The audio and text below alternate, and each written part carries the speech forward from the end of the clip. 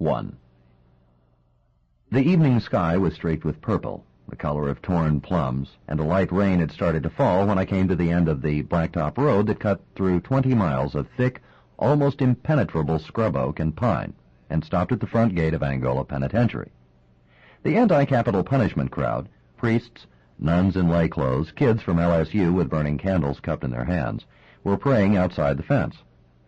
But another group was there, too, a strange combination of frat boys and rednecks, drinking beer from styrofoam coolers filled with cracked ice. They were singing Glow Little Glowworm and holding signs that read, "This bud is for you, Messina," and "Johnny, start your own Sizzler franchise today." "I'm Lieutenant Dave Robicheaux, New Orleans Police Department," I said to one of the guards on the gate. I opened my badge for him. "Oh, yeah, Lieutenant, I got your name on my clipboard. I'll ride with you up to the block," he said, and got in my car. His khaki sleeves were rolled over his sunburned arms, and he had the flat green eyes and heavy facial bones of North Louisiana hill people. He smelled faintly of dried sweat, red man, and talcum powder. I don't know which bunch bothers me worse. Those religious people act like we're frying somebody for a traffic citation, and those boys with the signs must not be getting much pussy over at the university. You staying for the whole thing? Nope. Did you nail this guy or something? He was just a low-level button man I used to run in once in a while. I never got him on anything. In fact, I think he screwed up more jobs than he pulled off. Maybe he got into the mob through affirmative action.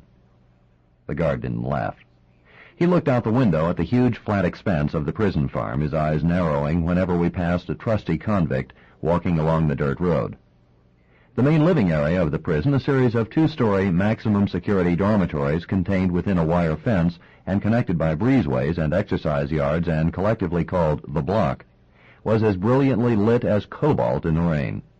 And in the distance I could see the surgically perfect fields of sugarcane and sweet potatoes, the crumbling ruins of the 19th century camps silhouetted against the sun's red afterglow, the willows bent in the breeze along the Mississippi levee, under which many a murdered convict lay buried. "They still keep the chair in the Red Hat House?" I said. "You got it. That's where they knocked the fire out their ass.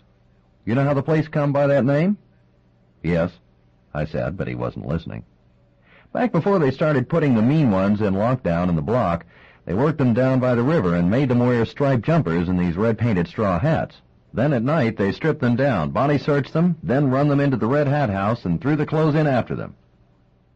There wasn't no screens on the windows, and them mosquitoes would make a Christian out of a man when a baseball bat couldn't." I parked the car, and we entered the block, passed through the first lockdown area, where both the snitches and the dangerous ones stayed, walked down the long, brilliantly lit breezeway between the recreation yards into the next dormitory, passed through another set of hydraulic locks, and a dead space where two hacks sat at a table playing cards, and where a sign overhead read, "No guns beyond this point," into the rec and dining halls where the black trustees were running electric waxers on the gleaming floors, and finally walked up the spiral iron steps to a small maximum security corner where Johnny Messina was spending the last 3 hours of his life. The guard from the gate left me, and another one pulled the single lever that slid back the cell door. Johnny wore a white shirt, a pair of black slacks, and black Air Force shoes with white socks. His wiry gray and black hair was dripping with sweat, and his face was the color and texture of old paper. He looked up at me from where he was seated on his bunk, and his eyes were hot and bright, and moisture was beaded across his upper lip. He held a Camel cigarette between his yellowed fingers, and the floor around his feet was covered with cigarette butts. "Streak, I'm glad you come. I didn't know if you were going to make it," he said. "How you doing, Johnny?" His hands clutched his thighs, and he looked at the floor, then back at me. I saw him swallow. "How scared you ever been?" he said. "In Vietnam I had some moments." "That's right, you were over there, weren't you? Way back in '64, before it got real hot. I bet you were a good soldier. I was just a live one, that's all." I felt instantly stupid at my remark. He saw the regret in my face. "Don't worry about it," he said. "I got a whole bunch of shit to tell you. Look, you remember when you took me to a couple of those AA meets? That step you guys take when you want to confess something? What'd you call it? Step 5, admitting to yourself, God, and somebody else the exact nature of your faults. That's it. Well, I done it. To a colored preacher, Yesterday morning. I told him every bad thing I ever done. That's good, Johnny. No, you listen. I told him the truth, and I come clean with some really heavy shit. Sexual things I always been ashamed of, and I never understood. You know what I mean? I didn't keep nothing back. I also told him about the 2 guys I whacked in my life. I dumped one guy over the rail of a passenger liner on the way to Havana, and in 1958 I took out Bugsy Siegel's cousin with a shotgun. You know what it means to ice a relative of Bugsy Siegel? After I confessed it to the preacher, I told the guard and the assistant warden about it. You know, these dumb cocksuckers couldn't care less. Wait a minute, let me finish. I told all this stuff because somebody's got to believe I didn't snuff that broad. I wouldn't throw no young girl out a hotel window streak. I got no kick coming about being fried. I figure it all comes out even in the end, but I want these bastards to know I only pushed the button on guys that played by the same rules I did. Can you relate to that? I think so. I'm glad you did a 5th step too, Johnny. He smiled for the first time. His face glistened in the light. Hey, tell me something. Is it true Jimmy the Gent is your brother? You hear a lot of bullshit in the street. You both got that black Cajun hair with a white patch in it, like you got skunk blood in you. He laughed. His mind was now moving away from the ride he would take in 3 hours manacled in a waist chain to the Red Hat House. Once he contracted us for some poker machines for his places. After we put them in, we told him he gets all his machines from us. Cigarettes, Pac-Man, and rubbers. So he says no rubbers. He's got class clubs and he don't put rubber machines in them. So we tell him he don't have a choice. He either buys the whole line or he don't get linen service. The Teamsters put a picket up on his sidewalk and the parish health office finds out his dishwasher's got leprosy. So what's he do? He invites Didone Giacano, DDG himself, and his whole family for lasagna at his restaurant. And they arrive on Sunday afternoon like a bunch of cafoni that just got off the boat from Palermo, because Didi thinks Jimmy has got respectable connections and is going to get him into the Knights of Columbus or something. DDG probably weighs 300 pounds and he's covered with hair like an animal and he scares the crap out of everybody in downtown New Orleans, but his mama is this little dried-up Sicilian lady that looks like a mummy wrapped in black rags, and she still hits Didi on the hands with a spoon when he reaches across the table and don't ask.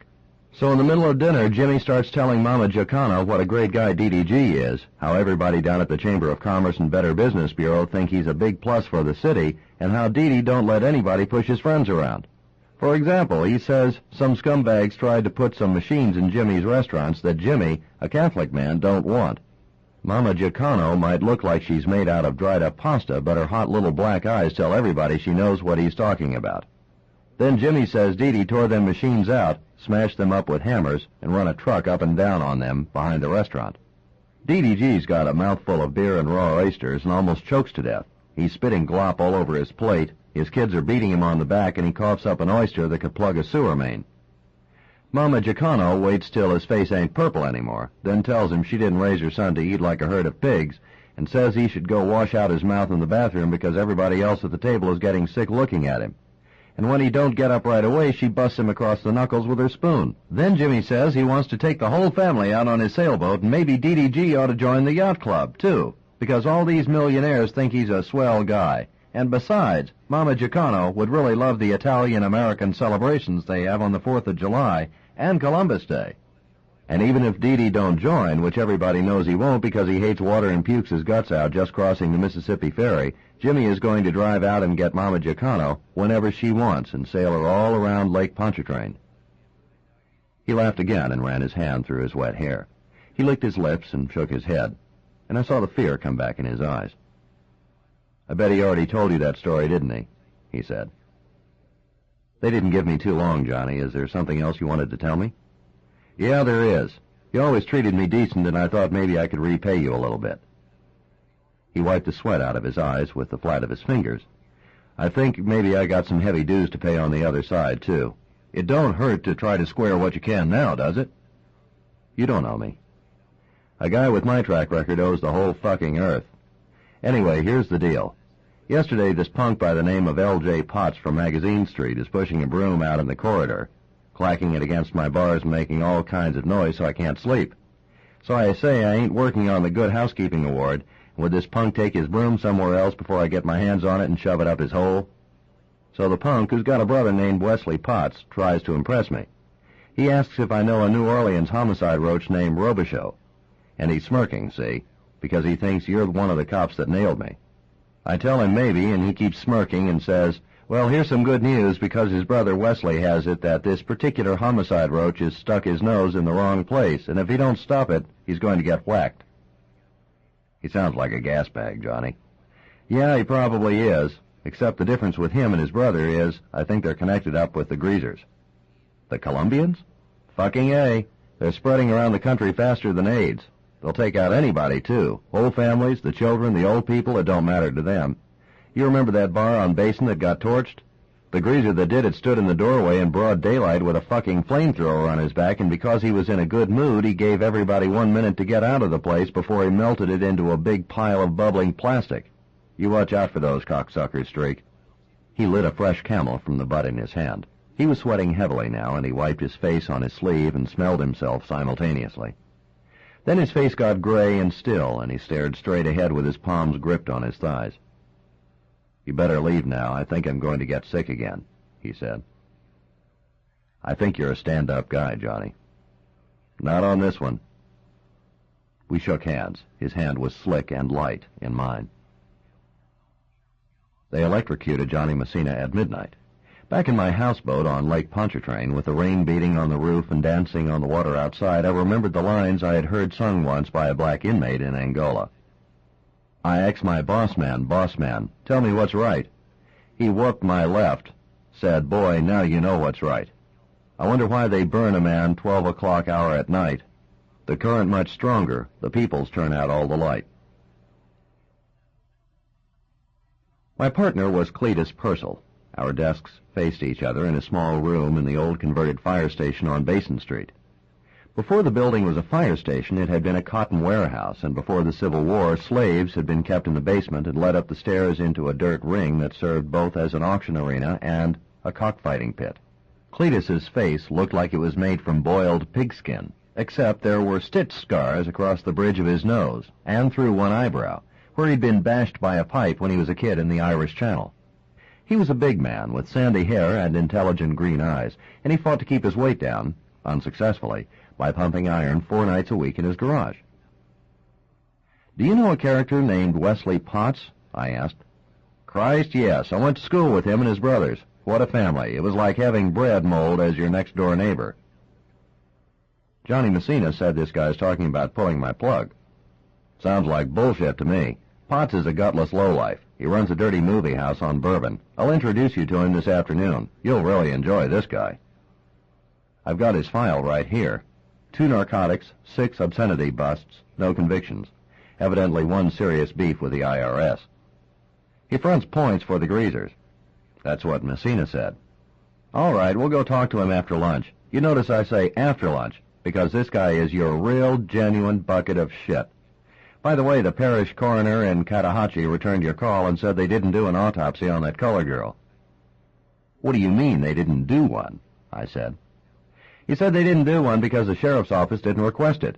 It went down as a drowning. What's all this about anyway, Dave? Don't you have enough open cases without finding work down in Cotahatchee Parish? Those people down there don't follow the same rules we do anyway. You know that. 2 weeks before, I had been fishing in a pirogue on Bayou Lafourche, fly-casting popping bugs along the edge of the lily pads that grew out from the banks. The shore was thickly lined with cypress trees, and it was cool and quiet in the green-gold morning light that fell through the canopy of limbs overhead.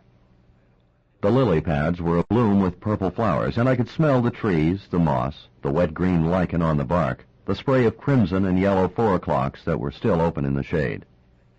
An alligator that must have been 5 feet long lay up close to some cypress roots, his barnacled head and eyes just showing above the waterline like a brown rock. I saw another black swelling in the water near another cypress, and I thought it was the first alligator's mate. Then an outboard boat passed, and the wake rolled the swelling up into the cypress roots, and I saw a bare leg, a hand, a checkered shirt puffed with air. I set down my fly rod, rowed closer, and touched the body with my paddle. The body turned in the water, and I saw the face of a young black woman, the eyes wide, the mouth open with a watery prayer. She wore a man's shirt tied under her breasts, cut-off blue jeans, and for just a second I saw a dime tied on a string around her ankle, a good luck charm that some Acadian and black people wore to keep away the gree-gree, an evil spell. Her young face looked like a flower, unexpectedly cut from its stem. I looped my anchor rope around her ankle, threw the anchor back into the trees on the bank, and tied my red handkerchief on an overhanging branch. 2 hours later, I watched the deputies from the parish sheriff's office lift the body onto a stretcher and carry it to an ambulance that was parked in the canebrake. "Just a minute," I said before they put her in. I lifted up the sheet to look again at something I'd seen when they had pulled her out of the water. There were tracks on the inside of her left arm, but only one needle hole that I could see inside the right. "Maybe she gives blood to the Red Cross," one of the deputies said, grinning. "You're a pretty entertaining guy," I said. "It was just a joke, Lieutenant." "Tell the sheriff I'm going to call him about the autopsy," I said. "Yes, sir." But the sheriff was never in when I called, and he didn't return calls either. So finally I telephoned the parish coroner's office, and now I discovered that the sheriff didn't believe an autopsy for a dead black girl was that important. Well, we'll see about that, I thought. In the meantime, I was still curious as to why the Colombians, if Johnny Messina was right, were interested in Dave Robicheaux. I went through my case file and didn't see any connection. I had a whole file drawer of misery to look at, too. A prostitute ice-picked by a psychotic John, a 17-year-old runaway whose father wouldn't bond him out of jail and who was hanged the next morning by his black cellmate, a murder witness beaten to death with a ball-peen hammer by the man she was scheduled to testify against, a Vietnamese boat refugee thrown off the roof of the welfare project, 3 small children shot in their beds by their unemployed father, a junkie strangled with baling wire during a satanic ritual, 2 homosexual men burned alive when a rejected lover drenched the stairwell of a gay nightclub with gasoline. My drawer was like a microcosm of an aberrant world populated by snipers, razor-wielding blacks, mindless nickel-and-dime boost artists who eventually panic and kill a convenience store clerk for $60, and suicides who fill the apartment with gas and blow the whole building into a black and orange fireball. What a bunch to dedicate your life to. But there was no umbilical cord that led to the south-of-the-border account. Cletus was watching me. "I swear, Dave, I think your feelings are going to be hurt unless you find out the greasers got the hots for you," he said. "We don't have a lot of perks in this business." "Well, I'll tell you what, let's go to lunch early. You buy, and I'll introduce you to Potts. The guy's a delight. Your day is going to be filled with sunshine." It was hazy and bright when we drove into the quarter. There was no breeze, and the palm fronds and banana trees in the courtyards were green and motionless in the heat.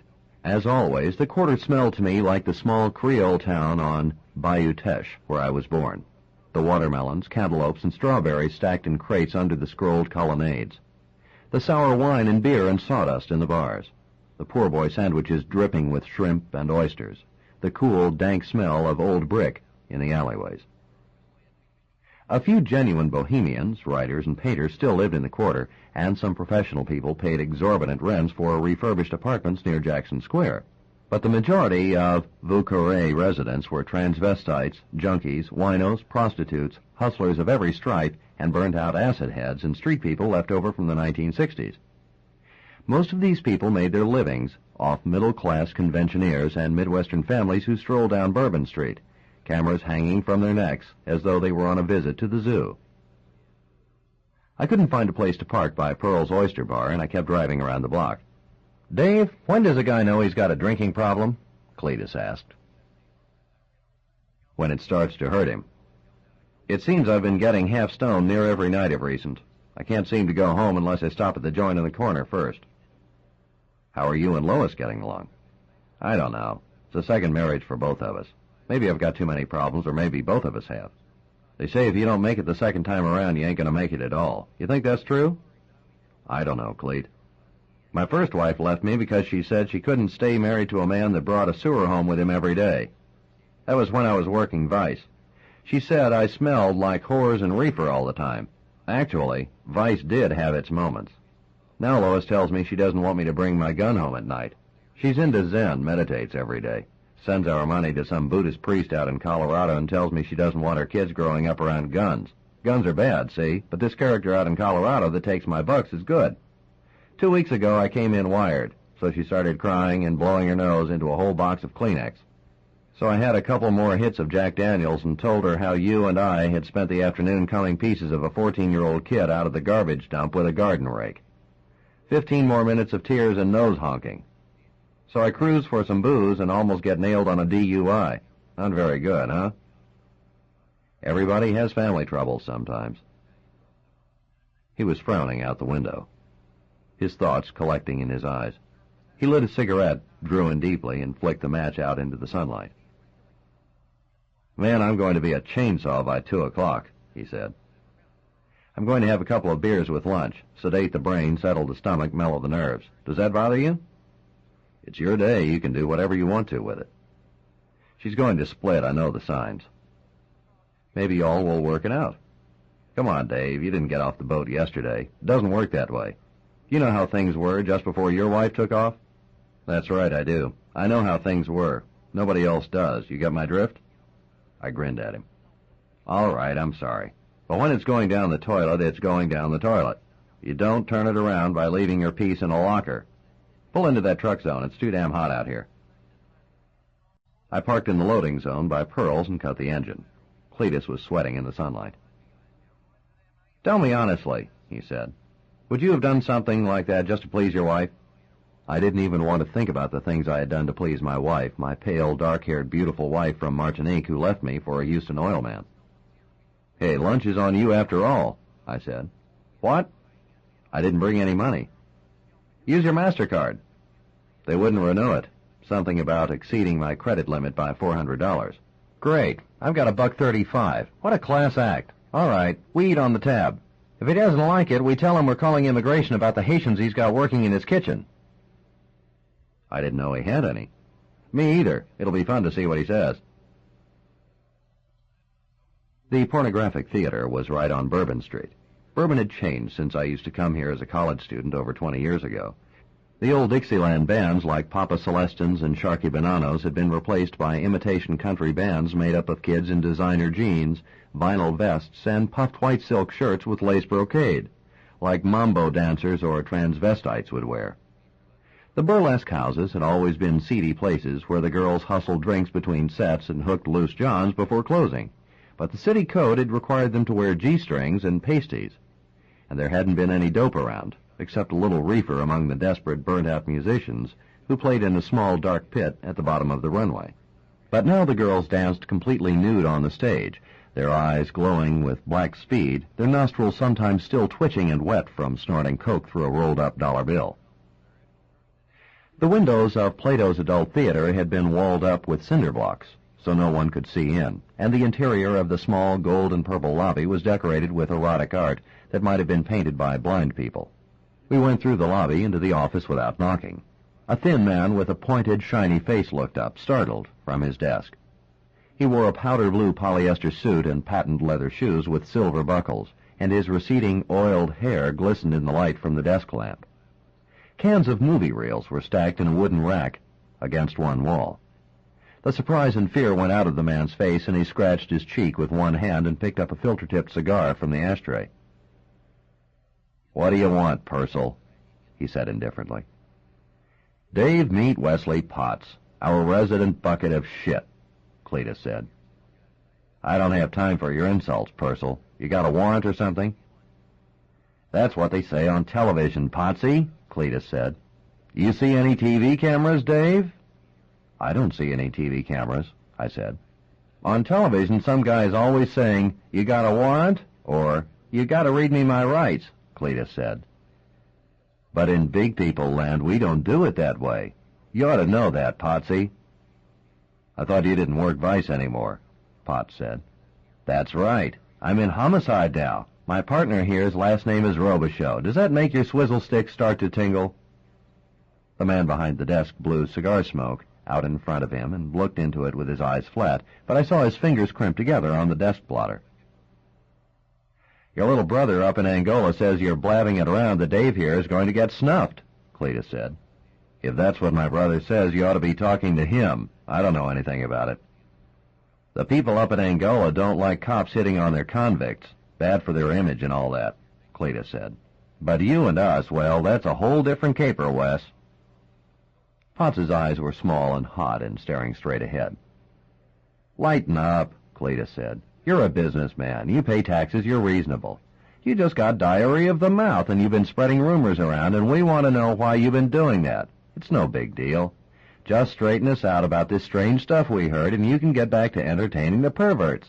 Look at the material you got here. This is classy stuff. Cletus began to bang through the film cans on the wooden rack. He picked up one in both hands and looked at the penciled title with a critical eye. This one is state-of-the-art porn, Dave. In one scene, a guy kills a naked broad with a nail gun. She screams and begs, but the guy chases her around the house and staples pieces of her all over the woodwork. Cletus opened the can, held on to one end of the film, and dropped the reel bouncing on the floor. He held the film strip up to the light. The funny thing, Wes, is sometimes a John goes apeshit and tears a hooker up, and I get the feeling that maybe the guy just finished eating popcorn out there in your theater. What do you think? I never look at that stuff. I couldn't tell you what's in it. I just manage the place. It's a movie house with a license, with fire exits, with sanitary bathrooms, just like any other movie house. You don't like the place, go talk to the people that give out the permit. Cletus began opening the other film cans, dropping the reels to the floor and walking on them as he worked his way down the rack. Thick tangles of film were looped around his ankles and shoes. You cut it out, you bastard, Potts said. How'd you get into the IRS beef? Cletus said. Fuck off. You're fronting points for the Spics, aren't you? Cletus said. You probably don't have 15 people out there right now, but you show profits like you have the patent on the wheel. Why is that? I sell lots of popcorn.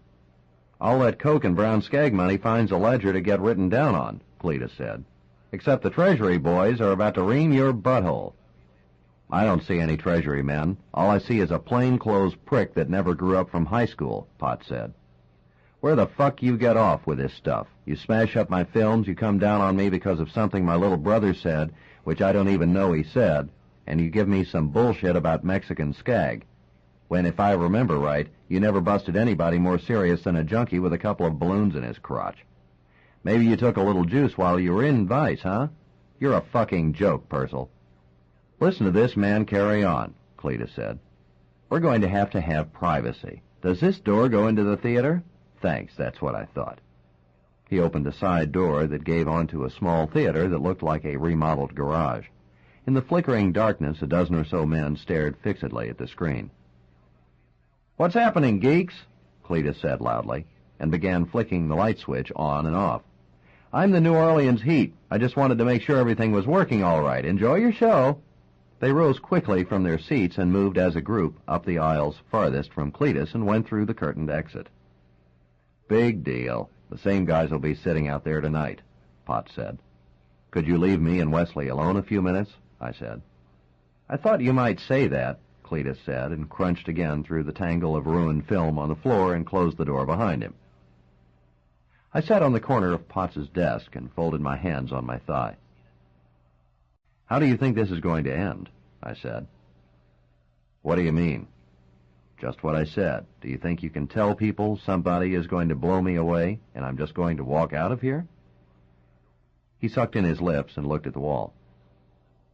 Tell me what you think is going to happen, I said. I don't know. I never saw you before. Why would I go around talking about you? Who wants to drop the hammer on me, Wes? I don't know any such thing.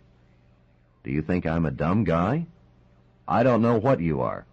Oh, yes, you do. I'm the guy you never thought you'd see. Just a vague figure in your mind you could laugh about getting snuffed. I've sort of showed up like a bad dream, haven't I? I got nothing against you, he said. I run a legal business. I don't cause you guys trouble. But I'm sitting here on your desk now. It's like waking up with a vulture on your bedpost, isn't it? What are you going to do? Trash the place, knock me around? Big fucking deal. I took out my 5-inch single-blade Puma pocket knife and opened it. The blade could fillet bass like a barber's razor. It trembled with light. Jesus Christ, man, what are you doing? He said. I picked up his cigar from the ashtray, sliced off the burning end on the desktop, and put the still warm stub in Potts's shirt pocket. You can smoke the rest of that later, I said. What the fuck? Are you crazy, man? He said. His face had gone white. He swallowed and stared at me, his eyes full of fear and confusion. You know who DDG is, don't you? Sure, everybody does. Why you ask about... What's he do? What do you mean? What's he do? Tell me now. Everything. Whores, numbers, unions. You all know that. We're going to have lunch with him, and I'm going to tell him what you told me. What? He has lunch in Jimmy the Gent's restaurant every Tuesday at 2 o'clock. You and I are going to sit at the next table and have a chat with the fat boy himself. Believe me, he'll find you an entertaining guy. I ain't going. Yes, you are. You're under arrest. What for? I didn't do anything, he said desperately. You said something about cash. That sounded like an attempted bribe to me. His eyes flickered back and forth frantically. Pinpoints of sweat broke out on his forehead. I said trash. I said trash the place. I'm hard of hearing anyway. I'll think about it on the way over to the restaurant. Do you believe that story about DDG's aquarium? The one full of piranha? I heard he held a teamster's hand in it for a full minute. Maybe that's just another one of those bullshit mafia stories, though. Put your hands out in front of you. I'm going to cuff you. You can carry your coat across your wrists if it embarrasses you. I don't rattle. You're running a game on me. You dealt the hand, Wes. Play it out. But right now, you put your wrists in front of you, or I'm going to break open your fucking worthless face. He was breathing loudly now, his hands clenched in fists on the desk blotter. Listen, Lieutenant, I heard the other guys say something. A lot of times they're just blowing gas. It don't necessarily mean anything. I didn't hear it from Mr. Segura. You understand that? It didn't come from Mr. Segura. It's just street talk, a bunch of guys bullshit. You're talking about the Colombian? He's from Nicaragua.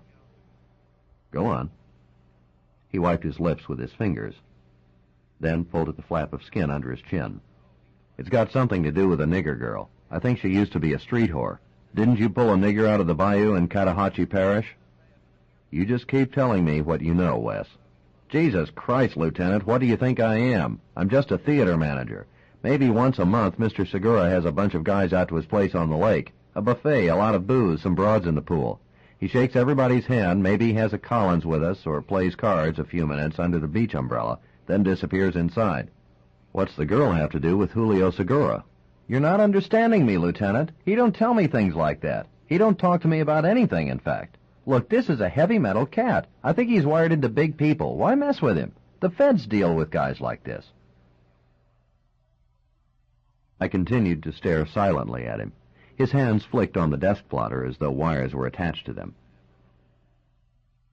They say you're making noise about a nigger girl you found in another parish, he said. That ain't your territory, so they wonder why the interest. For some reason they think you're after them. Don't ask me why. I don't even like to be around that kind of talk. I walk away from it. That's the God's truth. You really bother me, Wes. I have great concern about your sincerity. I also have the feeling you think you're omniscient. Why? Tell me if I'm wrong. You think you can intuit exactly what I'll accept. You're going to jerk me around and tell me bedtime stories and snort a line or two after I'm gone to calm your nerves, and your day will be back intact again. That indicates a serious problem with vanity and pride. What do you think? Look, he began, his mouth smiling, his eyes cast down self-deprecatingly. No, it's time for Wes to listen and me to talk. You see, when you shoot off your mouth about the murder of a police officer, you invite some dangerous complications into your life. Number one, foreknowledge can make an accomplice out of you, Wes. Then, on a more basic level, there are several men I work with who would simply cool you out. Are we communicating here? Yes, he said weakly. There's no confusion? No. All right, Wes, we'll talk again later. You understand that, don't you? Yes. I stood up from his desk and walked toward the door. I could hear him expel his breath. Then, Lieutenant? I turned and looked at him. His face was small and pale. Will this get back to Mr. Segura? He said. A couple of the Latin guys that work for him. Cruel guys. They were cops or National Guardsmen or something in Nicaragua. I don't like to think about the stuff they do. No guarantees. You sniff something bad in the wind, come to us and we'll get you out of town. The sun was blazing outside. Across the street, 3 black kids were tap dancing for the tourists in the shade of the scrolled iron colonnade. The huge taps they wore sounded like drumsticks clicking on metal. Cletus stood out of the sunlight's glare, watching with his seersucker coat over one arm. What'd you get from old Potsy? It was the black girl I found in Bayou Lafourche. It's got the smell of dope and the Barataria pirates. Did you ever run up against Julio Segura when you were on Vice? You better believe it. He's your genuine certified greaseball. The guy's got vitalis oozing out of every pore. I thought he was a Colombian. He's hooked in with them, but he's from Managua. I heard he owned 100 whorehouses down there. They say the Sandinistas shot holes all over his plane just as it cleared the field. The guy's a survivor. We tried to get him 2 or 3 times. I think he's got a lot of high-up juice going for him. We walked in the warm shade back toward Royal Street, where we had left the car parked in front of the oyster bar. I went into a small dark grocery store cooled by a wooden-bladed overhead fan and bought a Times-Picayune. The interior of the store smelled of bananas, coffee, blocks of cheese, and big wooden bins filled with grapes and plums. I opened the Picayune to the sports page as we walked along. "You all want to go to the races tonight?" I said. "Forget the races. Let's front the spick. We tell the captain about it first, then we go out to his house and flip his necktie in his face." "Nope, too soon." "Bullshit. The only way to handle these guys is jump up and down on their nuts. In this case, we want the guy to know it's personal. We deliver the candygram right in his living room." "I appreciate it, Cleet, but I'll let you know when it's time to toggle out there. Don't worry. You won't miss out on the party." "You're too laid back. I'm telling you, this guy is subhuman. He makes an animal like DDG look like the Archbishop by comparison." "Damn," I said. "What's wrong?" "Next time we take your car to lunch." "What for?" "That's my car on the back of that tow truck." The light was soft on the lake as I dressed on the houseboat that evening. Up the shore I could see the palm and cypress trees blowing in the wind off the Gulf. The air smelled like rain again. I felt very alone and quiet inside, and I wondered if my feeling of confident solitude, my peculiar moment of serenity inside, was not a deceptive prelude to another turbulent time in my life. Maybe it was just a brief courtship with narcissism. My body was still hard and lean, my skin brown, the old scar from the dung-tipped punji stick, like a broken gray snake embossed on my stomach. My hair and brush mustache were still as black as ink, except for the white patch above one ear, and I convinced myself every morning that living alone was no more a mark of age and failure than it was of youth and success. The dark purple clouds piled on the Gulf's southern horizon trembled with heat lightning.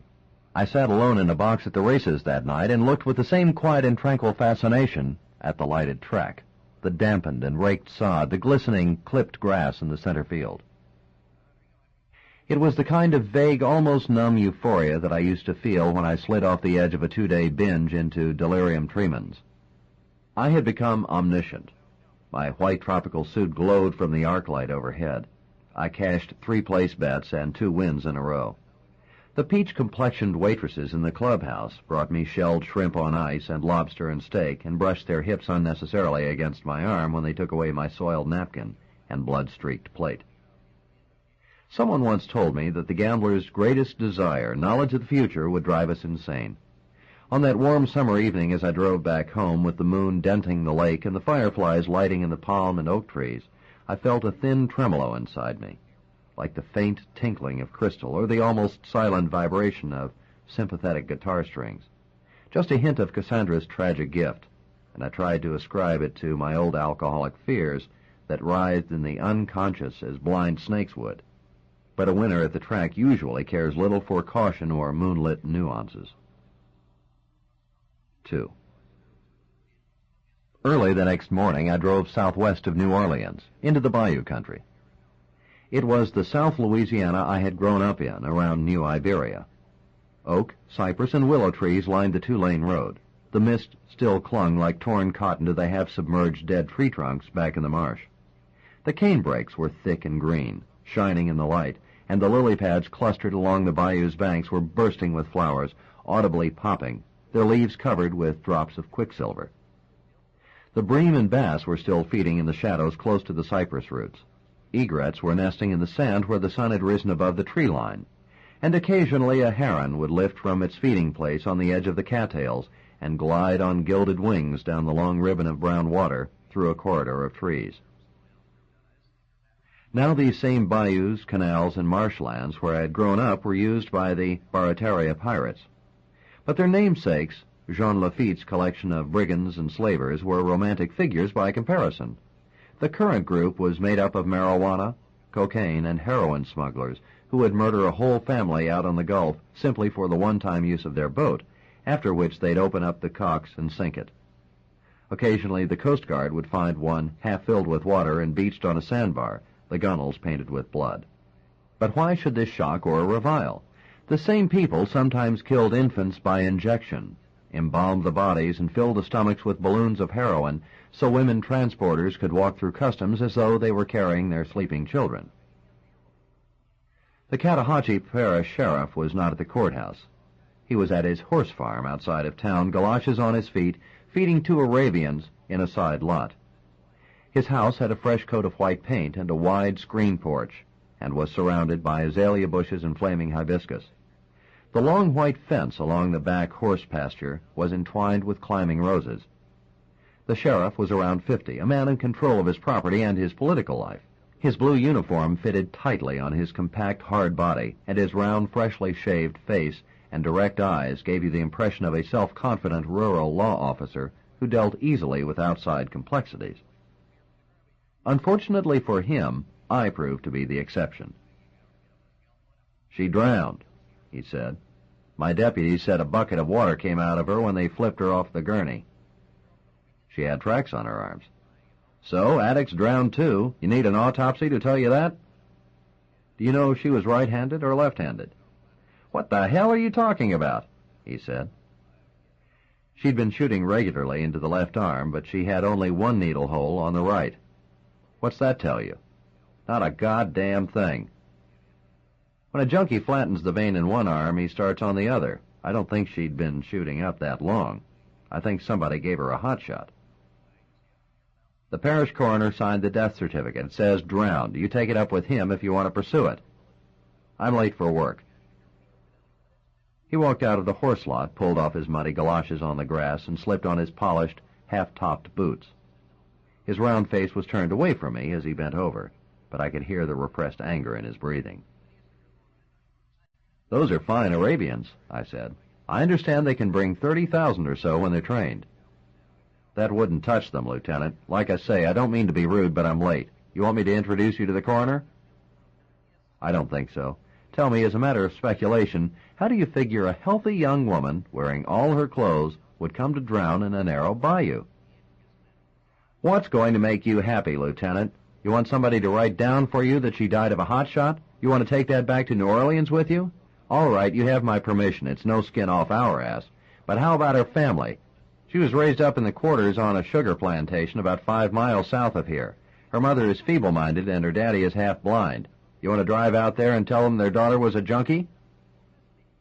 "Everything in this case stinks of homicide, Sheriff." "I've only got 2 more things to say to you, Podna, and it's important you understand this. I trust what my deputies told me, and if you got a complaint, you take it to the coroner's office. And number 2, this conversation is over." Then he looked away at his horses in a distant field as though I were not there, slipped on his pilot's sunglasses, got into his Cadillac, and drove down his pea-gravel lane to the blacktop. I felt like a post standing in the ground. The dead girl's name had been Lovelace Deschotels. Her parents lived in one of the weathered, paintless shacks along a dirt road on the back of a corporate sugar plantation. All the shacks were identical, their small front porches so evenly aligned that you could fire an arrow through the receding rectangle of posts, roofs, and banisters for the entire length of the quarters without striking wood. The thick green fields of cane stretched away for miles, broken only by an occasional oak tree and the distant outline of the sugar mill, whose smokestacks in the winter would cover these same shacks with a sickening sweet odor that made the eyes water. The shack was like thousands of others that I had seen all my life throughout Louisiana and Mississippi. There was no glass in the windows, only hinged board flaps that were propped open on sticks.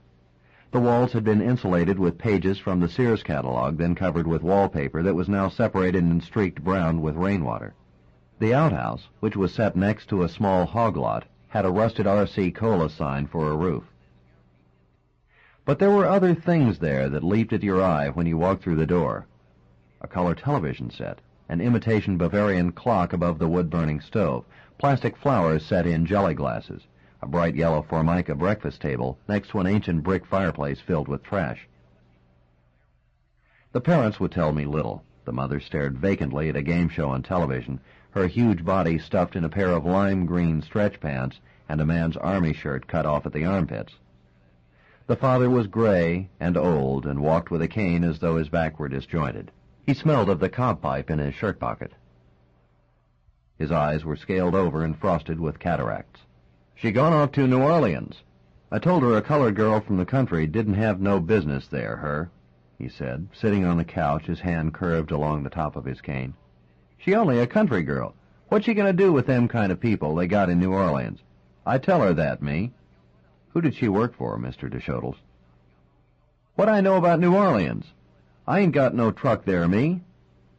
He smiled at me, and I saw his toothless blue gums. "Do you believe she drowned?"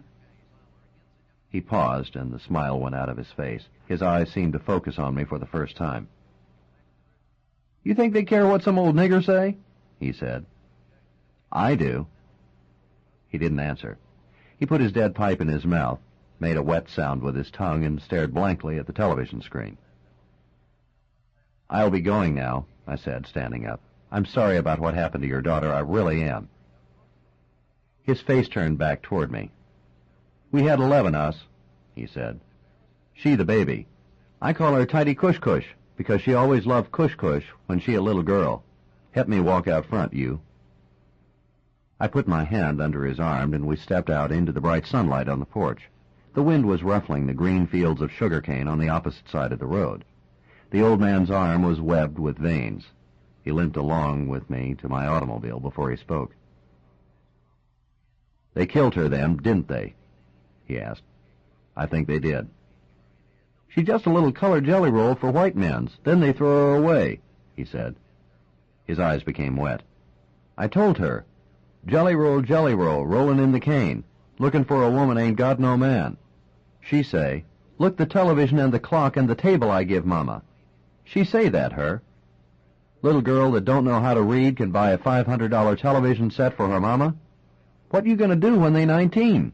Ain't no listening. Not when she got white men's money, drive a big car down here from New Orleans, tellin' me she gonna move us up north, her. Little girl that still eat cush gonna outsmart the white men's, her. Move her old nigger daddy up to New York? What's she done they got to kill her for?" I didn't have an answer for him. I was on an empty stretch of road bordered on one side by a flat, shimmering lake and on the other by a flooded woods, when I saw the blue and white patrol car in my rearview mirror. The driver already had on his bubblegum light, and when he drew close to my bumper he gave me a short blast with his siren. I started to pull to the shoulder, but there were shards of beer bottle glass like amber teeth shining in the weeds and gravel. I tried to drive onto a clear spot before I stopped, and the patrol car leaped abreast of me, the engine roaring, and the deputy in the passenger seat pointed to the side of the road with an angry finger. I heard my tires crunch over the beer glass. Both deputies got out of the car, and I knew it was going to be serious. They were big men, probably Cajuns like myself, but their powerful and sinewy bodies, their tight-fitting powder-blue uniforms, polished gun belts and holsters, glinting bullets and revolver butts, made you think of backwoods Mississippi and North Louisiana, as though they'd had to go away to learn redneck cruelty. Neither one of them had a citation book in his hand or pocket. "The siren means pull over. It don't mean slow down, Lieutenant," the driver said. He smiled back at me and took off his sunglasses. He was older than the other deputy. "Step out of the car, please." I opened the door and stepped out on the road. They looked at me without speaking. "All right, I'll bite. What have you got me for?" I said. 60 and a 55, the other deputy said. He chewed gum and his eyes were humorless and intent. "I didn't think I ever got over 50, I said. "Afraid it creeped up on you," the older man said. "On a pretty morning like this, you get to looking around, maybe looking at the water and the trees, maybe thinking about a piece of ass, and before you know it, you got lead in your pecker and foot both." "I don't guess we're going to have an instance of professional courtesy here, are we?" I said. The judge don't allow us to let too many slide, the older man said. So write me a ticket and I'll talk to the judge about it. A lot of people from outside the parish don't show up in court, the older deputy said. Makes him madder than a hornet with shit on its nose. So we got to take them down to the court. You guys didn't get completely dressed this morning, I said. How's that? The other deputy said. You forgot to put on your name tags. Now why would you do that? Don't worry about any goddamn name tags. You're coming back to the courthouse with us, the younger deputy said. He had stopped chewing his gum and his jawbone was rigid against his cheek. You got a flat tire anyway, Lieutenant, the older man said. I figure that's kind of our fault, so while you ride in with us, I'll radio the tow to come and change it for you. Facts of lifetime, I said. You don't roust a City of New Orleans detective. Our territory, our rules, Lieutenant. Fuck you, I said. They were both silent. The sun was shimmering brilliantly on the flat expanse of water behind them. The light was so bright I had to force myself not to blink. I could hear both of them breathing, see their eyes flick at each other uncertainly, almost smell the thin sweat on their skin. The younger man's shoe shifted in the gravel, and his thumb fluttered toward the strap on the holster that held his chrome-plated .357 Magnum revolver. I tore my .38 out of the clip holster on my belt, squatted and aimed with two hands into their faces. Big mistake, Pajo. Hands on your head and down on your knees, I shouted. Look, the older deputy began. Don't think, do it. I win, you lose. My breath was coming hard in my throat. They looked at each other, laced their hands on their heads, and knelt in front of their car. I went behind them, pulled their heavy revolvers from their holsters, and pitched them sideways into the lake. Take out your cuffs and lock up to the bumper, I said. You're in over your head, the older deputy said. The back of his suntan neck was beaded with sweat. That's not the way I read it, I said. You guys thought you'd be cowboys and you got your faces shoved into the sheep dip. What was it going to be, a day or so in the tank, or maybe some serious patty cake in the back seat on the way to the jail? They didn't reply. Their faces were hot and angry and pained by the rocks that cut their knees. Put the cuffs through the bumper and lock your wrists, I said. You didn't answer me, which makes me wonder if I was going to make the jail. Are you guys into it that big? Kiss my ass, the younger deputy said. Tell me, are you all that dumb? You think you can pop a New Orleans cop and walk out of it? We'll see who walks out of what, the older deputy said. He had to twist sideways on his knees and squint up into the sun to talk to me. The sheriff is letting you clean up his shit for him, isn't he? I said. It looks like lousy work to me. You ought to get him to spread the juice around a little more. You guys probably rip off a little change now and then, maybe get some free action in the local hot pillow joint, but he drives a Cadillac and raises Arabians. For a homicide cop, you're a stupid bastard, the older deputy said. What makes you think you're so important you got to be popped? You're just a hair in somebody's nose. I'm afraid you boys have limited careers ahead of you. Start figuring how you're going to get out of here, the younger deputy said. You mean my flat tire? That is a problem, I said thoughtfully. What if I just drive your car down the road a little ways with you guys still cuffed to it? For the first time, their faces showed the beginnings of genuine fear. Relax. We have our standards in New Orleans. We don't pick on the mentally handicapped, I said. In the distance, I saw a maroon car approaching. The two deputies heard it and looked at each other expectantly. Sorry, no cavalry today, I said, then squatted down at eye level with them. Now look, you pair of clowns, I don't know how far you want to take this, but if you really want to get it on, you remember this. I've got more juice than you do, more people, more brains, more everything that counts. So give it some thought. In the meantime, I'm going to send somebody back for my car, and it had better be here. Also, tell that character you work for that our conversation was ongoing. He'll get my drift. I flagged down the maroon car with my badge and got in the passenger's seat before the driver, a blonde woman in her late 20s with wind-blown hair and wide eyes, could speak or concentrate on the two manacled deputies. Her tape player was blaring out Tchaikovsky's First Concerto, and the back seat was an incredible litter of papers, notebooks, and government forms. I'm a New Orleans police officer. I need you to take me to the next town, I shouted above the music. Her eyes were blue and as round as a doll's with surprise and fear. She began to accelerate slowly, her eyes sliding past the handcuffed cops, but then riveting on them again in the rearview mirror. Are those men locked to the car bumper? She said. Yes, they were bad boys, I yelled back. Can I turn this down? I'm sorry, but I have to do this. You can go ahead and shoot if you want to. And with that, she slammed on the brakes, dropped the transmission into reverse, and floorboarded the car backwards in a screech of rubber and a cloud of black smoke. My head hit the windshield. Then I saw my old Chevrolet coming up fast. Watch it, I shouted. But it was too late. Her bumper caught my front fender and raked both doors.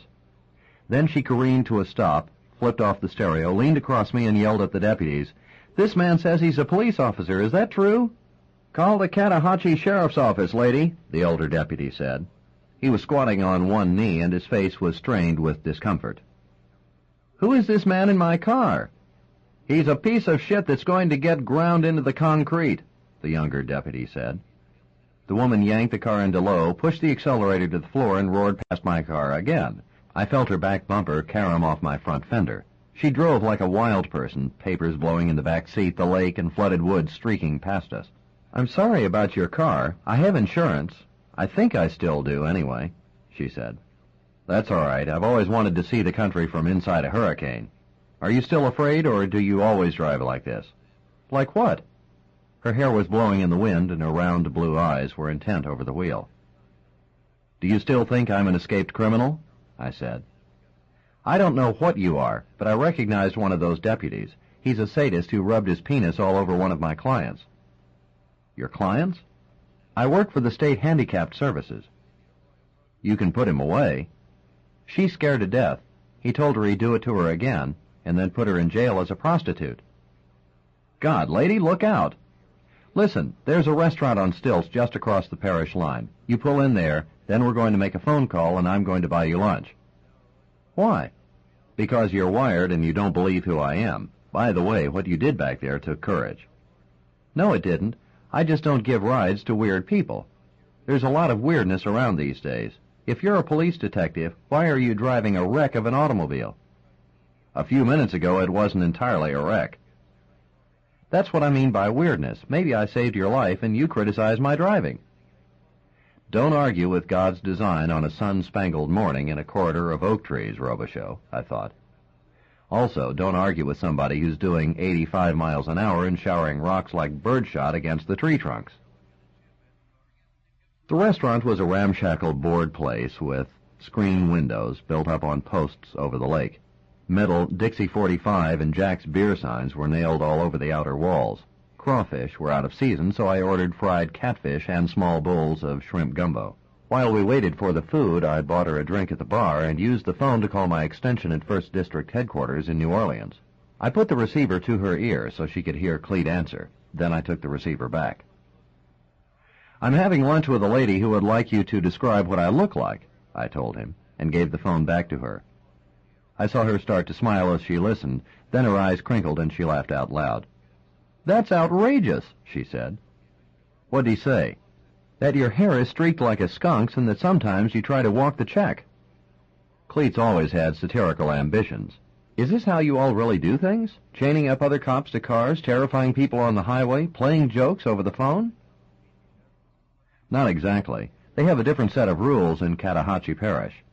I sort of strayed off my turf. What about those deputies back there? Won't they come after you? I think they'll be more worried about explaining themselves to the man they work for. After we eat, can you take me back to the city? I have to make a home call at a client's house, then I can. She sipped from her Manhattan, then ate the cherry off the toothpick. She saw me watching her, and she looked out the window at the lake, where the wind was blowing the moss in the cypress trees. Do you like horse racing? I said. I've never been. I have a clubhouse pass. Would you like to go tomorrow night, provided I have my car back? She paused, and her electric blue eyes wandered over my face. I play cello with the string quartet. We have practice tomorrow night, she said. Oh. But we'll probably finish by 8:30, if that's not too late. I live by Audubon Park, she said. See, don't argue with design and things will work out all right after all, I told myself. But things did not go well back at the district the next day. They never did when I had to deal with the people in Vice or with Sergeant Motley in particular. He was black, an ex-career enlisted man, but he had little sympathy for his own people. One time a black wino in a holding cell was giving Motley a bad time, calling him the white man's Negro, with a white man's badge and a white man's gun, and Motley covered him from head to foot with the contents of a can of mace before the turnkey slapped it out of his hand. But there was another memory about Motley that was darker. Before he made sergeant and moved over to Vice, he had worked as a bailiff at the court and was in charge of escorting prisoners from the drunk tank to morning arraignment. He had 7 of them on a wrist chain in the elevator when a basement fire blew the electric circuits and stalled the elevator between floors. Motley got out through the escape door in the elevator's roof, but the 7 prisoners were asphyxiated by the smoke. "What do you want to know about her?" he said. He was overweight and had a thick mustache, and his ashtray was full of cigar butts. "You busted her 3 times in a month, twice for soliciting, once for holding. You must have had an interest in her," I said. "She was a $10 chicken, a real loser." "You're not telling me a lot, Motley." "What's to tell? She was freebasing and jacking guys off in a massage parlor on Decatur. She was the kind of John cuts up or a pimp sets on fire. Like I say, a victim. A country girl that was going to make the big score." "Who went her bail?" "Probably her pimp, I don't remember." "Who was he?" "I don't remember. There's a new lowlife running that joint every 2 months." "You know anybody who'd have reason to give her a hot shot?" "Ask me her shoe size. When'd she become your case, anyway? I heard you fished her out of the bayou in Cotahatchee Parish." "It's a personal interest. Look, Motley, we cooperate with you guys. How about being a little reciprocal?" "What is it you think I know? I told you she was just another brainless whore. They all come out of the same cookie cutter. I lost contact with her anyway." "What do you mean?" "We busted the massage parlor a couple of times and she wasn't working there anymore. One of the other broads said Julio Segura moved her out to his place. That don't mean anything, though. He does that all the time. Then he gets tired of them, gives them a few balloons of Mexican brown, and has that dwarf chauffeur of his drive them to the bus stop or back to the crib." "You're unbelievable. You think a guy like him is interested in snuffing whores? Write it off, Robicheaux. You're wasting your time." 15 minutes later, Captain Guidry walked into the office I shared with Cleet. He was 50 and lived with his mother and belonged to the Knights of Columbus. But recently he had been dating a widow in the city water department, and we knew it was serious when the captain began to undergo a hair transplant. His gleaming bald scalp was now inlaid with tiny round divots of transplanted hair, so that its head looked like a rock with weeds starting to grow on it. But he was a good administrator, a straight arrow, and he often took the heat for us when he didn't have to. "AAA called and said they towed in your car," he said. "That's good," I said. "No.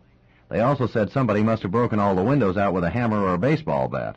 What went on over there with the sheriff's department, Dave?" I told him while he stared at me blankly. I also told him about Julio Segura.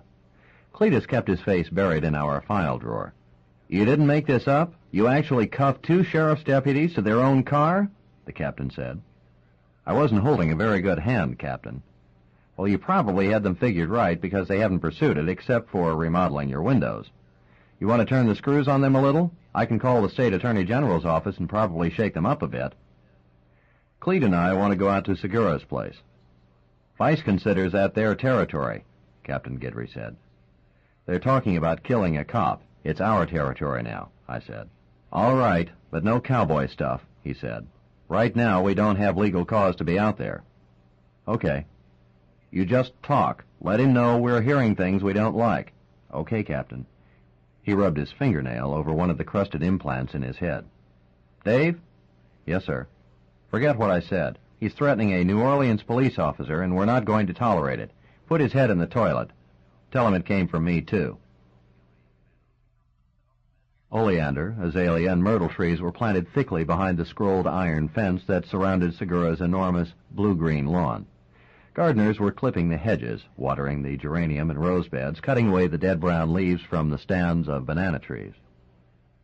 Back toward the lake, I could see the white stucco 2-story house, its white tile roof gleaming in the sun, the royal palms waving by the swimming pool. Someone sprang loudly off a diving board.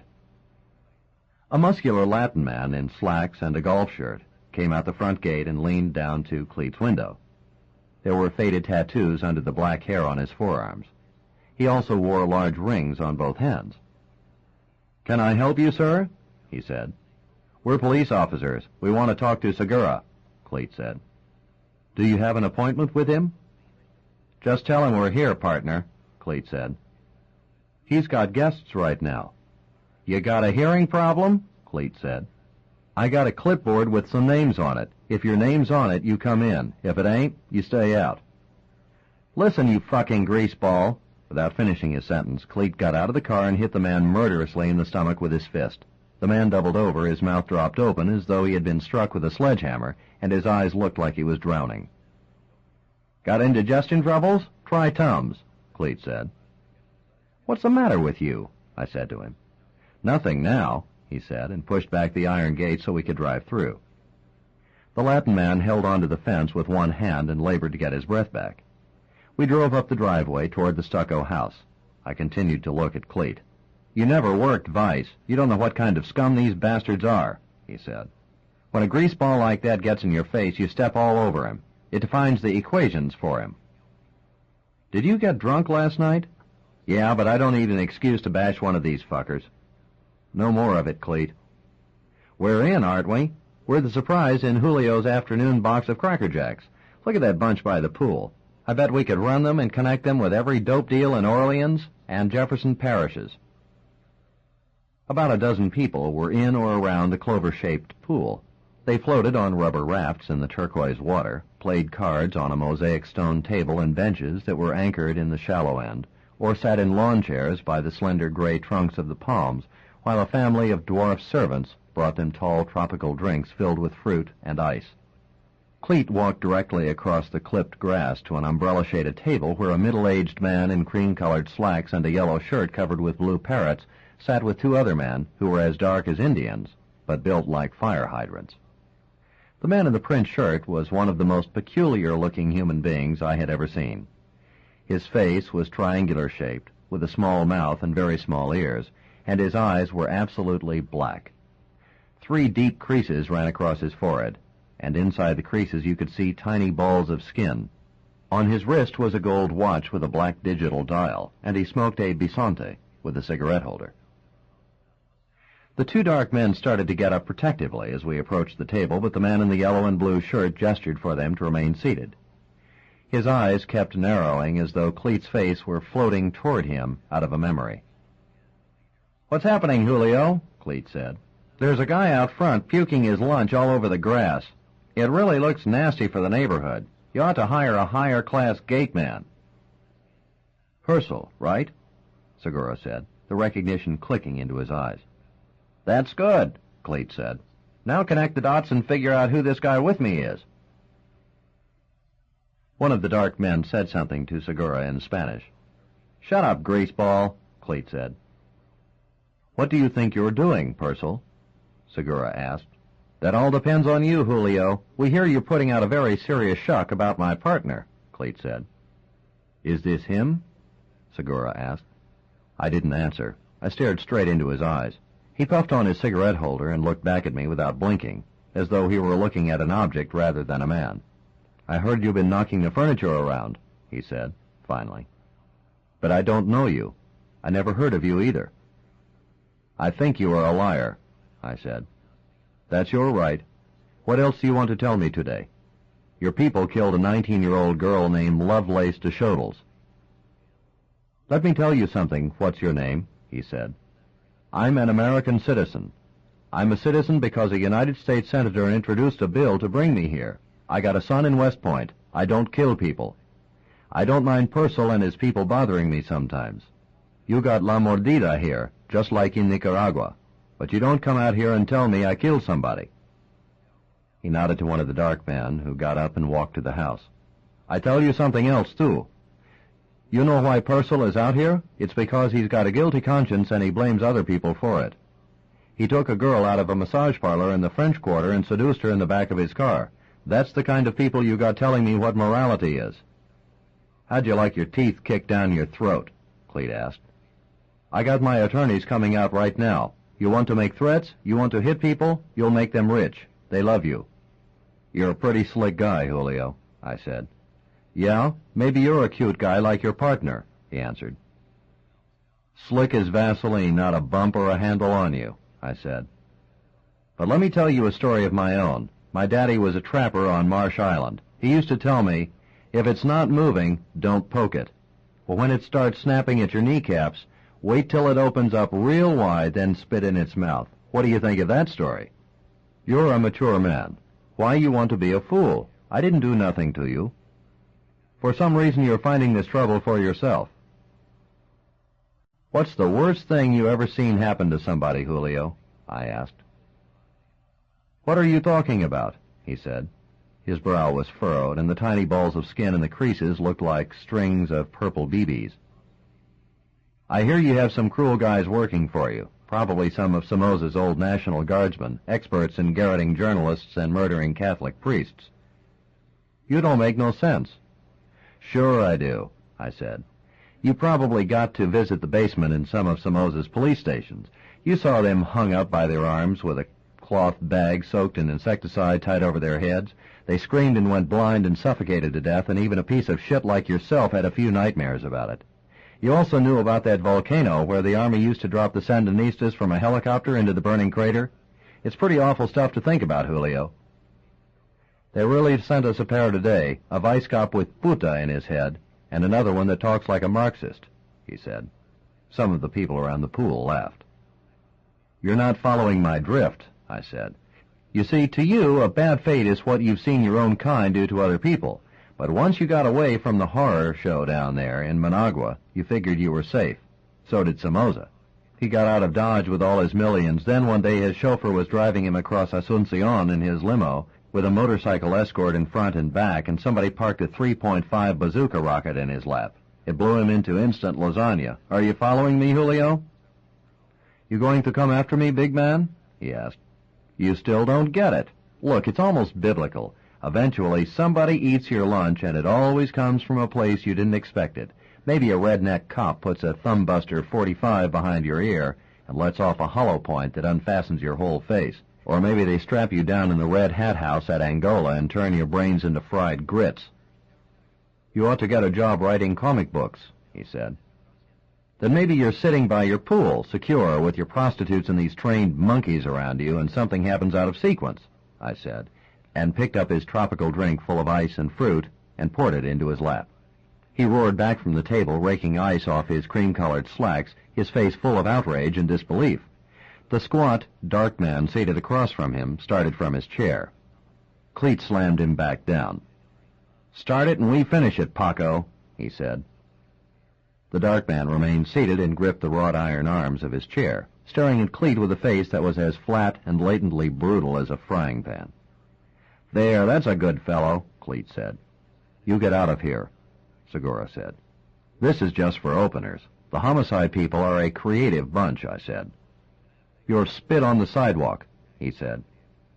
We've got a whole grab bag of door prizes for you, Julio, but in the end I'm going to send you back to the tomato patch, I said. I got guys that can cut a piece out of you every day of your life, Segura said. That sounds like a threat against a police officer, Cleet said. I don't play your game, maricon, Segura said. You're amateurs, losers. Look behind you. You want to shove people around now? Two men had parked their canary-yellow Continental at the end of the drive and were walking across the grass toward us. Both of them looked like upgraded bail bondsmen. Whiplash Weinberger up from the depths, Cleet said. I thought he'd been disbarred for fixing a juror, I said. That was his brother. Whiplash is too slick for that, Cleet said. His specialty is insurance fraud and ripping off his own clients. Who's the oil can with him? Some dago legislator that's been peddling his ass around here for years. I heard you were wired into some heavy connections. These guys need lead in their shoes on a windy day, I said to Segura. Me cago en la puta de tu madre, he replied. You hot dogs got 2 minutes to get out of here, the lawyer said. He was lean and tan, like an aging professional tennis player, and he wore a beige sports jacket, a yellow open-necked shirt, and brown-tinted glasses. "We were just on our way. It looks like the neighborhood is going to hell in a hurry," Cleet said. "By the way, Weinberger," I said, "bone up on your tax law. I hear the IRS is about to toss Segura's tax records." "Yeah? You got a line to the White House?" he said. "It's all over the Federal building. You haven't been doing your homework," I said. We walked back to our car and left Segura and his lawyer staring at each other. We headed back down the lake road toward the Pontchartrain Expressway. The palm trees were beating along the shore, and small waves were whitecapping out on the lake. Several sailboats were tacking hard in the wind. "You think we stuck a couple of thumbtacks in his head?" Cletus asked. He drove without looking at me. "We'll see. That touch about the IRS was beautiful." "You want to tell me something, Cleet? Am I supposed to go to confession or something? I don't like to see a guy like Segura trying to jerk my partner around. It was 3 years ago. My wife and I had broke up, and I'd been on the shelf for 6 weeks. You let the girl walk? She never got busted. She was a snitch. I liked her. That's why you put your fist through that guy's stomach?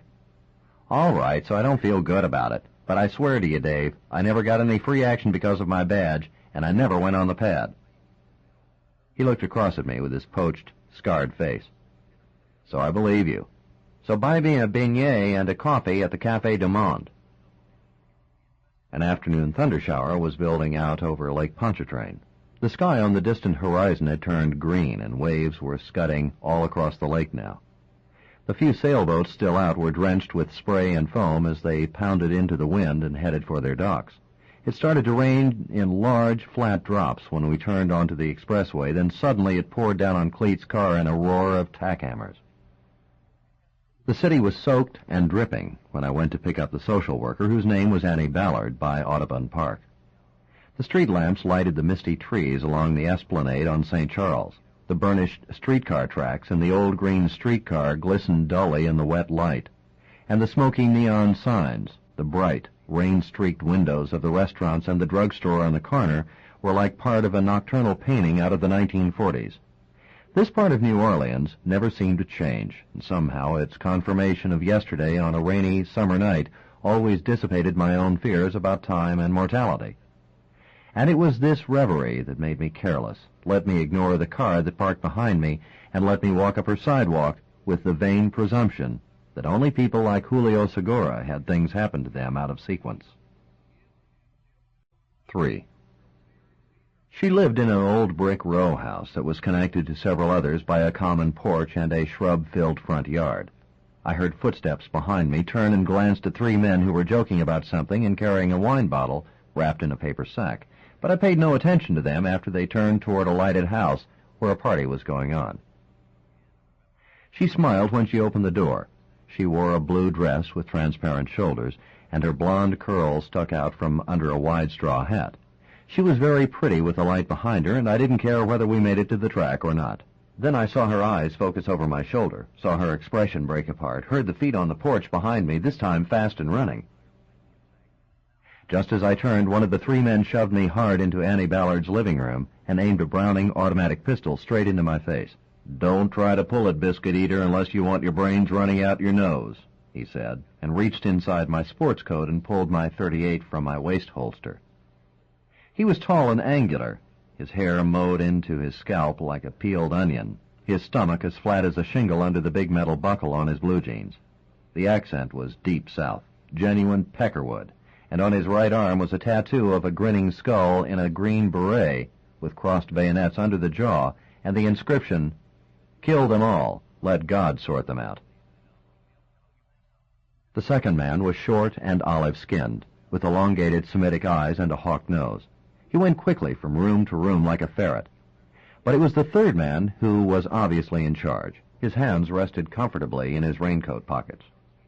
His face looked impassively around the room as though he were standing at a bus stop. He was in his early 50s, with a paunch, a round Irish chin, a small mouth with down-turned corners, and cheeks that were flecked with tiny blue and red veins. The vaguely dissolute edges of his face, with his tangled eyebrows and untrimmed gray hair, gave you the impression of a jaded Kiwanian. "There's nobody else," the olive-skinned man said. He spoke with a Middle Eastern accent. "Do you already know I'm a police officer?" I said quietly. "We know a lot about you, Lieutenant. You've really spread your name around recently," the man in the raincoat said. "I thought Segura was smarter than this," I said. "I don't know. I've never met the man. But you're not smart at all." He took a revolver casually out of his raincoat pocket and nodded to the man with a tattoo, who went into the bathroom, dropped my .38 into the toilet bowl, and started the water in the bathtub.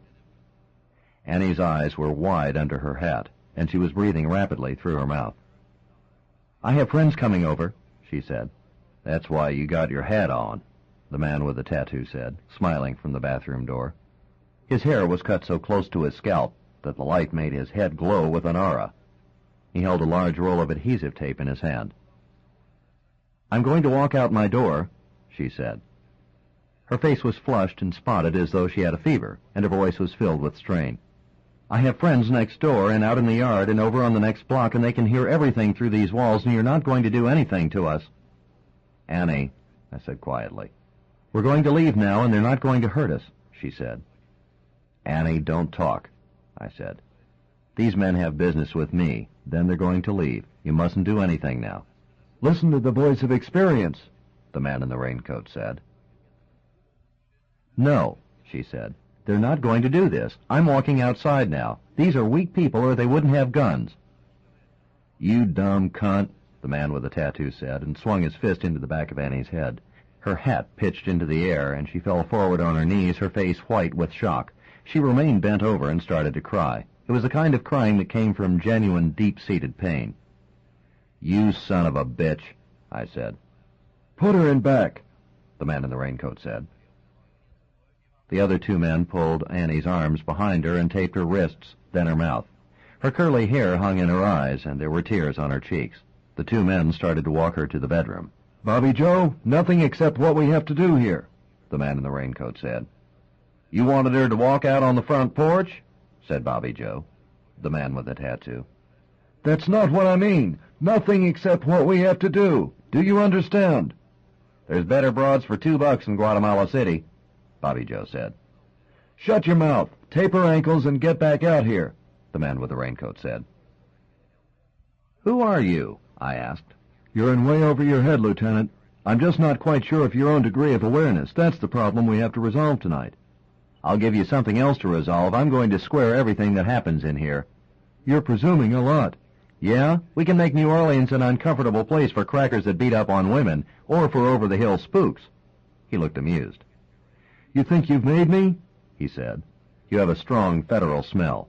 "Who knows these days, employment being what it is, but at least you're a professional and you recognize characteristics in people. So you know that Bobby Joe and Eric in there are hired help, not professional at all. They get carried away sometimes. Do you know what I mean?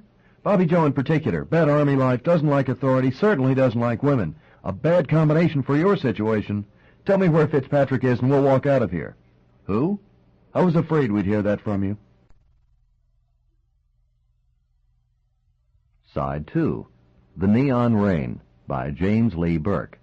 Continuing on page 47. The other two men, Bobby Joe and Eric, came out of the bedroom, crossed my wrists behind me, and wound the adhesive tape deep into my flesh. I could feel the blood swelling in my veins. Then the man in the raincoat nodded to Bobby Joe, who jerked my head down with both hands and brought his knee up into my face. I crashed against the coffee table, my nose ringing with pain, my eyes watering uncontrollably. Bobby Joe and Eric picked me up by each arm. Their hands were like vice grips on me. Then Bobby Joe hit me twice in the stomach, and I doubled over and gagged a long string of saliva on the rug. "Now you're a cooperative biscuit eater," Bobby Joe said, and they led me into the bathroom. The tub was running over now. Eric turned off the taps, and the man in the raincoat lowered the toilet seat cover, sat on it, and lighted a Camel cigarette. "In Nam, we wrapped a towel around Charlie's face and soaked it in water," he said. "It was kind of like a portable river to drown in, but it always worked, even better than calling him up on the telephone crank. Let's have it, Lieutenant, so we don't have to go through this bullshit." They had me on my knees, bent over the tub now. My nose was dripping blood into the water. They waited a moment in the silence, then shoved my head under. I fought to get up, but it didn't do any good. My knees felt like they were greased with Vaseline. My stomach was pressed hard over the tub's rim, and Bobby Joe was leaning all his weight on the back of my neck. My breath bubbled out my nose and mouth. I shook my head violently from side to side with my eyes open, my teeth gritted. Then the closure apparatus in my throat broke, and I sucked water inside my head and lungs like a series of doors slamming forever. They pulled me up roaring with water and air, and threw me against the metal legs on the sink. "This isn't so bad. There's no permanent damage done," the man in the raincoat said. "It'd be a lot worse if Segura's people handled it. It has something to do with the Latin tradition. I think they got it from the Romans. Did you know that Nero killed himself because the Senate sent word to him that he was to be executed in the old way, which meant being whipped to death with his head locked in a wooden fork? If you don't want to say where Fitzpatrick is, you can write it on a piece of paper. It's funny how that makes a difference for people sometimes." My heart was thundering, my breath laboring in my throat. "I never heard of the cocksucker," I said. I felt Bobby Joe begin to lift me by one arm. "Wait a minute," the man in the raincoat said. "The lieutenant's not a bad fellow. He just doesn't know what's involved. If he did, he might be on our team. Fitzpatrick probably gave you a patriotic shock, and you thought you were helping out the good guys." "I don't know what the fuck you're talking about." "You're probably a good cop, but don't tell us you're shaking the bushes all over New Orleans and Cotahatchee Parish because of a drowned colored girl," he said. "2 minutes this time. He'll tell," Eric said. The man in the raincoat leaned down and looked intently in my face. "He means it," he said. 2 minutes underwater. Maybe you'll make it. Sometimes they don't. It happens." "All he's got to do is nod his head up and down, then he can have all the air he wants," Bobby Joe said. He jerked me up, half erect, by my arm and started to slide me across the wet tiles to the tub's rim again. But this time I was dripping with water and sweat, and I slipped loose from him, fell on my buttocks, and shot one leather-soled shoe like a hammer into his ribcage. He wasn't ready for it, and I felt a bone go like a stick. The blood drained out of his face. His tongue lay pink on his teeth. His skin tightened on his skull as though he were silently absorbing an intolerable pain and rage. "Oh, my, you shouldn't have done that," the man in the raincoat said. Eric grabbed my hair and slammed my head against the side of the tub. I kicked at all of them blindly, but my feet struck at empty air. Then Bobby Joe locked his powerful arms around my neck and took me over the rim again, his body trembling rigidly with a cruel and murderous energy, and I knew that all my past fears of being shotgunned by a psychotic, of being shanked by an addict, of stepping on a claymore mine in Vietnam, were just the foolish preoccupations of youth, that my real nemesis had always been a redneck lover who would hold me upside down against his chest while my soul slipped through a green, watery porcelain hole in the earth, down through the depths of the Mekong River, where floated the bodies of other fatigue-clad men and whole families of civilians, their faces still filled with disbelief and the shock of an artillery burst, and farther still to the mossy base of an offshore oil rig in the Gulf of Mexico, where my father waited for me in his hard hat, coveralls, and steel-tipped drilling boots, after having drowned there 20 years ago. Then Bobby Joe's arms let go of my neck as though he had tired of me, and I collapsed in a gasping embryonic heap on the floor. I lay with one eye pressed against the wet tile. "Get out there and see what it is," the man in the raincoat said. Bobby Joe stood erect, stepped over me, and was gone. "Had a mind change about Fitzpatrick?" the man in the raincoat said. I couldn't answer. In fact, at that point, I didn't even remember the name. Then I heard Bobby Joe in the doorway. "His bitch got her feet loose from the bedstead and kicked a lamp through the window. The whole goddamn backyard is full of people from a party," he said. "Travel time," the man in the raincoat said. He stood up and combed his hair as he walked past me. "You're a big winner tonight, Lieutenant, but let the experience work for you. Don't try to play in the major leagues. It's a shitty life, believe me. Big risks, lots of crazy people running around, few side benefits like the piece you've got in the next room. You've got cojones, but the next time around Bobby Joe and Eric will cut them off." Then they went out the front door into the dark like three macabre harlequins who, on impulse, visited the quiet world of ordinary people with baseball bats. 3 patrol cars from the 2nd District, an ambulance, and a fire truck answered the neighbor's emergency call. Revolving red and blue lights reflected off the trees and houses. The lawn and house were filled with patrolmen, paramedics, firemen in yellow slickers, neighbors drinking beer and sangria, people writing on clipboards and talking into static-filled radios, and all of it signified absolutely nothing. Any candid policeman will tell you that we seldom catch people as a result of investigation or detective work. In other words, if we don't grab them during the commission of the crime, there's a good chance we won't catch them at all. When we do nail them, it's often through informers or because they trip over their own shoestrings and turn the key on themselves. Drunk driving, expired license plates, a barroom beef. We're not smart. They're just dumb. That's why the feds were made to look so bad back in the late 60s and early 70s when they couldn't nail a bunch of middle-class college kids who ended up on the 10 most wanted list. Instead of dealing with predictable psychopaths like Alvin Karpis and Charles Arthur Floyd, the FBI had to second-guess Brandeis and Wisconsin English majors who dynamited research labs and boosted banks and Brinks trucks, and then faded back into the quiet life of the suburbs. For a time, the amateurs ruined crime for everybody. The last one to leave was the scene investigator whom I'd requested. He dusted the doors, the bedroom, the bath, looked at me with a shrug, and walked out the door without speaking, which was his way of telling me what he thought of the fruitless work I had just created for him. "Did he find something?" Annie said. She sat at the dining room table with a tumbler of whiskey between her fingers. Her face was wan, her voice and blue eyes listless. "Everything was probably smeared. Fingerprints never do us much good anyway, not unless we have a body or someone in custody. Even if an examiner has a whole handprint set in blood, he still has to compare it with tens of thousands of file prints, and it's as much fun as threading a needle with your eyes closed. That's why he looked so happy when he left here. Look, I'm sorry I brought all this stuff into your house. I got careless tonight. I should have made those guys when they stepped out of their car." "It wasn't your fault." Her voice was flat, distant. "I think you should have gone in the ambulance. A concussion can fool you sometimes." "It doesn't have anything to do with a concussion." I looked at her colorless, depleted face. "Listen, let me go to my boat and change clothes, then I'll take you to an Italian restaurant on the lake where they serve lasagna that'll break your heart," I said. "I don't think I can go anywhere now." "All right, I'll go up to that Chinese place on St. Charles and bring us something back. I'll be gone only a few minutes." She stared quietly into space for a moment. "Do you mind not going for a while?" she asked. "All right, but I'll tell you what, no booze. Instead, I'm going to fix some hot milk for you, and an omelet." I took the tumbler of whiskey from her fingertips, then her eyes looked desperately into mine. Her mouth trembled, and the tears ran down her cheeks. "He put his hands all over me," she said. "He put them everywhere, while the other one watched." She started to cry hard now, her chin on her chest, her shoulders shaking. "Listen, Annie, you're a brave person," I said. "You don't know it, but you saved my life. How many people could do what you did? Most people just roll over when violence comes into their lives. A guy like that can't harm a person like you." She had her arms folded tightly across her stomach, and she kept her face turned down toward the table.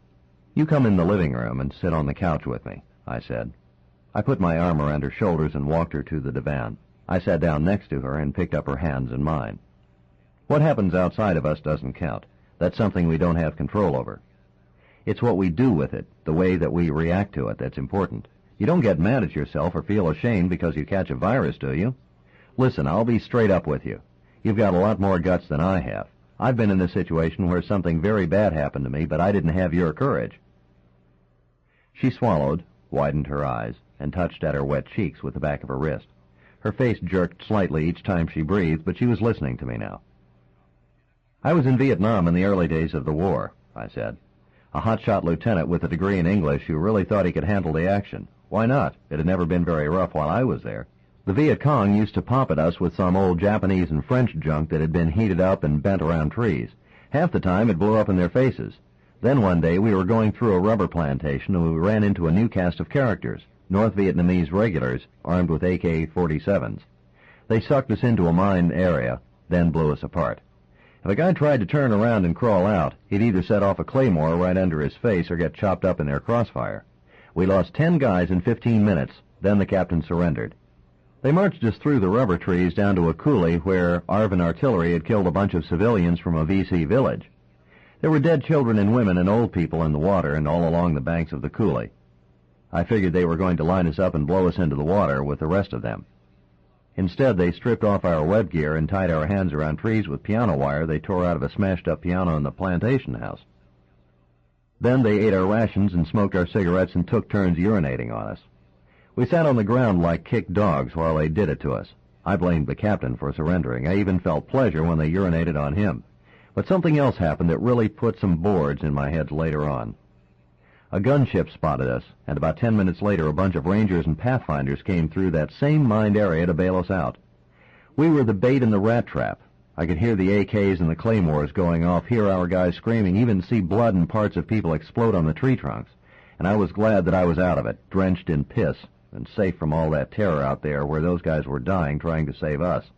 I used to pretend to myself that I didn't have the thoughts that I did, that what went through my head didn't have anything to do with the outcome anyway, or other times I just wanted to kill every VC or North Vietnamese I could.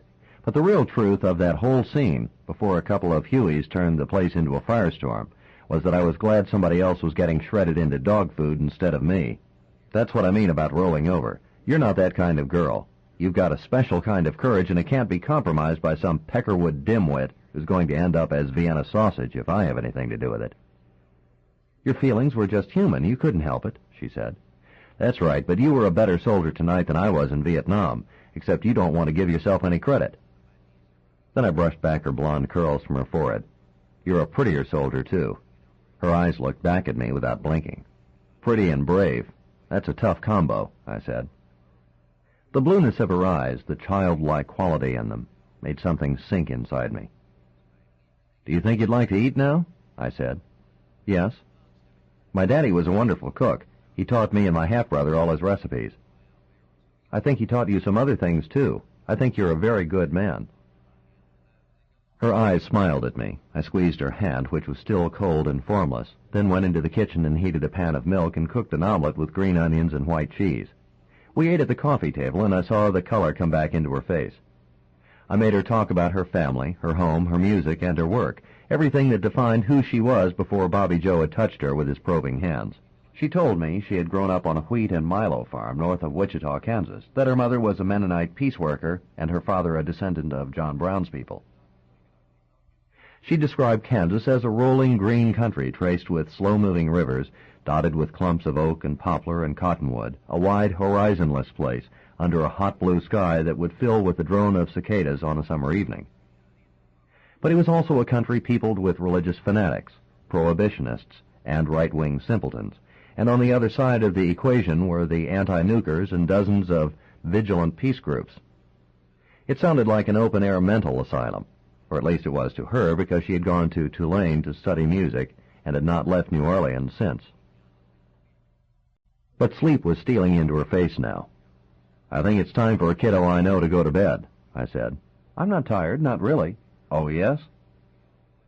I put my arm around her, placed her head on my shoulder, and touched her eyes closed with my fingertips. I could feel her breathing evenly on my chest.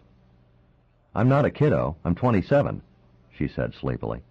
I slipped my other arm under her legs and carried her into her bedroom and laid her down on the bed. I took off her shoes and pulled the sheet over her. She looked up at me from the pillow and put her hand on the back of my neck. Don't go, she said.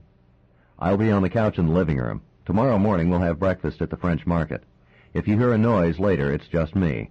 I walk around a lot at night, I said, and turned off the light. It was true, I usually didn't sleep well.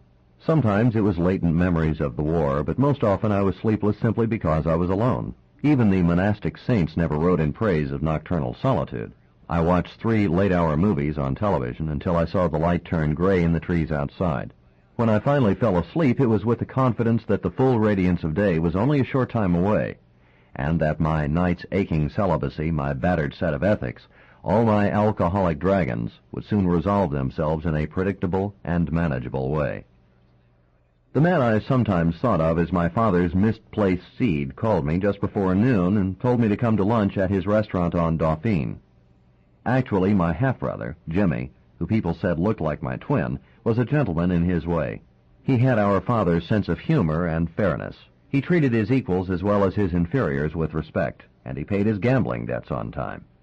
And he had an honorable attitude toward women, one that was almost Victorian, possibly because his mother was supposedly a prostitute from Abbeville, although neither of us remembered her.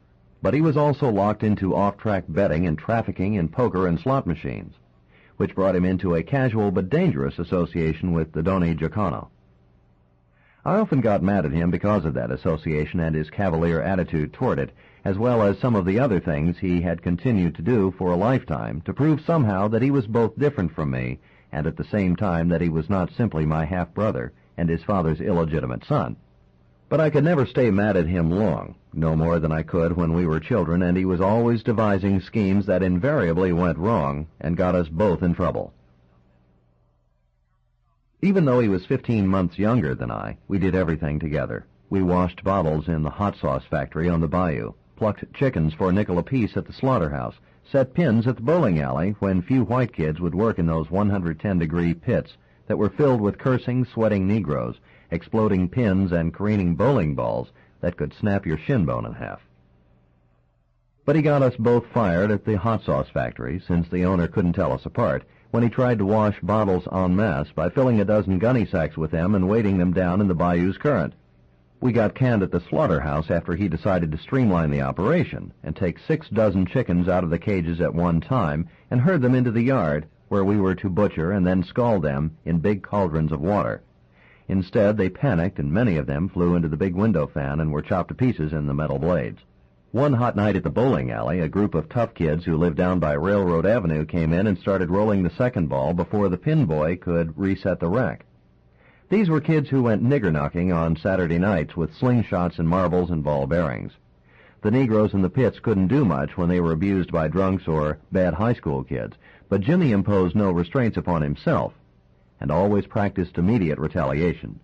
He was picking up 4 pins at a time in the pit next to me, his T-shirt streaked with dirt, sweat running out of his hair, when a ball sailed past his kneecap and thudded into the leather backstop. A minute later it happened again. He set the rack down to block the alley, went over to one of the other pits, and came back with a spit can filled with chewed Red Man.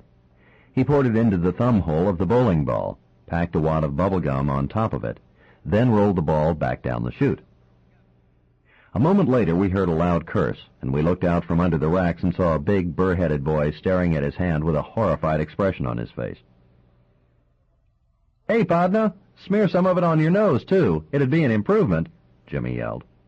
3 of them caught us in the parking lot after the alley closed and knocked us down on the gravel for 5 minutes before the owner came out, chased them off, and told us we were both fired. Jimmy ran after their truck, throwing rocks at the cab.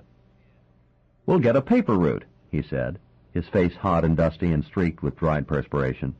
"Who wants to be a pin setter all his life? There's a lot of money in paper routes these days."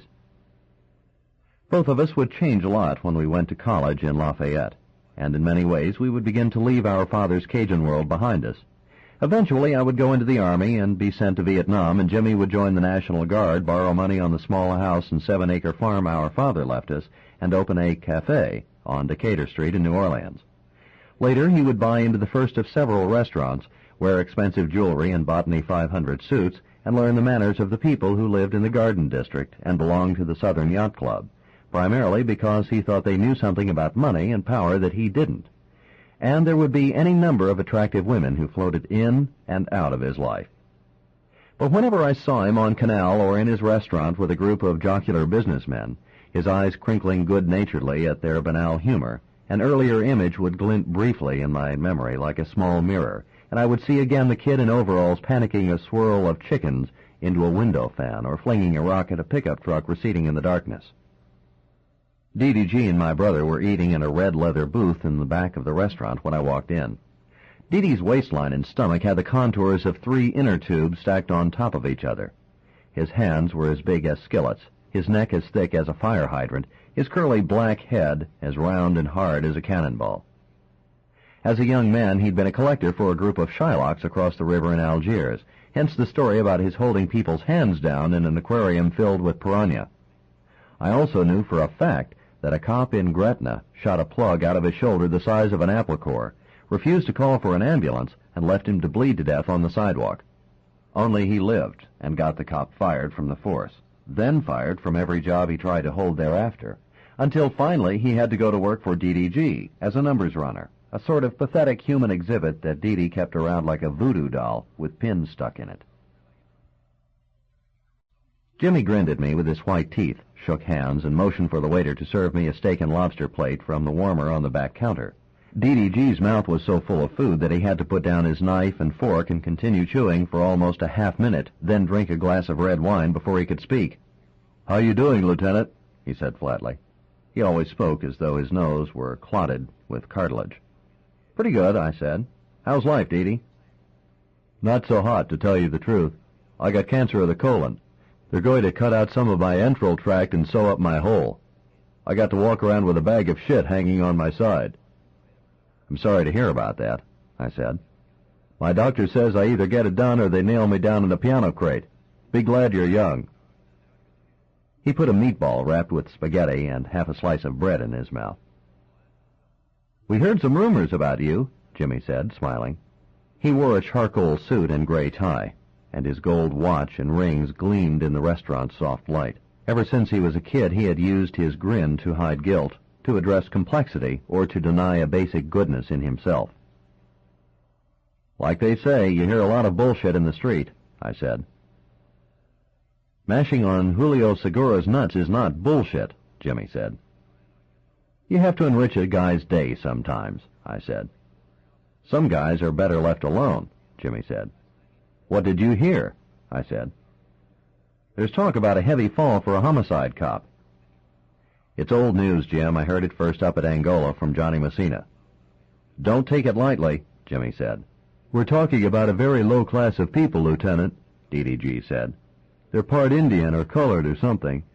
I bought a nice winter home in Hallandale, Florida, then some Colombians moved in next to me and dug the whole fucking yard into a vegetable patch. Their kids pissed out the second-story window on my car. This is in a neighborhood you don't get into without 300 thou. They put raw chicken shit on their tomato plants. The smell made your nose fall off." "Why are we having this lunch, Jimmy?" I said. "Julio Segura is real garbage. He doesn't go by anybody's rules, not yours, not Dee Dee's. There's lots of people that would like to see this guy canceled out, but he's still around, and it's because certain other people want him around. I don't want to see you get burned finding out something that's not going anywhere." Then Jimmy was silent. DDG stopped eating, lit a cigarette, and dropped the burnt match into his empty plate. "There's a couple of guys that used to work for me. They don't work for me now," he said, "but they hang around my places of business sometimes. They like to talk about what's going on around town. As Jimmy will tell you, I'm not interested in listening to gossip. Also, these are guys that follow their cocks. I don't spend no time thinking of what these kind of young guys got to say. To tell you the truth, Lieutenant, I've been changing my attitudes about people a great deal lately. I think it's my age and this awful disease in my colon. There are classes of people I don't want to have no association with anymore, like these guys. If you was to ask me their names later, I'd have to honestly tell you I don't remember. I think it's a mental block when it comes to some trashy people that I've been forced to hire in my business." "I'm not big on names these days, Dee Dee," I said. "Because this story, if it's true, is a horrible one and shows what kind of scum the country has been letting across its border," he said. "This colored girl was a parlor chippy for this spick that lives out by the lake. The spick, and I use that word only because he's a genuine lowlife, has got broads on the brain and is always moving them in and out of his mansion, primarily because he's a fucking geek that no normal woman would touch unless she was blind. So the colored girl moved in and the geek really had the hots for her. The girl thought it was going to be Hump City from there on out. The spick lets his pet dwarf drive her shopping around town, gives her all the coke she wants, introduces her to a lot of important greasers like she wasn't just another broad with a $10 ass and a 5-cent brain. But the girl didn't know this guy went through his own chippies like Jimmy Durante went through Kleenex. One morning after she got drunk and threw up in his pool, he told the dwarf to drive her back to the parlor. What the spick didn't figure on was ambition in a colored girl that grew up pulling sweet potatoes out of the ground with her toes. Because this broad had ears and a memory like flypaper. All the time she was poking plastic straws up her nose or bawling the geek, she was also getting into some heavy shit, and I'm talking government, military shit, Lieutenant, that the geek and all the other spicks are playing around with." "What do you mean, government?" I said. "I'm repeating the gossip. I don't analyze. It don't interest me. I think immigration ought to take these people to a factory and turn them into bars of soap. The girl tried to put his tit through a ringer. That got her out of the parlor all right. They took her fishing out on the bayou and let her shoot up until her eyes crossed. When she didn't pull it off on her own, they loaded her a hot shot that blew her heart out her mouth." "I appreciate the story you've told me, Dee Dee, but I'd be offended if I thought you believed we were in the business of running your competition out of town." You hurt my feelings, he answered. Because we already knew just about everything you told me, except the mention about the government and the military. You're very vague on that. I think we're being selective here. I don't believe that's good for a man of your background who enjoys the respect of many people in the department. I have been candid, Lieutenant. I do not pretend to understand the meaning of everything I hear from people that sometimes lie. You're a mature man, Dee. You shouldn't treat me as less. He blew smoke out his nose and mashed out his cigarette in his plate. His black eyes became temporarily unmasked. I don't know what he's into.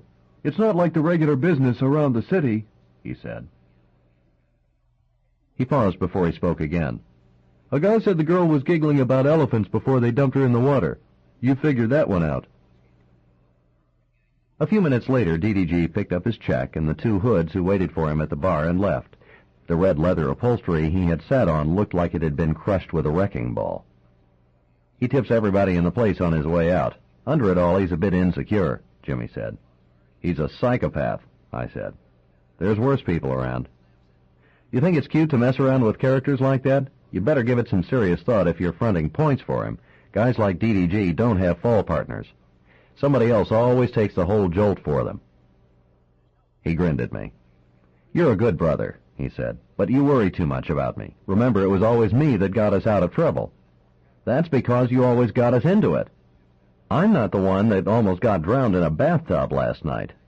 You threw a bucket of shit into a cage full of hyenas, bro. How'd you hear about last night? Forget about how I hear things or what I'm doing with DDG. You worry about your own butt for a change, or those greasers are going to hang it out to dry. What do you think this elephant stuff is? How the hell should I know? You ever hear of a guy named Fitzpatrick? No, what about him? Nothing. Thanks for the lunch. By the way, Johnny Messina told me about you smashing up Dee Dee's rubber machines. The old man would have enjoyed that one. Like they say, you hear a lot of bullshit in the street, Dave. I sat out on the deck of my houseboat that evening in the green-yellow twilight with a glass of iced tea and mint leaves and disassembled my 3 pistols. My departmental .38 revolver, a hideaway Beretta 25, and a U.S. Army issue .45 automatic.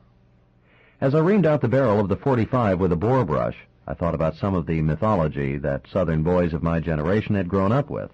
And like all myth, it was a more or less accurate metaphorical reflection of what was actually going on inside us, namely our dark fascination with man's iniquity.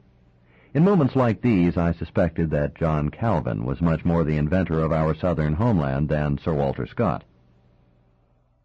Southern myths to contemplate while cleaning one's guns. Substitute other biographical names or geographical designations to suit the particular state in the old Confederacy in which you grew up. 1. A town in East Texas used to have a sign on the main street that read, "Nigger, don't let the sun go down on your head in this county." 2. Johnny Cash did time in Folsom Prison. 3. Warren Harding was part Negro. 4. Spanish Fly and Coca-Cola will turn a girl into an instant drive-in movie nymphomaniac. 5. The crushed hull of a Nazi submarine, depth-charged off Grand Island in 1942, still drifts up and down the continental shelf. At a certain spot on a calm night, shrimpers out of Morgan City can hear the cries of drowning men in the fog. 6. A Negro rapist was lynched outside of Lafayette and his body put inside a red wooden box and nailed up in a pecan tree as a warning to others. The desiccated wood, the strips of rag, the rat's nest of bones hang there to this day. 7. The .45 automatic was designed as a result of a Filipino insurrection. The insurrectionists would bind up their genitals with leather thongs, which would send them into a maniacal agony that would allow them to charge through the American wire while the bullets from our Springfields and .30-40 Craigs passed through their bodies with no more effect than hot needles. The .45, however, blew holes in people the size of croquet balls. There is usually a vague element of truth in all mythology, and the basic objective truth about the .45 automatic is simply that it is an absolutely murderous weapon. I had bought mine in Saigon's Bring Cash Alley, out by the airport.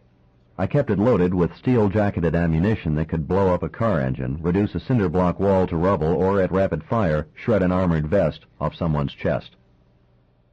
The darkness of my own meditation disturbed me. My years of drinking had taught me not to trust my unconscious. because it planned things for me in a cunning fashion that was usually a disaster for me, or for the people around me, or for all of us. But by this time I also knew that I was involved with players who were far more intelligent, brutal, and politically connected than the kind of psychotics and losers I usually dealt with. If I had any doubts about my last conclusion, they were dispelled when a gray U.S. government motor pool car stopped on the dock, and a red-headed, freckle-faced man in a seersucker suit, who could have been anywhere from 15 to 30 years old, walked down the gangplank onto my houseboat. He flipped open his identification and smiled. "Sam Fitzpatrick, U.S. Treasury," he said. "You expecting a war or something?" 4. "It doesn't look like you believe me," he said. "Do you think I boosted the ID in a government car, too?" He wouldn't stop grinning. "No, I believe you. It's just that you look like you might have escaped from the Howdy Doody show. I get lots of compliments like that. You New Orleans people are full of fun. I hear you've been taking a little heat for me." "You tell me." "Are you going to offer me some iced tea?" "You want some?" "Not here. You're too hot, Lieutenant. In fact, almost on fire. We need to get you back on the sideline somehow. I'm afraid it's not going to be easy. The other team is unteachable in some ways." "What are you talking about?" "They have fixations. Something's wrong with their operation, and they target some schmo that's wandered into the middle of it. It usually doesn't do them any good, but they think it does." "I'm the schmo?" "No, you're a bright guy with stainless steel balls, evidently. But we don't want to see you a casualty. Let's take a ride." "I'm taking a lady to the track tonight." "Another time." "No, not another time, and let's stop this business of Uncle Sam talking in his omniscience to the uninformed local flatfoot. If the shit's burning on the stove, I suspect it's yours, and it's because you federal boys have screwed things up again." He stopped grinning. He looked at me thoughtfully for a moment, then wet his lips. He suddenly seemed older. "You have to have faith in what I tell you, Lieutenant," he said. "You're a good man. You've got courage. You've never been on a pad, you go to Mass on Sundays, you treat the street people decently, and you put away a lot of the bad guys. We know these things about you because we don't want you hurt. But believe me, it's dumb for the two of us to be out here in the open talking to each other." "Who's this we you're talking about?" Actually, the we is more or less just me, at least right now. Come on, I'll explain it. Trust me. Somebody who looks like Howdy Doody has got to be a straight shooter. Besides, I'll buy you a poor boy sandwich on my expense account." So this was the state of the art down at the Federal Building, I thought. We didn't see much of the Federal boys, primarily because they operated on their own as a rule, and even though they said otherwise, they looked down upon us as inept and uneducated. On the other hand, we didn't have much liking for them either. Any number of television serials portray the feds as manicured, dapper altruists dressed in Botany 500 suits who dispassionately hunt down the oily representatives of the mafia and weld the cell door shut on them. The reality is otherwise. As DDG would probably point out, syndicate gangsters have little fear of any police agency or court system. They own judges, cops, and prosecutors, and they can always get to a witness or a juror. The Treasury Department is another matter. Law enforcement people everywhere, as well as criminals, consider Treasury agents incorruptible. Within the federal government, they are to law enforcement what Smokey the Bear and the U.S. Forest Service are to environmental integrity. Even Joe Valachi, the Brooklyn mob celebrity snitch, had nothing but admiration for the T-men. Fitzpatrick drove us across town to a Latin American restaurant on Louisiana Avenue. We sat at an outdoor table in the small courtyard under the oak and willow trees. There were electric lights in the trees, and we could see the traffic on the avenue through the scrolled iron gate. The banana trees along the stone wall rattled in the wind. He ordered shrimp and oyster poor boy sandwiches for us and poured himself a glass of Jack's, while I sipped my iced tea. "You don't drink, do you?" he said. "Not anymore." "Heavy sauce problem?" "You not only look like a kid, you're as subtle as a shithouse, aren't you?" I said. "Why do you think I brought us to this restaurant?" "I don't know. Almost everybody working here is a product of our fun-in-the-sun policy south of the border. Some of them are legals, some bought their papers from coyotes. That's only true of about 5,000 restaurants in Orleans and Jefferson parishes. You see the owner over by the cash register? If his face looks out of round, it's because Somoza's National Guardsman broke all the bones in it." He waited, but I didn't say anything. "The man running the bar is an interesting guy, too," he said. "He's from a little village in Guatemala. One day the Army came to the village and without provocation killed 16 Indians and an American priest from Oklahoma named Father Stan Rother. For kicks, they put the bodies of the Indians in a U.S. Army helicopter and threw them out at high altitudes. He watched my face. His eyes were a washed-out blue. I'd never seen a grown man with so many freckles. "I'm not big on causes anymore," I said. "I guess that's why you went out to Julio Segura's and put a hot plate under his nuts. This dinner is getting expensive." "I'm sorry I've been boring you," he said, and broke up a breadstick in 3 pieces and stood each piece upright. "Let's talk about your immediate concerns. Let's talk about the 3 guys who gave you gargling lessons in the bathtub last night. I'll bet that'll hold your interest." "You don't hide hostility well." "I get a little emotional on certain subjects. You'll have to excuse me. I went to Jesuit schools. They always taught us to be upfront about everything. They're the Catholic equivalent of the jarheads, you know. Get in there and kick butt and take names and all that stuff. I just think you're a lousy actor, Lieutenant." "Look, Fitzpatrick, fuck off, man. I'm going to give you the scam and you can work out your own options. I'm surrounded by indifferent people and I don't need any more of them. I just don't want you on my conscience. Also, as a matter of principle, I don't like another guy taking the heat for me, particularly when he blunders into something he doesn't know anything about. You're damn lucky they didn't blow out your light last night. The girls, too." He stopped talking while the waiter put down our plates of oyster and shrimp sandwiches. Then he took a bite out of his sandwich as though he hadn't eaten for weeks. "You don't like the food?" he said, his mouth still full. I lost my appetite. "Ah, you're a sensitive fellow after all.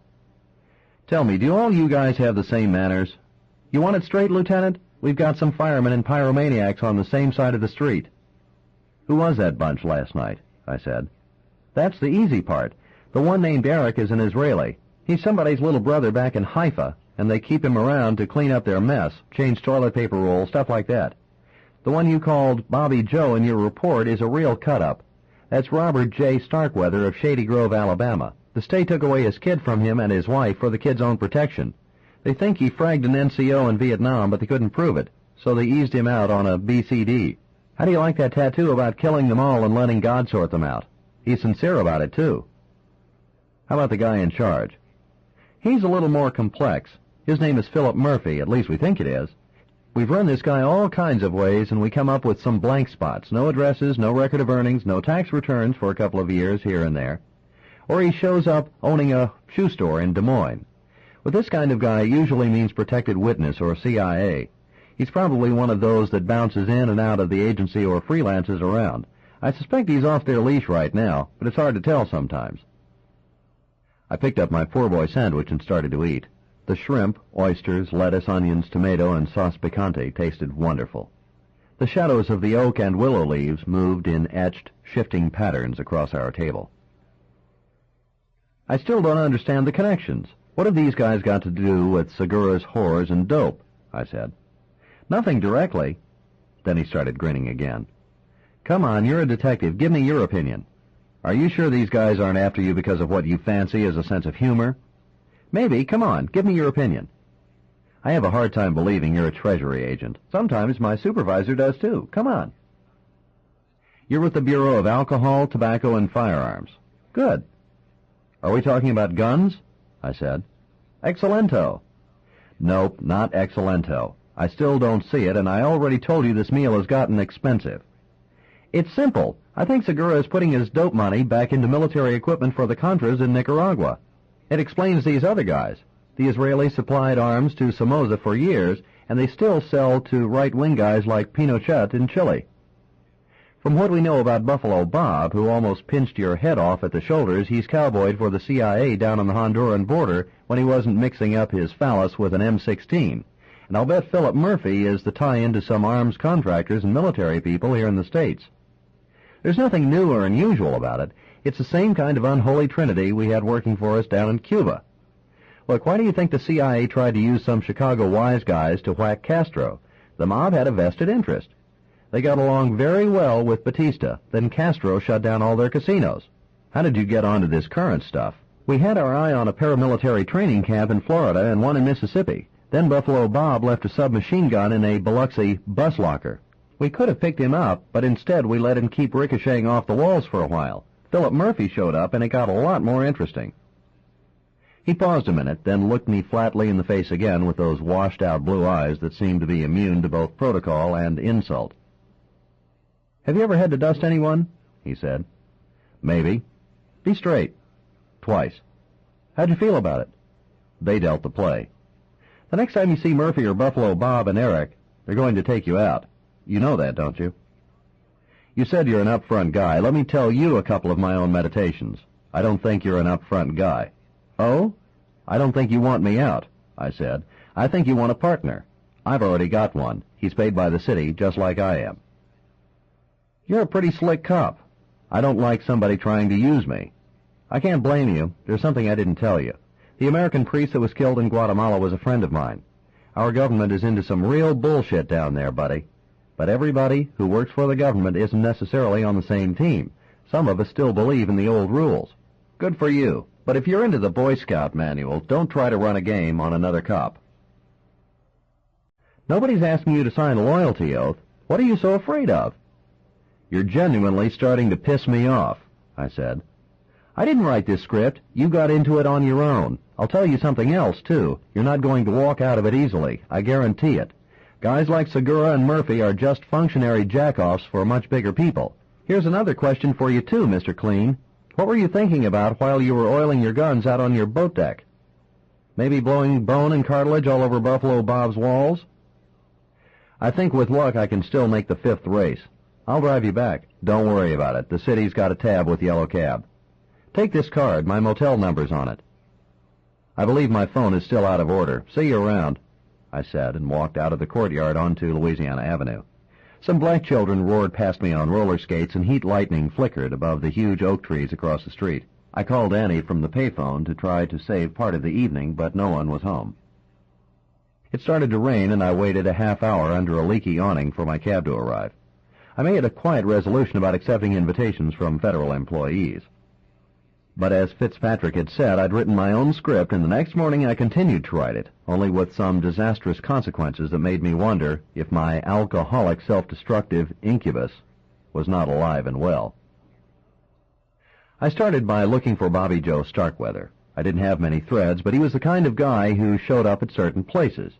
I tried a couple of indoor target ranges, outlaw motorcycle bars, sex shops, and a survivalist store that catered to people who relished the unlimited prospects of living in a post-World War III wasteland. But I struck out. Then at noon, while Cletus and I were eating a pizza out of a box on a bench in Jackson Square, I wondered why I was chasing after an unknown quantity like Bobby Joe Starkweather when the primary connection was already available. We sat under a mimosa tree, and St. Louis Cathedral and the square itself were drenched in hot sunlight. There were drops of perspiration and flecks of red pizza sauce on Cleet's face while he ate. His eyes were looking abstractedly at the sidewalk artists in Pirates Alley. "What have you got on the burner for this afternoon?" I asked. "Not much. Figure out what I'm going to do with my goddamn wife. Get this, she just sent a check for $600 to the Buddhist priest out in Colorado. I tried to put a stop payment on it, but it already went through. That's thousands she's given to this guy. When I say anything about it, she says I'm drunk." "Maybe y'all should separate for a while." "I can't. She's become suicidal. Her psychiatrist says she shouldn't even be driving an automobile. I'm hoping to take a girl out to dinner tonight if I can get a hold of her. Why don't you and Lois think about coming along? It's on me." "Maybe so, Dave. Thanks." "I want to go out to Julio Segura's this afternoon." "What for?" "I'm going to roust him and take him in for questioning." "He might file a harassment charge this time." "He was the last person to see a murder victim alive." "Sounds shaky. It's not our jurisdiction." His eyes smiled. "You coming or not?" "Hell yes." We drove in Cleet's car along the lakefront road. There was a light chop on the slate-green surface, and pelicans were diving for fish out of the white sun. The palm trees on the esplanade clicked dryly in the wind, and on the right-hand side of the road, beyond the pink stucco walls, the long iron pike fences, the impassable hedges and rows of myrtle trees, lay the terraced lawns and mansions of the rich. I knew liberals out at Tulane who would tell me these were the people whom we served, but I didn't like them any better than anybody else did. Actually, they didn't like the police either, or at least trust us, because they hired their own security, kept attack dogs on the grounds, and maintained floodlight and burglar alarm systems that were an electronic miracle. They lived in fear of kidnappers of their children, sophisticated jewel creeps, minorities who would compromise their property values. The irony was that they were among the most secure people on Earth, secure from disease, poverty, political oppression, virtually everything except death. "How much do you think these places cost?" Cletus asked. "I don't know, maybe $1 million. My pop was a milkman in the Garden District, and sometimes in the summer I'd go on the route with him. One morning I was messing around in front of this big house right off St. Charles, and this lady came out and said I was the cutest little fellow she'd ever seen, and I should come back at 3 o'clock for some ice cream. That afternoon I took a bath and put on my nice clothes and knocked on her door right at 3. At first she didn't remember who I was. Then she told me to go around to the back door. I didn't know what the hell was going on. When I got into the backyard, I saw the maid handing out ice cream to all these raggedy little colored kids that belonged to the yard men around the neighborhood. This lady had a greenhouse back there. I came back that night with a box full of rocks and broke damn near every pane in it. She got it repaired, and 3 weeks later I came back and broke them again. When my pop figured out I'd done it, he whipped me with a switch till blood ran down my legs." Cleet turned into Julio Segura Street, which was filled with trees and blooming shrubs. "You ever get that mad when you were a kid?" he asked. "I don't remember." "You told me once you and your brother had some rough times." "Who cares, Cleet? It's yesterday's ball game." "So I know that. What's the big deal?" he said. "You've got a rusty nail sideways in your head. Let it go. Quit feeding it." "You get a little personal sometimes, Streak." "There he goes. Hit it," I said. Julio Segura's lavender Cadillac had just bounced out through his front gate onto the street. A dwarf was driving, and a blonde woman sat in the front passenger's seat. Segura and another man were in back. Cletus floored the accelerator until we were abreast of them. The dwarf's face was frightened behind the glass, and he kept driving. I held my badge out at him. He put his foot on the brake, both of his hands on the steering wheel, his chin pointed upward under his purple chauffeur's cap, and scraped the front tire in a long black line against the curb. "How do you want to play it?" Cleet asked before we got out of the car. "We run up the black flag," I said. Cleet had stopped our own car in front of the Cadillac, and we walked back on opposite sides of it. I tapped on the passenger's window and on Segura's back window for them to roll down the glass. Later I was to go over this scene again and again in my mind, as well as the careless remark I'd made to Cleet about the black flag, and wonder at how differently that afternoon might have turned out if I had approached the driver's side of the Cadillac, or if I had kept my own counsel. Cleet reached down into the ignition, pulled the keys, and threw them into a hedge. The dwarf was petrified with fear. His little hands gripped the wheel, and his jug head swiveled back and forth between Cleet and the back seat. "You don't have a blowgun hidden in your shorts, do you?" Cleet said to him, then sniffed the air inside the Cadillac. My, what is that aroma I smell? Colombian coffee? Or maybe we've been toking on a little muta on our way to the golf course." The air was heavy with the smell of marijuana. The blonde woman's face looked sick. I saw the cigarette lighter from the dash lying on the floor, and I suspected she'd been snorting the roach off the lighter and had eaten it when we pulled him over. She had a nice figure and was dressed in white shorts and heels and a low blouse, but her hair was lacquered with so much hairspray that it looked like wire, and her face was layered with cosmetics to cover the deep pockmarks in her complexion. I opened the door for her. "Walk on back home," I said. "They locked the gate," she said. "Then do the best thing you've done in years and keep on walking," I said. "I don't know what to do, Julio," she said to the back seat. "Do what I tell you, hon. Your Latino gumball is going to take a big fall today," I said. Her eyes shifted nervously, and she bit her lips. Then she picked up her purse, eased past me, and clicked hurriedly down the sidewalk. I leaned down in Segura's window.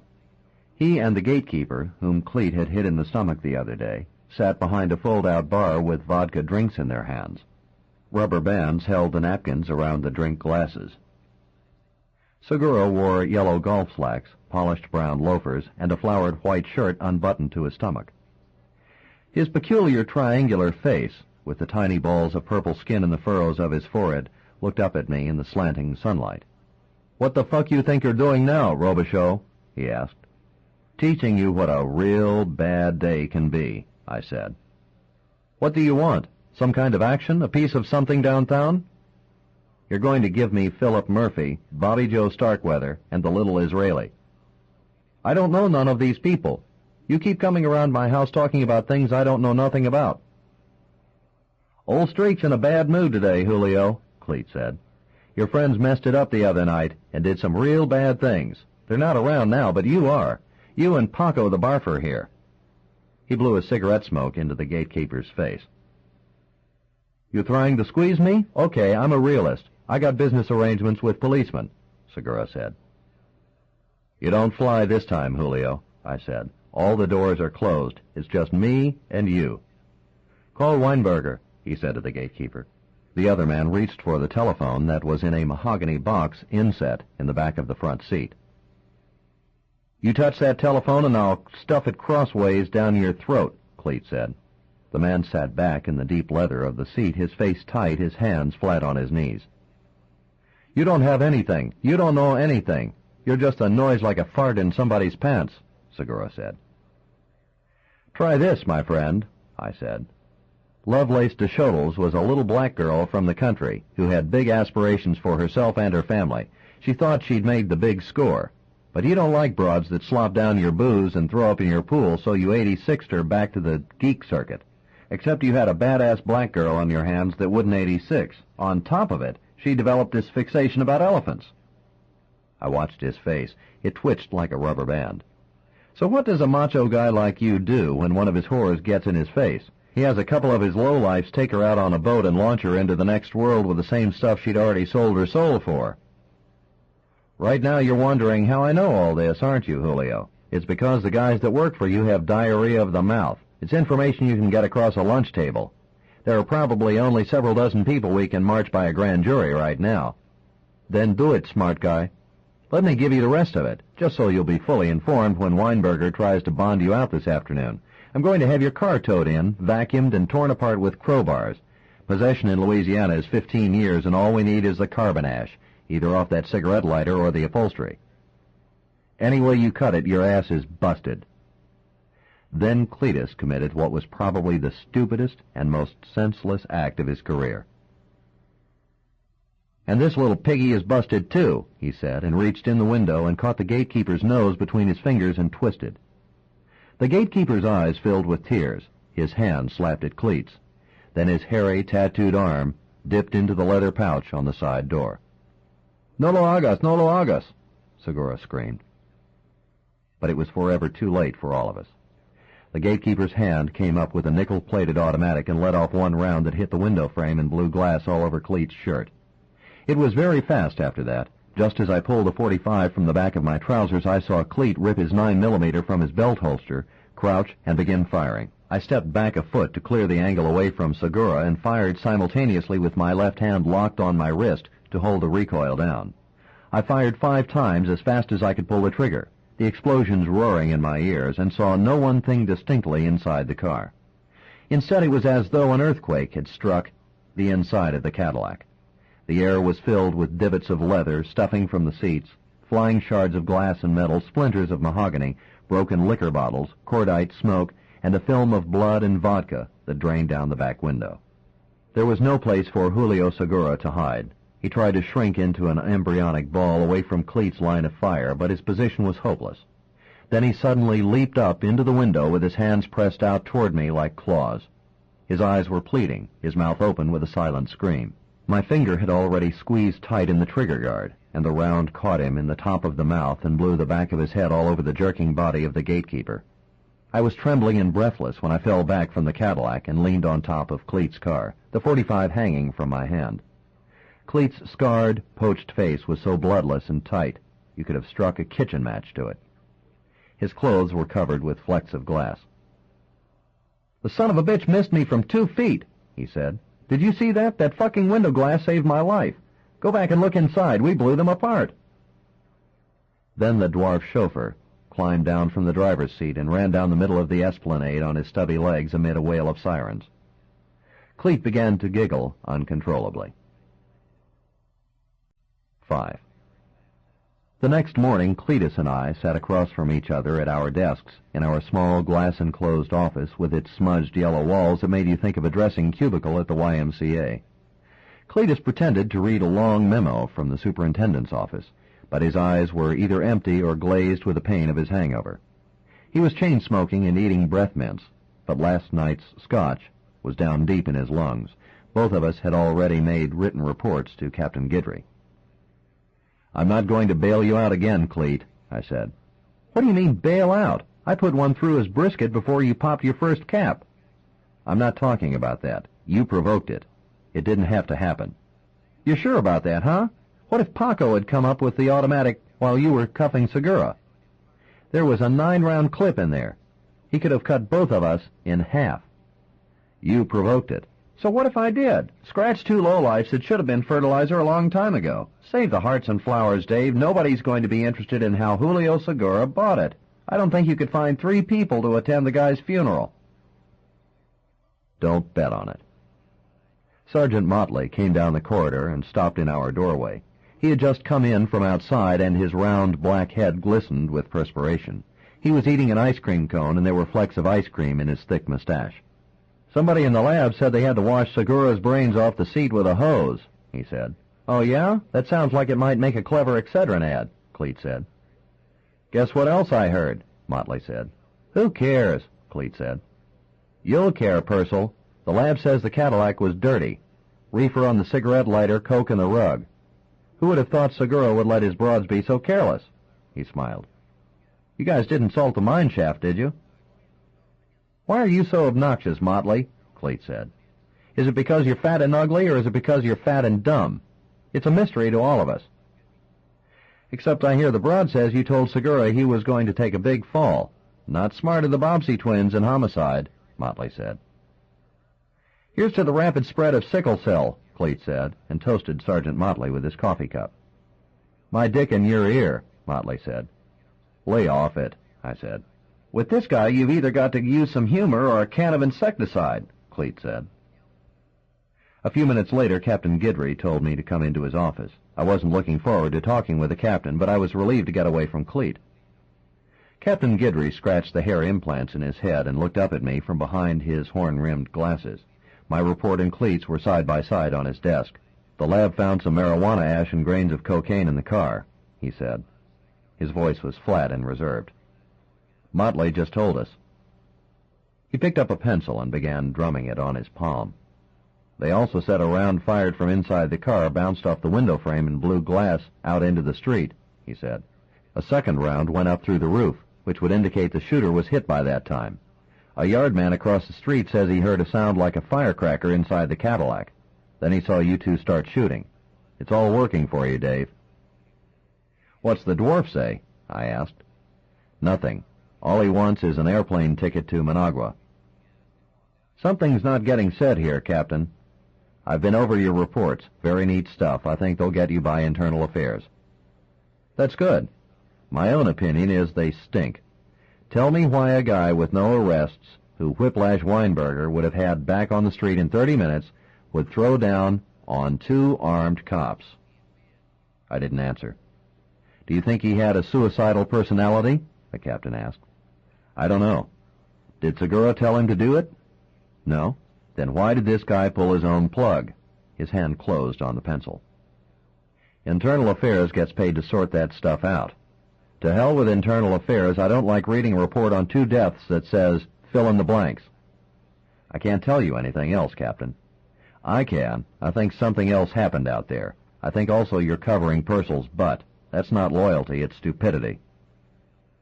"The essential fact of my report is that somebody pulled a pistol on a police officer and fired it at him." "You keep telling yourself that. In the meantime, let me tell you a couple of my observations. The guys in Internal Affairs will mutter around over this stuff, ask you a few hard questions, make you feel uncomfortable a little while, maybe even really try to stick a finger in your eye. But eventually they'll cut you loose and everybody around here will ask you guys out for a beer.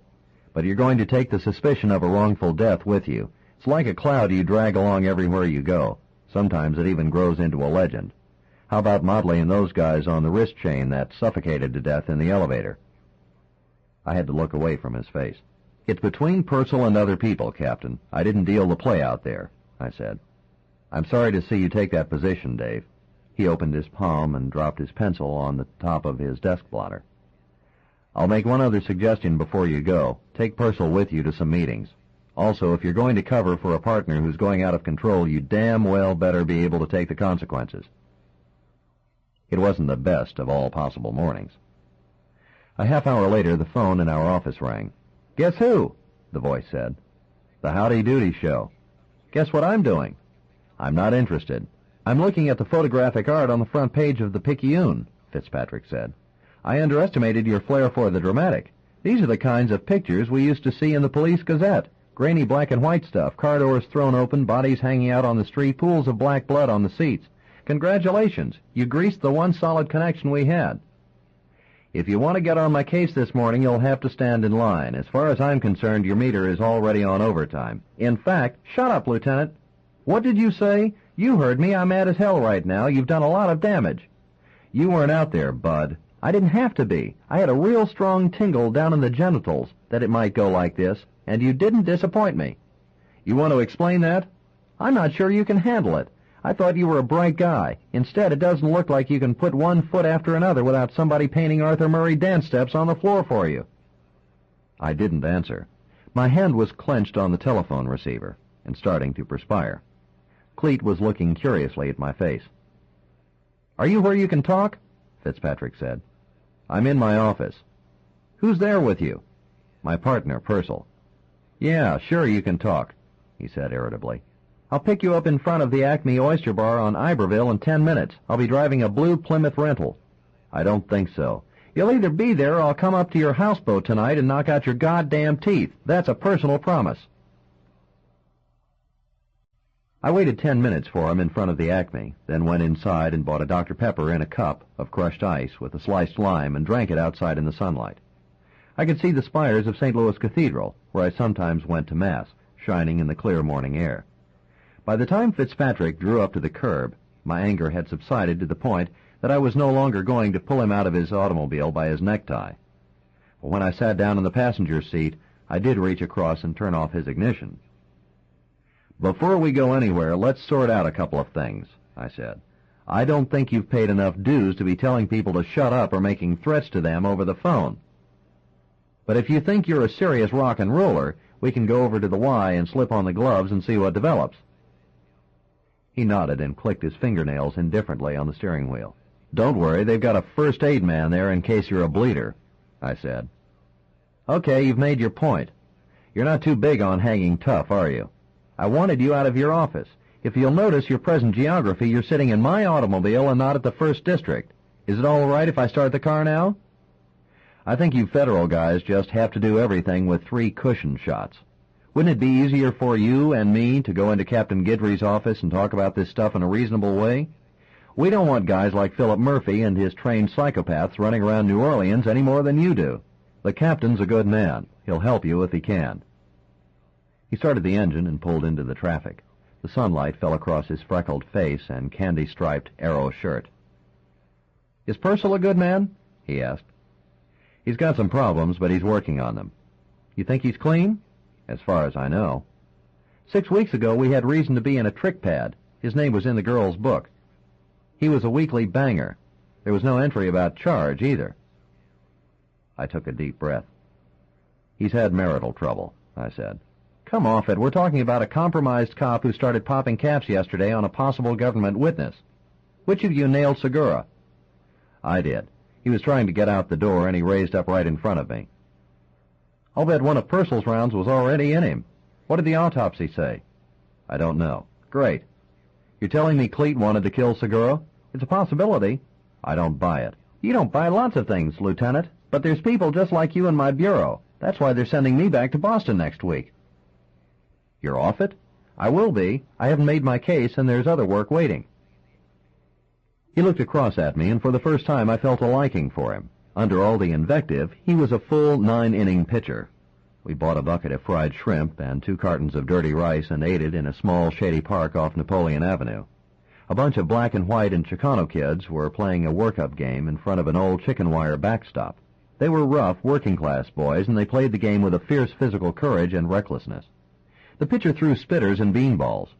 The base runners broke up double plays with elbows and knees and sanded their faces off in headlong slides. The catcher stole the ball out from under the batter's swing with his bare hand. and the third baseman played so far in on the grass that a line drive would tear his head off. I thought it no wonder that foreigners were awed by the innocent and naive nature of American aggressiveness. "Does anything about elephants figure in all this?" I asked. "Elephants? No, that's a new one. Where'd you get it?" I heard Lovelace de Chodels was giggling about elephants when Segura's people shot her up. I dropped it on Segura, and his face twitched like a plumber's helper. "Well, we've got a second chance. I found her roommate, a Mexican girl from the same massage parlor, and she wants to stick it to all these bastards." "Why is she talking to you instead of me?" "She seems to think you guys are cretins. Is there a vice sergeant down there named Motley?" "Yep." "She says his zipper's open." "Sounds accurate." "She's a dancer in a nude bar out by the airport now. For $300, she says she can turn a couple of interesting people for us. Then she wants to take her little girl back to San Antonio and study to be a hairdresser." "It sounds like a shuck to me." "I think she's straight. Her boyfriend was a Nicaraguan ex-National Guardsman who worked for Segura. Then he beat her up and stole her money. They're a class bunch, those guys. Now she wants to blow Dodge. It seems reasonable to me." "I think she's selling the same information DDG already gave me." "She's hip about Bobby Joe Starkweather. She says he's a latent bone smoker and can't make it with women. He threw a waitress out of a hotel window, and some local hood got fried for it up at Angola." I looked away at the boys playing workup. "What's the matter?" Fitzpatrick asked. "I knew him. His name was Johnny Messina." "Were you tight with him or something?" "I tried to help him get off the hooch once." "Does she know where Starkweather might be?" "She's vague on that." "I thought so," I said. "Write her name and address down for me, would you? But I'm going to pass on her right now. They've got me on a short leash anyway." "Lieutenant, can I broach something personal?" I started to say, why not, since he had never shown any restraint about anything before. But he kept right on talking before I could speak. "It's obvious you're a good cop and a private kind of man. But you're a Catholic and you must have feelings about what's going on down there," he said. "Where?" I already knew the answer, but I wasn't ready to pursue the discussion. "Central America. They're doing some bad shit to our people. They're killing priests and marrying old nuns, and they're doing it with the M16s and M60 machine guns we give them." "I don't think you ought to take all that responsibility on yourself." "It's our church. They're our people. There's no way to get around the fact, Lieutenant." "Who's asking you to? You've just got to know your limits, that's all. The Greeks understood that. Guys like you and me need to learn from them." "You think that's good advice, huh?" he said.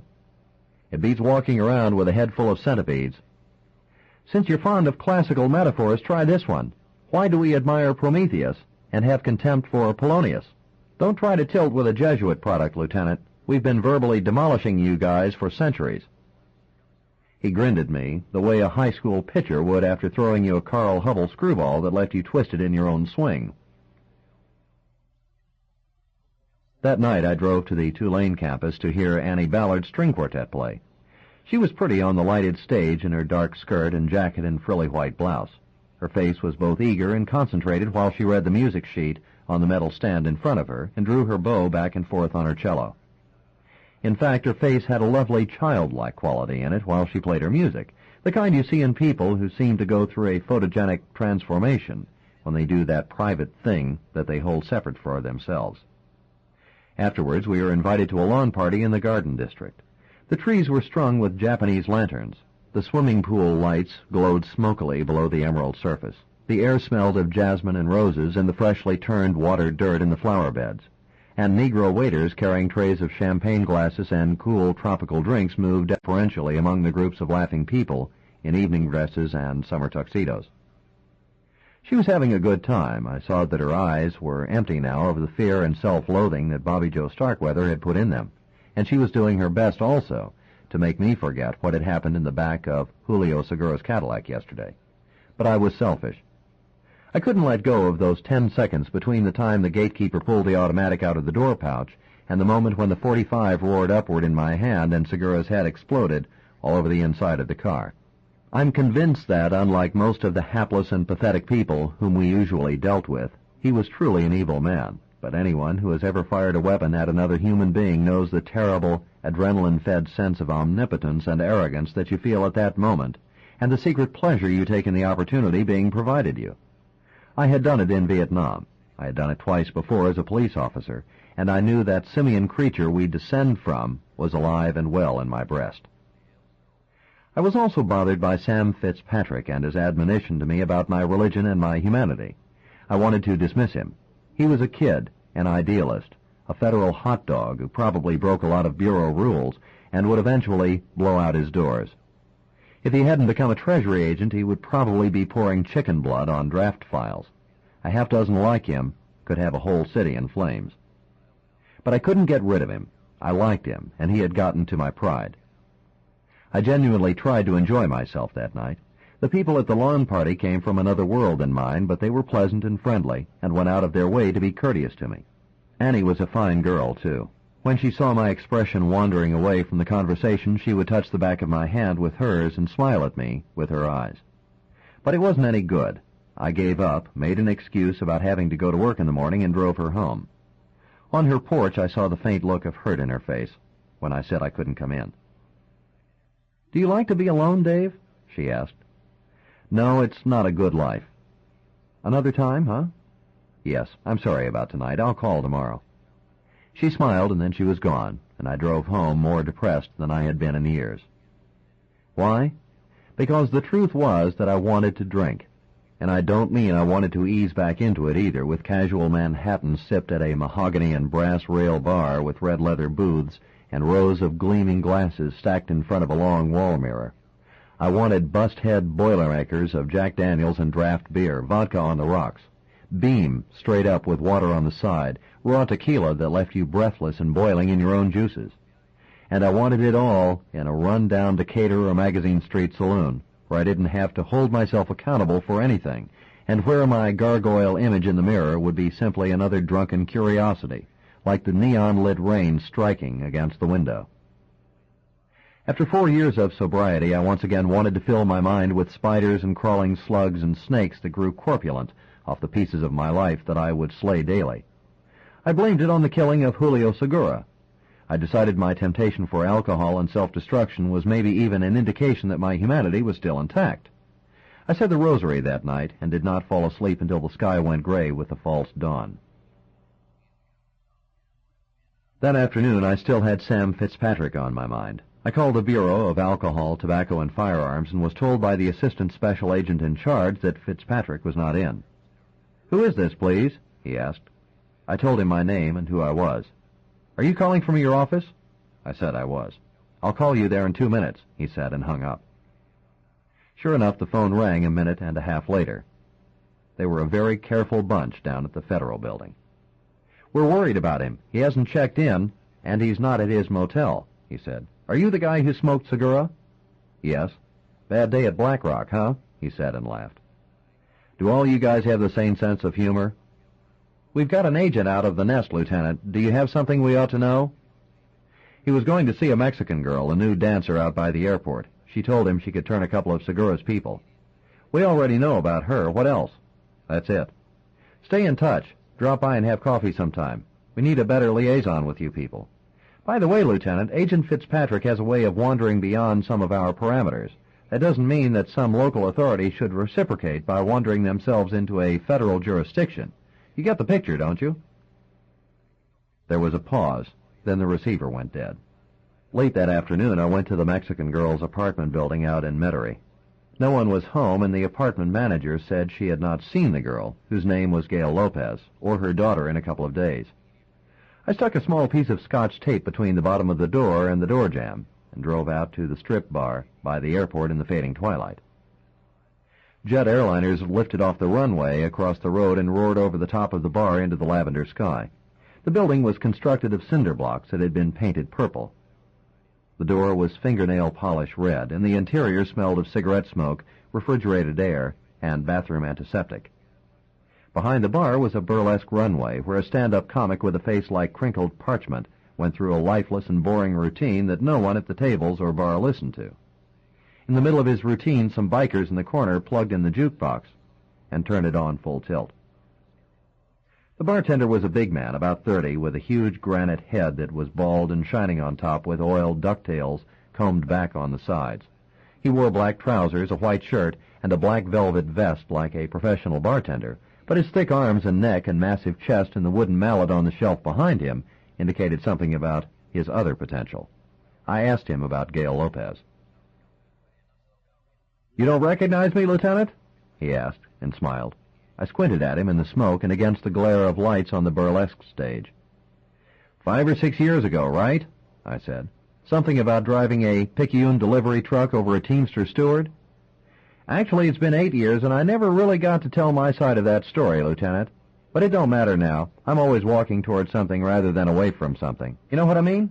Let me ask a little favor of you, though. My P.O. don't need to know about this situation, does he? He's a good guy and kind of protective, and he don't want me working in those shitholes. But some of the guys down at the Union Hall hold a grudge and don't want to give me my card back, and there ain't many places I can make $6 an hour in tips.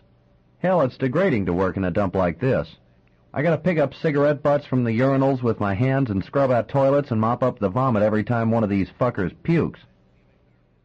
"What do you want to drink? It's on me." Nothing right now. What about Gail Lopez?" "Well, all these broads get a lot of traffic, you know what I mean? It's a low-life clientele here, Lieutenant. Greasers, hitters, bull dykes, jerks that like to get in my face till they're way out on the edge. You know what I mean? There's a guy comes in here every night and melts Demerol down in a glass of wild turkey. Then when I say, 'Nice weather we're having,' or 'Hard rain we had this afternoon,' he says, 'No, duh.' I ask him if he wants another drink, and he says, 'No, duh.' 'You want some more peanuts?' 'No, duh.' 'You're in the wrong place to be a wise ass.' 'No, duh.'" "No, Charlie, I'm talking about a guy who looks like a human freckle." "I haven't seen him. Look around you, Lieutenant. A guy like that in here would stand out like shit in an ice cream factory. Anyway, ask her. She'll be here in an hour." I sat through 2 floor shows that consisted of a half-dozen naked girls dancing to a 3-piece band whose instruments could have been tuned to a snare drum. The girls wore thin gold chains around their ankles and stomachs, and their faces seemed lit with some inner narcissistic pleasure that had nothing to do with the world outside them. They undulated and raised their arms above their heads as though they were moving in water, and occasionally their eyes would meet and light with some secret recognition.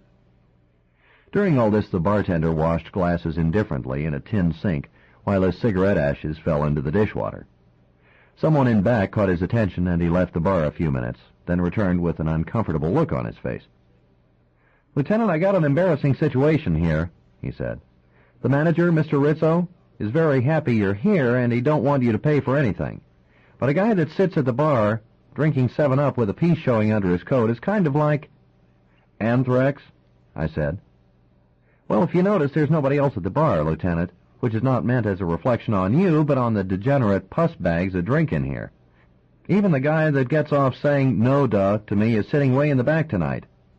You gotta understand the degenerate mind.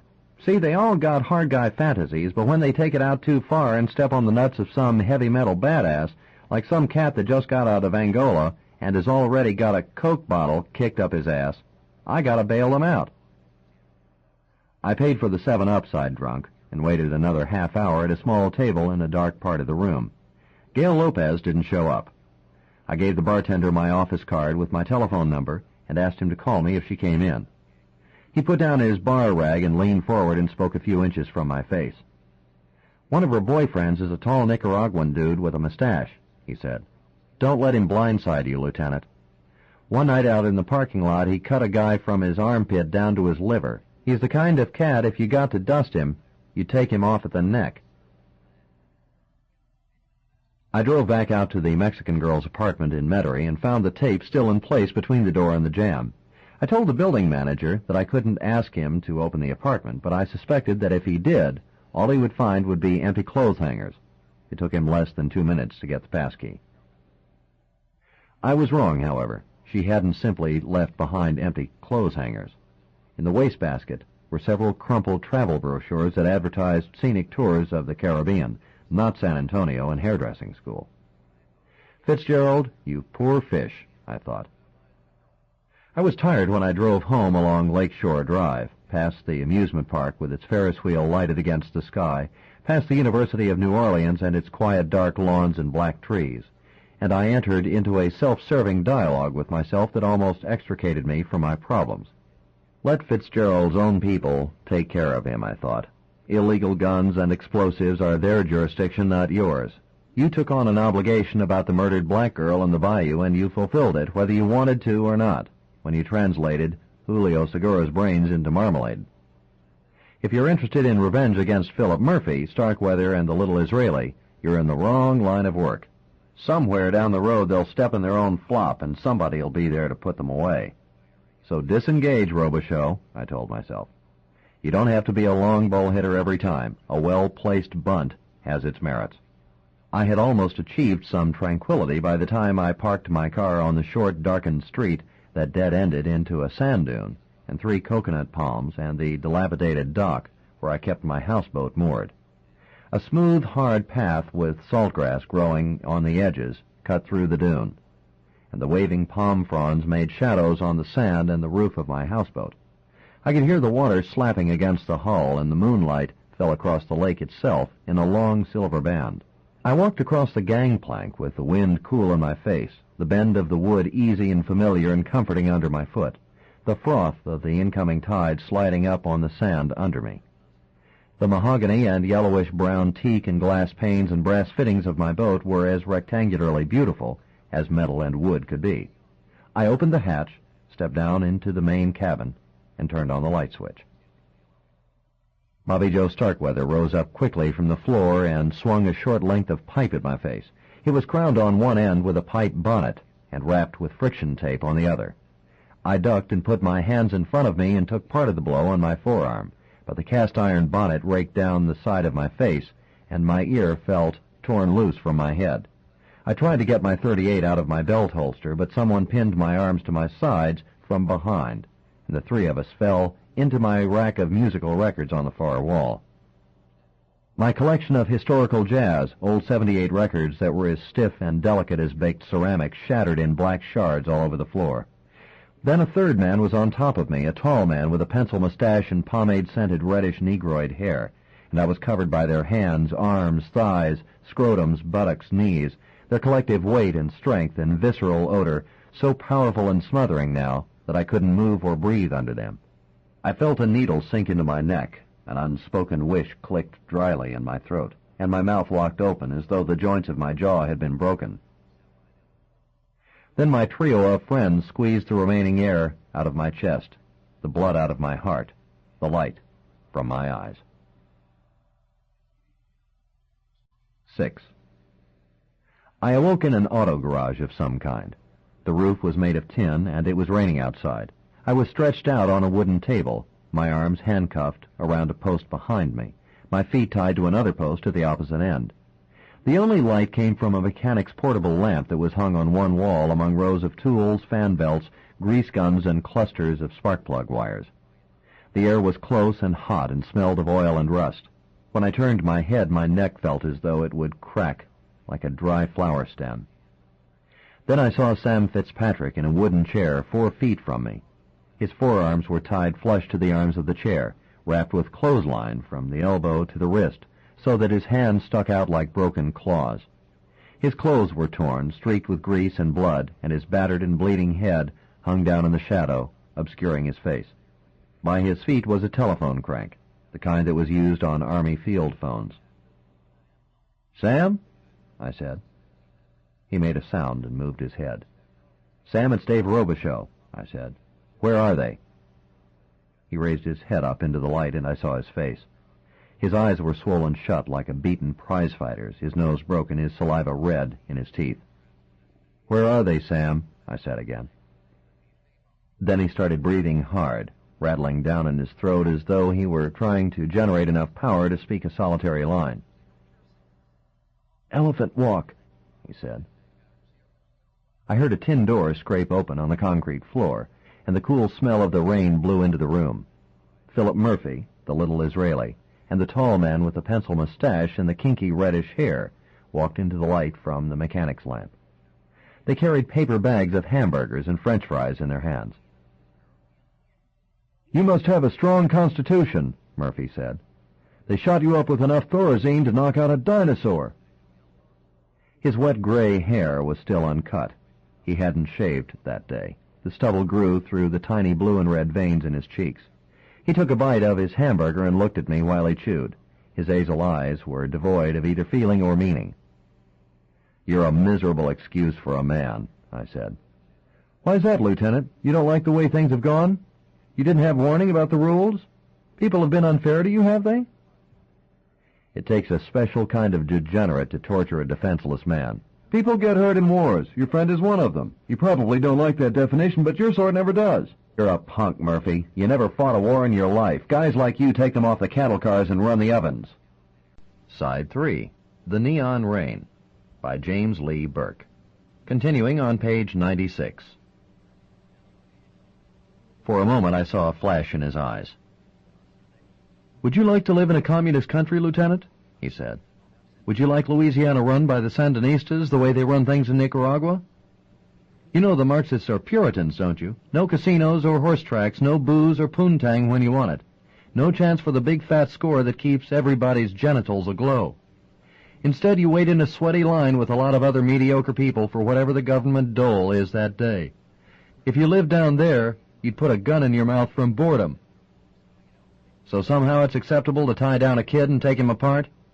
What nails me about your kind is that you're always willing to sacrifice half the earth to save the other half, but you're never standing in the half that gets blitzed. You're a disingenuous man, Lieutenant. You remember what Patton said? You don't win wars by giving your life for your country. You make the other son of a bitch give his. I think you're just a poor loser. Look at Andres here. You see the little gray scars around his mouth? He has a right to be bitter, but he's not. At least not excessively. Say something for us, Andres. ¿Qué hora es? 12 menos 20, the tall man with the mustache replied. His voice was a wheeze, a rasp, as though his lungs were perforated with small holes. Andres used to have a regular puta in one of Somoza's whorehouses. Then one day he talked a little too casually in front of her about the work his firing squad did. They'd shot a Sandinista girl named Isabella, whom they'd captured in the hills. He thought it was a good story because she confessed before she died and turned a couple of dozen other Sandinistas. What he didn't say was that his whole firing squad had raped her before they shot her. And what he didn't know was that Isabella was his puta's sister. So the next time he dropped in for a little dirty boogie between the sheets, it was hotter than the devil's skillet, and she fixed him a tall, cool Cuba Libre with ice and lime slices, and he swallowed it straight away like the lusty fellow he is. Except she loaded it with muriatic acid, and poor old Andres has been spitting up his insides like burnt cork ever since. You're a piece of shit, Murphy. No, you've got it all wrong, Lieutenant. Some of us serve, others like Fitzpatrick here get in the way, and the majority, such as yourself, go about your games and your self-delusion while we take care of things for you. I don't like to pick on you in your situation, but it's not fair of you to start calling people names either. Now, you're an educated man of some experience, and I want you to answer me something truthfully. You've seen the people who are on the other side of the fence in this country, the peace marchers, the nuke freezers, the out-of-Central America gang. Who are they? The downturned corners of his mouth tugged backwards in a slight smile, and his eyes wandered over my face with a sense of merriment. Some of them are lesbians, aren't they? Not all of them, but at least some. You've got to admit that. Then there are others that just don't like men. They didn't like their fathers, their brothers, or their husbands, and finally they zero their sights in on any male authority. The president, congressmen, generals, anything with a cock. Now we come to the general malcontents, he continued. These are your professional losers who couldn't tell a history book from a Sears Roebuck catalog, but they do love a parade. I'm sure you got to see a lot of them on television while you were in Vietnam. My favorite bunch, though, is the pussy-whipped contingent. Their wives drag them around to endless meetings that are going nowhere, and if they're good little fellows, Mommy will give them a piece every week or so. I don't think that's your kind of group, Lieutenant, but maybe I'm wrong about you. I guess the bottom line is you wanted to be a player. Too bad, because now we've got to take a couple of players off the board. I'll suggest some reading for you, I said. Go down to the Picayune morgue and read the clippings on what's happened to people who snuffed New Orleans cops. It's not our finest hour, but the lesson's unmistakable.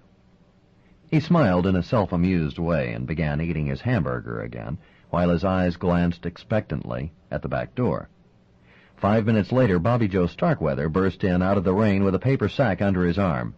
His T-shirt and blue jeans were soaked through, and his muscles stood out against the wet cloth like intertwined serpents. I got it. Let's put the biscuit eater under and get it on the road, he said. Did you bring me a hamburger?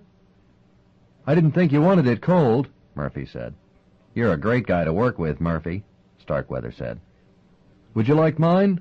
Murphy asked quietly. I haven't had my rabies shots. Suit yourself, then, and spare us your complaining wit. Look, Murphy, I went after the booze, which you owe me $12 for, and I got rainwater running out my crotch while you guys are in the dry, licking your greasy fingers. Don't provoke me. Murphy chewed on his food and looked at nothing. Starkweather wiped his face and arms slick, lighted a Lucky Strike from his Zippo, snapped the lighter shut and stuck it in his watch pocket with a thick thumb, and inhaled the smoke without removing the cigarette from his mouth while he took a fifth of Seagram's whiskey, a six-pack of Jack's, a capped vial of pills, and a brown medicine bottle from the sack and put them on the table. Then he rummaged around on the workbench until he found a rubber funnel and a glass jar filled with rusty nails. He dumped the nails out on the workbench and walked back to the table with the jar and the funnel. His shaved head was shaped like a question mark. "You should have been here earlier," he said. "We got some real high notes out of your friend. You remember what they used to say in Nam? Call up Charlie on the telephone and he always answers." He filled a glass jar with beer and whiskey and the liquid from the brown bottle, then poured in the pills and screwed on the cap and shook it all together as though he were making a martini. His saliva was wet on the tip of his cigarette, and he breathed with a mean energy. "It must be terrible to know you're a lush that can't hold his liquor," he said.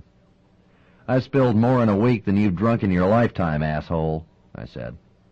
"I'll bet. My first wife was a juicer," he said. "She'd do anything for it. She screwed a cab driver once for a quart of beer. I found out about it, cut me a switch as thick as my finger, and whipped the dress off her back.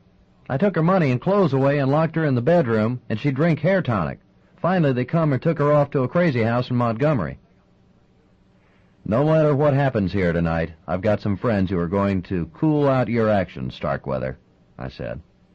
Maybe so, but in the meantime, I've got a drunkard's dream for you. When those lewds hit you, I can pull your teeth with pliers and you won't twitch.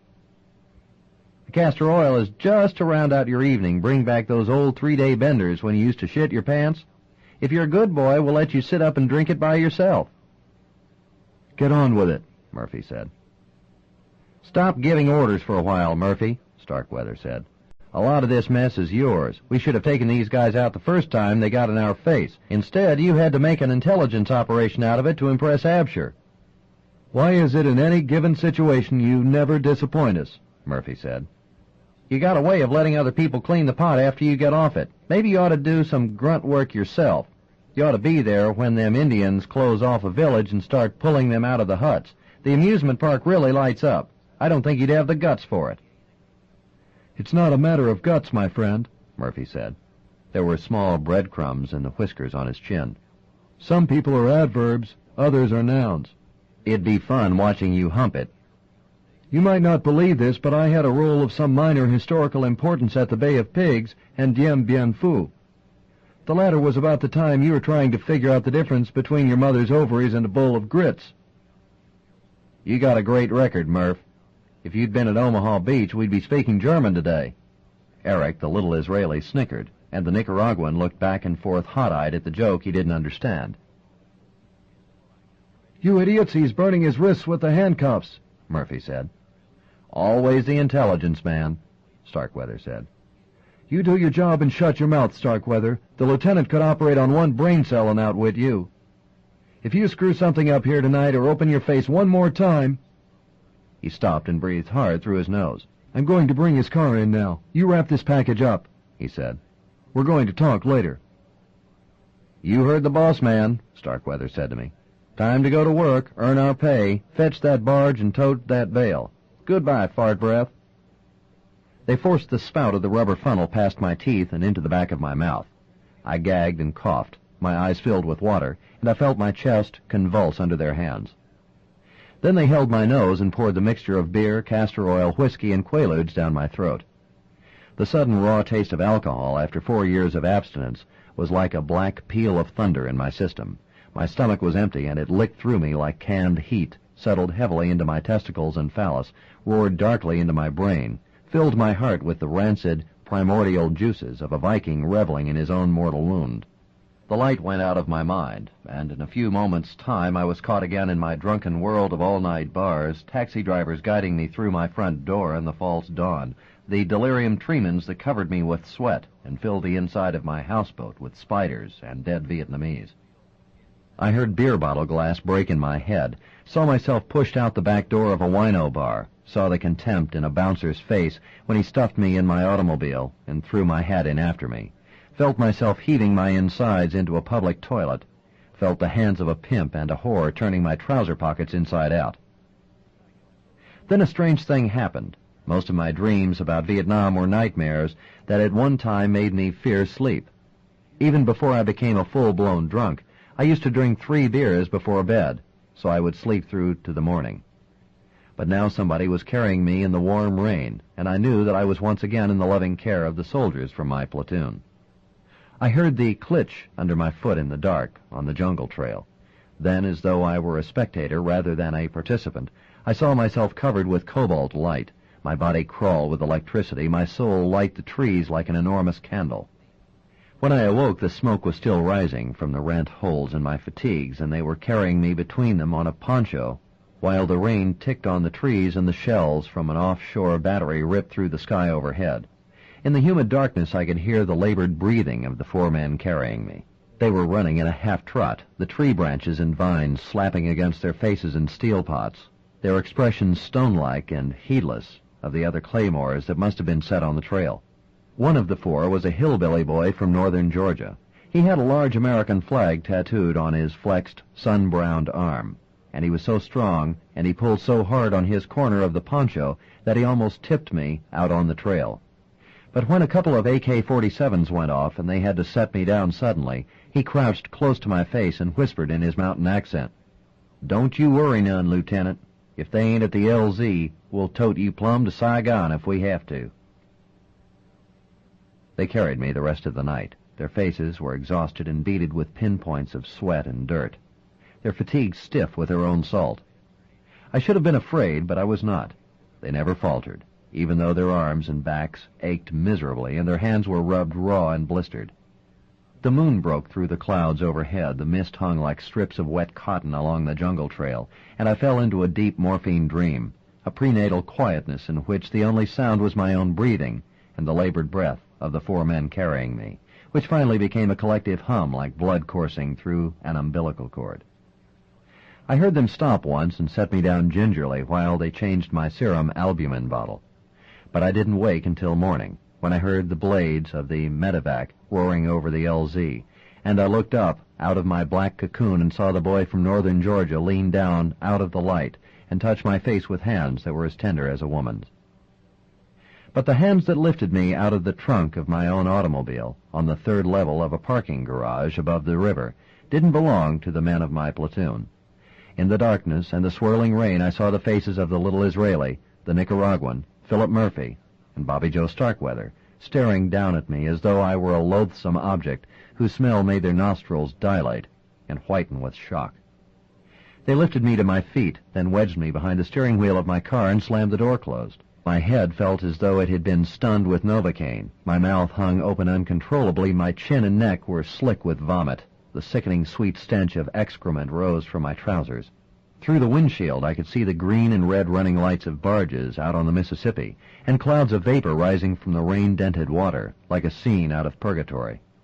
They propped Sam Fitzpatrick next to me and splashed whiskey and beer on his clothes. I tried to hold my head up straight, to reach out and touch him, but my chin kept falling on my chest and my words became thick bubbles on my lips. His eyes were rolled upward, and when he breathed, fresh blood drained from his nose onto his shirt front. My face was numb, dead to the touch, stretched tight across the skull the way skin is over a death's head, and I felt my lips splitting apart in a wicked grin, as though I wanted to share an obscene joke with the world about our execution. Then an awful taste rose out of my stomach. My head pitched forward, and I felt something like wet newspaper rip loose inside my chest, and then I heard a splattering through the steering wheel onto the floorboards. Someone had started the car engine now, and a bare arm ridged with muscle like rolls of nickels reached across me and dropped the transmission into gear. The rain was blowing hard on the river. The car rolled toward the guardrail, gaining speed as I slapped limply at the door handle and tried to pull the lock free with fingers that felt sewed together with needle and thread.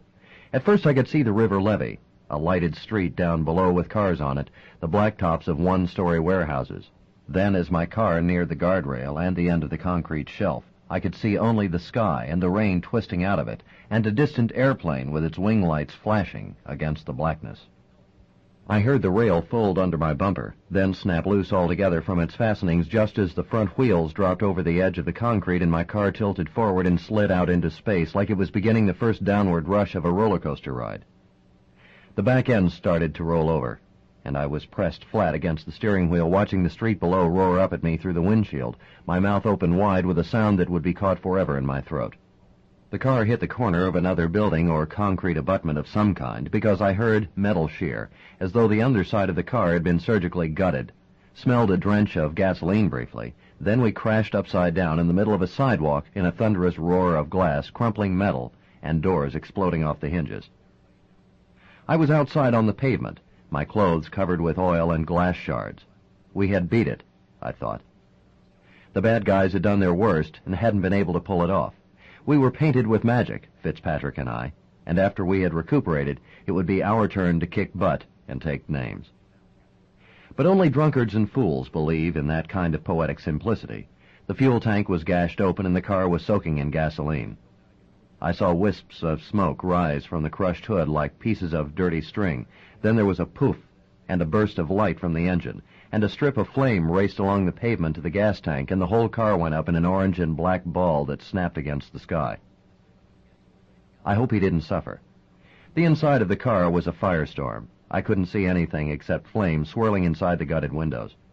But in my mind's eye I saw a papier-mâché figure, with freckles painted on its face, lying quietly between the roaring yellow walls of a furnace, ridging and popping apart in the heat. The next morning the sun was bright through the windows of my hospital room, and I could see the green tops of the oak trees against the red brick of the 19th century homes across the street. I was only half a block off St. Charles, and when the nurse cranked up my bed I could see the big dull green streetcar passing along the esplanade. I had a concussion, and the doctor took 17 stitches in my scalp, and small pieces of oily glass were embedded in my shoulder and all down one arm, so that the skin felt like alligator hide. But my real problem was with the whiskey and quaaludes that were still in my system, and the series of people who came through my door. The first one was Sam Fitzpatrick's supervisor from the Treasury Department. He wasn't a bad guy, I guess, but he didn't like me, and I believed he felt it was Fitzpatrick's involvement with me rather than with Philip Murphy and Central American guns that had led to his death. "You keep talking about an elephant walk. There's nothing like that in Fitzpatrick's notes, and he never talked about it either," he said. He was 40, wore a business suit and a deep tan, and his gray hair was cut short like an athlete's. His brown, green-flecked eyes were steady and intent. "I didn't have a chance to," I said. "You tell a strange story, Lieutenant. Psychopaths and government fuckheads out of control do strange things.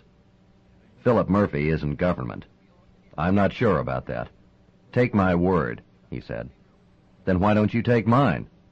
"Because you have a peculiar history, because you keep meddling in things that aren't your business, because you killed a potential major government witness, and because one of our best agents burned to death in your automobile." My eyes broke, and I had to look away from his face. The trees were green in the sunlight outside, and I thought I heard the streetcar clatter on the esplanade. "Have you heard of a guy named Absher?" I asked. "What about him?" he replied. "I think these guys work for somebody named Absher." His eyes looked into space, then back at me, but I had seen the recognition in them. "Who is this guy?" I asked. "How would I know?" "You circling up the wagons?" "We can't afford to have you around," he said. "Too bad. What does it take for you to get the message, Lieutenant?" "I like that kid, too. Then make a tribute to his memory by staying out of federal business." He left without saying goodbye, and I felt foolish and alone in the sunlit whiteness of my room. I was also starting to shake inside, like a tuning fork that starts to tremble at a discordant sound. There was a bottle of Listerine on my nightstand. I walked stiffly to the bath, rinsed my mouth, and spit into the sink. Then I sucked the juice out of my cheeks and tongue and swallowed it. Then I rinsed again, but this time I didn't spit it out. I could feel the alcohol in my stomach like an old friend. A half hour later, 2 detectives from Internal Affairs stood over my bed. It was the same 2 who had investigated the shooting at Julio Segura's. They wore sports clothes and mustaches, and had their hair cut by a stylist. You guys are making me nervous. You look like vultures sitting on my bedposts. How about sitting down? I said. You're a fun guy, Robicheaux. I'll laugh a minute, the first detective said. His name was Nate Baxter, and he had worked for CID in the Army before he joined the department. I had always believed that his apparent military attitudes were a disguise for a true fascist mentality. He was a bully, and one night a suspended patrolman punched him headlong into a urinal at Joe Burton's old place on Canal. We don't need too much from you, Dave, his partner said. We're just vague on a couple of points. Like what you were doing in that snatch patch out by the airport, Baxter said. I heard about a girl that wanted to turn a couple of Segura's people. You didn't find her? No. Then why did you have to spend all that time out there watching the gash? Baxter said. I waited to see if she'd come in. What did you have to drink? 7-Up. I didn't know 7-Up caused people to shit their pants, Baxter said. You've read the report. If you don't believe me, that's your problem. No, it's your problem, so run through it again. Stick it up your butt, Baxter. What did you say? You heard me. You get out of my face. Slow down, Dave, his partner said. It's a wild story. People are going to ask questions about it. You got to expect that. It's supposed to be a wild story. That's why they did it, I said. I don't think there's any mystery here. I think you fell off the wagon, got a snootful, and crashed right on your head, Baxter said. The paramedics say you smelled like an unflushed toilet with whiskey poured in it. I keep defending you. No matter what everybody says, I tell them that under that Mortimer Snurd polyester, there's a real cop who can sharpen pencils with the best administrators in the department. But you make it hard for me to keep on being your apologist, Baxter. I think your mother must have been knocked up by a crab, he said. His partner's face went gray. I'm going to be out of here by tomorrow, I said. Maybe I ought to call you up off duty, meet you someplace, talk over some things. What do you think? You call me up off duty, you better be asking for bus fare to an AA meeting. I've got a feeling it won't make much difference if I go out of control here today. I wish you would, wise ass. I'd love to stomp the shit out of you. Get out of here, Baxter, before somebody pours you out with the rest of the bedpans. Keep bopping those quaaludes, hotshot, because you're going to need them.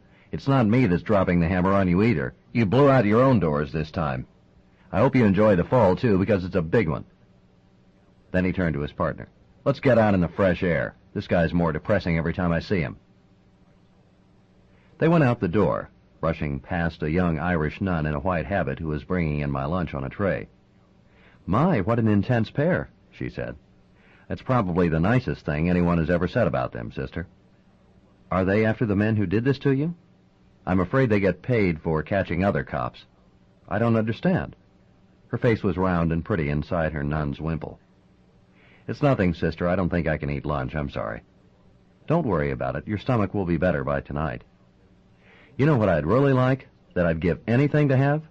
What? The words wouldn't come. My eyes swept around the brightly lit room and went outside the window to the green tops of the oak trees moving in the breeze. Could you get me a big glass of Coca-Cola with a lot of ice in it, maybe with cherry juice and slices of lime in it? Of course. Thanks very much, sister. Do you want anything else? No, just the Coca-Cola. I'm sure that's all I need. That afternoon, Captain Guidry sat on the foot of my bed, snuffed down in his nose, and wiped his glasses on my bedsheet. One time, after every newspaper in the country condemned George Wallace as a racist, he told a reporter, "Well, that's one man's opinion," Captain Guidry said. I was never his admirer, but I always liked that statement. How bad is it going to be? They stiffed you. Indefinite suspension without pay. That's what they give cops who get caught dealing dope. For what it's worth, I argued against it. They dumped on you, Dave.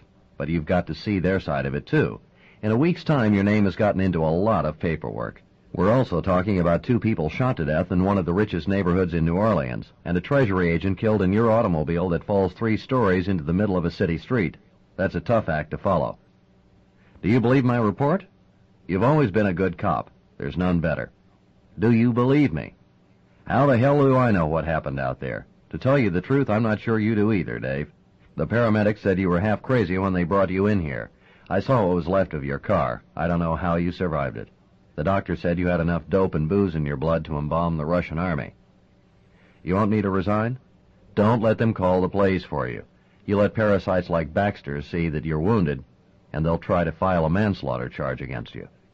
That special agent, Fitzpatrick's supervisor, knows who this guy Absher is. I saw it in his eyes. You shake a federal tree and all you get in your face is bird shit. Secondly, you're suspended. You're out of it. That's absolute. What am I supposed to do, Captain? It's your turn in the barrel. I just hope it passes quick. Tell them all to go fuck themselves and take up needlepoint if you have to. I watched the sunset through the window that evening. The sky was crimson above the trees and the rooftops. Then it turned lavender, and finally a deep purple as the sun burned itself out in a crack of brilliant fire on the horizon. I sat alone in the dark a while, then used the remote television control to switch on the 24-hour cable news. I watched pictures of Salvadoran guerrillas threading their way through a jungle trail at the base of a dead volcano. Their faces were very young, with wispy beards like Orientals, and their bodies were hung with bandoliers and cloth belts of shotgun shells. Each of them had laced his straw hat with long blades of pampas grass. A moment later, the screen showed an unrelated scene of government troops in GI issue moving through a forest of banana trees and enormous clumps of green elephant ears. A Cobra gunship streaked across the glassy sky, hovered at an angle over a deep, rocky ravine, then unloaded a succession of rockets that blew water, powdered coral, and bits of trees and scrub brush out of the bottom of the ravine. The footage closed with a shot of the government troops retreating out of the banana trees with their wounded on stretchers. The heat in those trees must have been terrible because the wounded were covered with sweat and the medics were washing their faces with water from canteens. It all looked very familiar. Having been raised in Louisiana, I had always thought that politics was the province of moral invalids. But as a gambler, I had certain instincts about which side I would wager my money on in certain military situations. On one side of the equation were people who had been conscripted into the army and were either forced or paid to fight, and who sometimes sold their weapons to the enemy if given the chance. On the other side was a group that lived off the jungle, scavenged guns and ammunition wherever they could buy or steal them, had absolutely nothing of economic value to lose, and who, because they had no illusions about their fate if they were captured, would go down to the last man in a firefight. I doubted there was a bookie in New Orleans who would take a bet on that one. But my war was over, and maybe my career as well. I turned off the set and looked out the window at the reflection of the lights against the sky. The room was quiet, the sheets were cool and clean, and my stomach didn't feel sick anymore. But the tuning fork was still vibrating inside me. I brushed my teeth, I showered, I rinsed my mouth with Listerine again. Then I got back in bed and pulled my knees up in front of me and started to shake all over. 15 minutes later, I checked myself out of the hospital and took a cab to my houseboat. It was a dark, hot night, and the heat had built up all day in the cabin. My collection of historical jazz records, irreplaceable 78s of Blind Lemon, Bunk Johnson, Kid Ory, Bix Beiderbecke, lay scattered and broken and tattooed with footprints on the floor. I opened the windows wide, turned on my floor fan, picked up the few records that were still hard and stiff in their jackets, cleaned them with a soft cloth, and set them in the wall rack. Then I swept the rest into a paper bag and lay down to sleep on the couch with my clothes on. Small waves chucked against the hull and the boat rocked rhythmically under me, but it was no good. I couldn't sleep. I was sweating and trembling, and when I took my shirt off, I shivered as though I'd been struck with a blast of Arctic air. Each time I closed my eyes, I felt the earth's surface drop away under me, felt myself spinning, end over end inside my automobile, toward the distant bottom of a rock-strewn canyon. Saw words form like a bubble on the dead lips of Sam Fitzpatrick, sitting next to me. Later, Annie Ballard tapped softly on the cabin door. I unlocked it and went back to the couch in the dark. A sailing yacht out on the lake had a flood lamp lighted on its deck, and it made gold lights in Annie's hair. I saw her feel for the switch on the wall. "Don't turn it on," I said. "Why not?" "People just out of the hospital don't look good." "I don't care." "I do." "You knew I was coming up there. Didn't you want to leave me a message?" "I thought I did. Maybe I didn't. There were cops in there all day." She walked closer to the couch. She wore a pair of white jeans with a blue denim shirt tucked inside. "What's wrong?" she said. "I guess it's malaria. I picked it up in the Philippines." "I'm going to turn on the light." "No." "You don't have to hide anything, Dave." "I'm suspended without pay. I don't feel well right now. To tell you the truth, I feel like killing somebody." "I don't understand." "When they suspend you indefinitely without pay, it means you're probably not coming back. It's the kind of stuff they drop on cops that are about to be indicted." She sat down on the edge of the couch and put her hand on my bare shoulder. Her face was a dark silhouette against the glass behind her. She touched my forehead with her fingers. "I can't believe they would do that to you." "It's my past history. You don't know about it. I was a full-blown drunk for years. They figure I'm back into it." "They can't hold the past against you." Why the hell not? It makes it easier. Most cops couldn't think their way out of a wet paper bag. They think categorically about virtually every situation. That's why we don't put a lot of people away. Look, 4 pieces of human slime that wouldn't even make good bars of soap are out there right now drinking a beer, celebrating burning a kid into charcoal, while some of our own people are wondering if they should hang a DUI on me, or a DUI and a manslaughter charge. You're not talking like yourself. Annie, in the real world we fry paupers in the electric chair and send priests to prison for splashing chicken blood on draft files. It's the nature of ritual. We deal with the problem symbolically, but somebody has to take the fall. In this case, a guy that looked like he escaped from a popsicle wrapper launched a one-man crusade against an entire government policy in Central America. If you were an administrative pencil pusher, don't you think it would be easier to deal with a drunk driving fatality than a story about a lot of right-wing crazies who are killing peasant villagers in Nicaragua? Why do you think you're the only person who sees the truth? I didn't say that. But it's the way you feel, Dave. That's too big a burden for a person. Her face was soft and composed, and she looked out the window across the water for a moment, then stood up and began undressing in the dark. Annie, I'm not a charity case. I'm just not doing too good today. If you want me to go away, tell me, but look me directly in the face and tell me honestly with no weirdness or bullshit this time. I like you a great deal. She sat back down on the couch and leaned her face close to mine. Loving somebody is being there when nobody else is, when it's not even a choice. You should understand that, Dave, she said. She bent and kissed me lightly on the mouth. She was beautiful to look at, and her skin was smooth and warm, and I could smell the sun and a perfume like the scent of 4 o'clocks in her hair.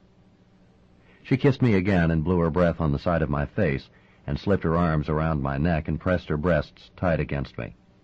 I sat up on the side of the couch and took off my trousers. Then she pressed me back into the cushions, raised herself up on her knees, and with her hand guided me inside her. Her eyes closed, she moaned, and her mouth opened wide, and she leaned down over me on her arms with her breasts close to my face. She had ignored all my anger, no, my self-pity, and I felt humbled and dizzy and physically weak when I looked up into the electric blueness of her eyes. There was a strawberry birthmark on her right breast, and it seemed to grow darker and fill with blood as her breathing became more rapid. I felt her warmth drawing me into her, felt her wet palms slip under me, felt her thighs flex and tighten around me. Then her hands held my face, and my heart twisted in my chest, and I felt an aching hardness crest inside of me, and burst apart like a heavy stone ripping loose in a rushing stream bed. "Oh, you fine man," she said, and brushed the drops of sweat out of my eyes with her fingers, her body still shaking. She fell asleep next to me, and I covered her with a sheet from the bedroom. The moon was out now, and the light through the glass made her curly blonde hair look like it was touched with silver. Just the edge of her strawberry birthmark showed above the sheet.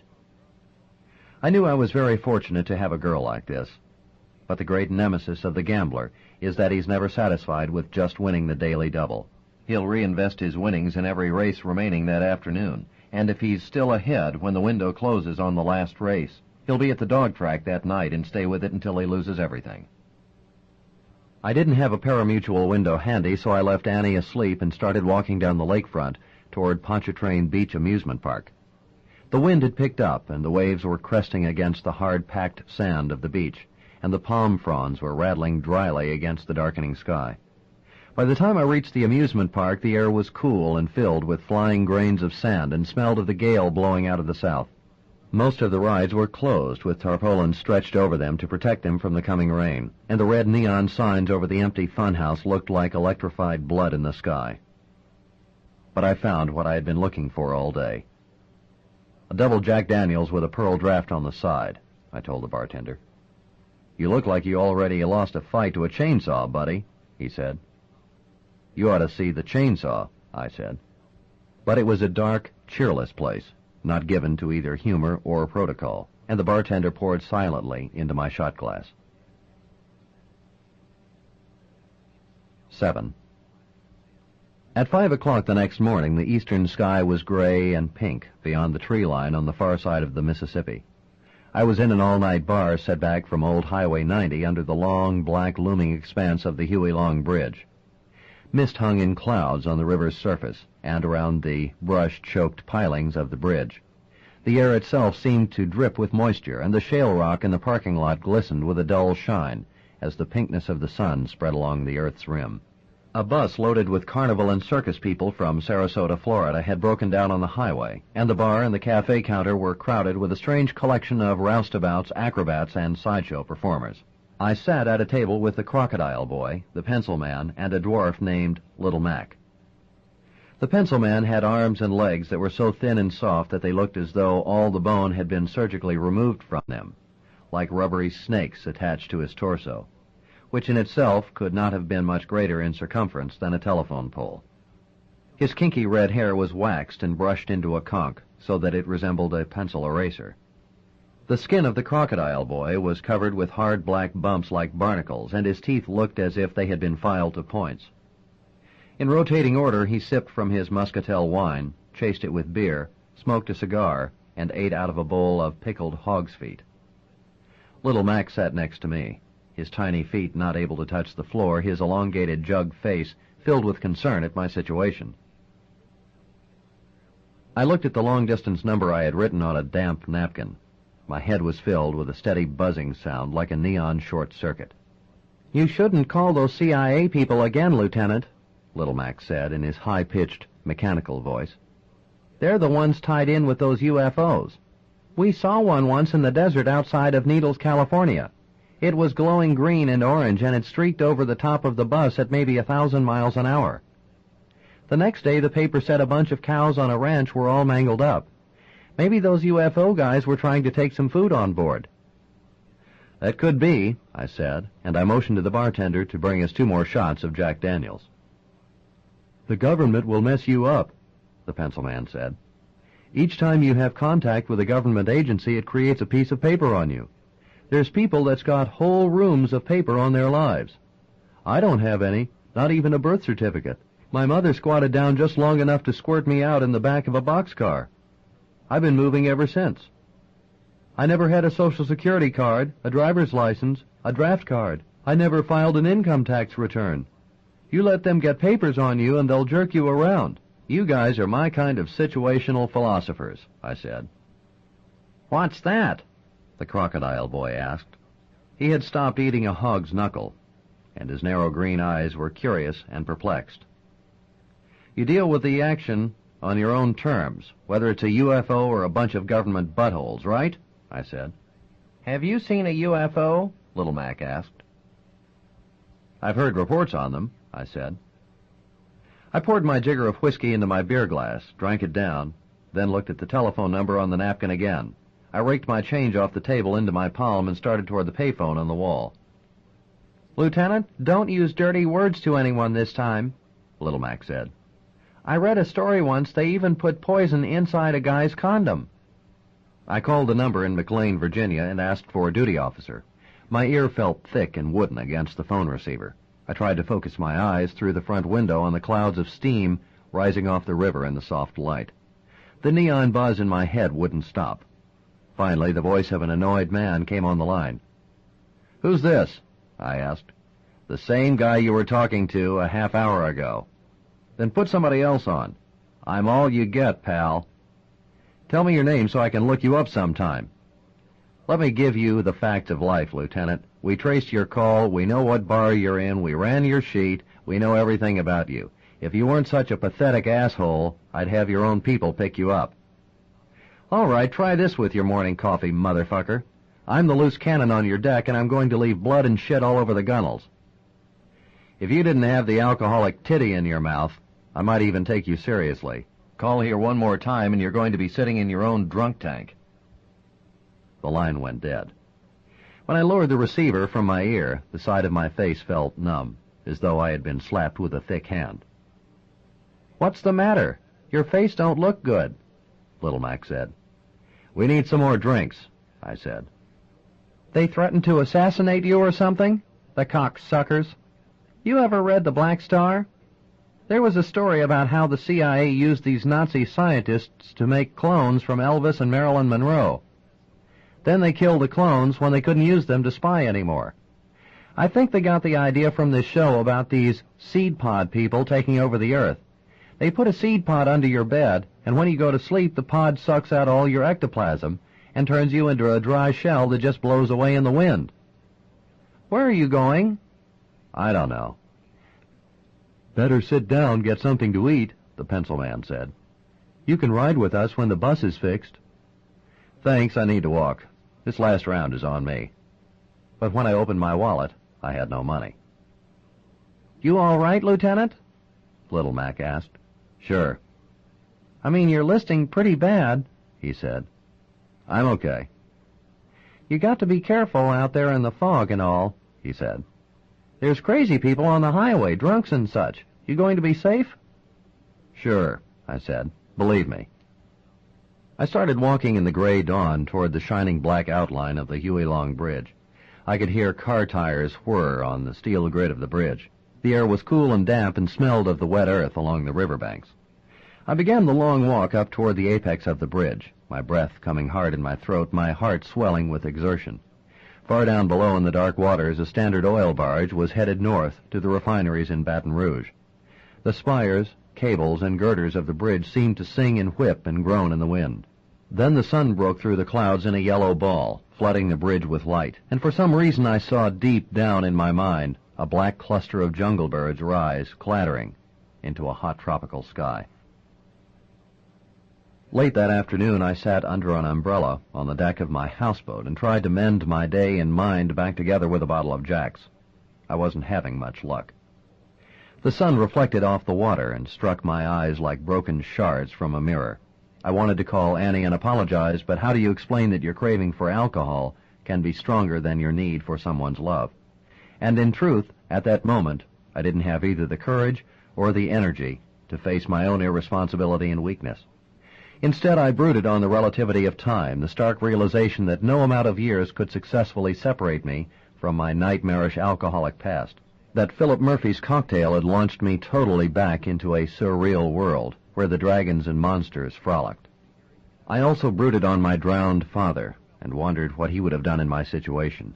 He was a big, powerful man, a dark, laughing Cajun with white teeth and tortoise eyes who had been raised on boudin, kush-kush, and garfish balls. He had been a fur trapper on Marsh Island and a derrick man on oil rigs, working high up on the monkey board, and he had done his best to take care of Jimmy and me after my mother ran away with a beret dealer from Morgan City. But when he was out of work, he drank hard and sometimes brawled in bars and got thrown in the parish jail. The white streak in Jimmy's and my hair was caused by a vitamin deficiency associated with malnutrition. However, during those bad times, he could be imaginative and kind in ways that we would never forget. On a Halloween evening, when the pecan tree stood full and black against the orange sky, he would come home with carved pumpkins, chopped lengths of sugar cane, and blocks of hot gingerbread. Or at our birthday breakfasts, we would find by our plates of kush-kush and boudin a dozen Civil War mini-balls or rose quartz Indian arrowheads, and one time a rusty Confederate revolver he had dug out of the bank on Bayou Teche. He usually spoke to us in French, and he entertained us for years with an endless number of admonitions, observations, and folk stories that he said he'd learned from his father, but that I think he made up as the situation demanded. An English paraphrase of a few. Never do anything you don't want to, you. If everybody agrees upon it, it's got to be wrong. Rather than the eagle, the crawfish should be the symbol of the United States. If you put an eagle on a railroad track and a train comes along, what's that eagle going to do? He's going to fly, him. But you put a crawfish on that railroad track, and what's he going to do?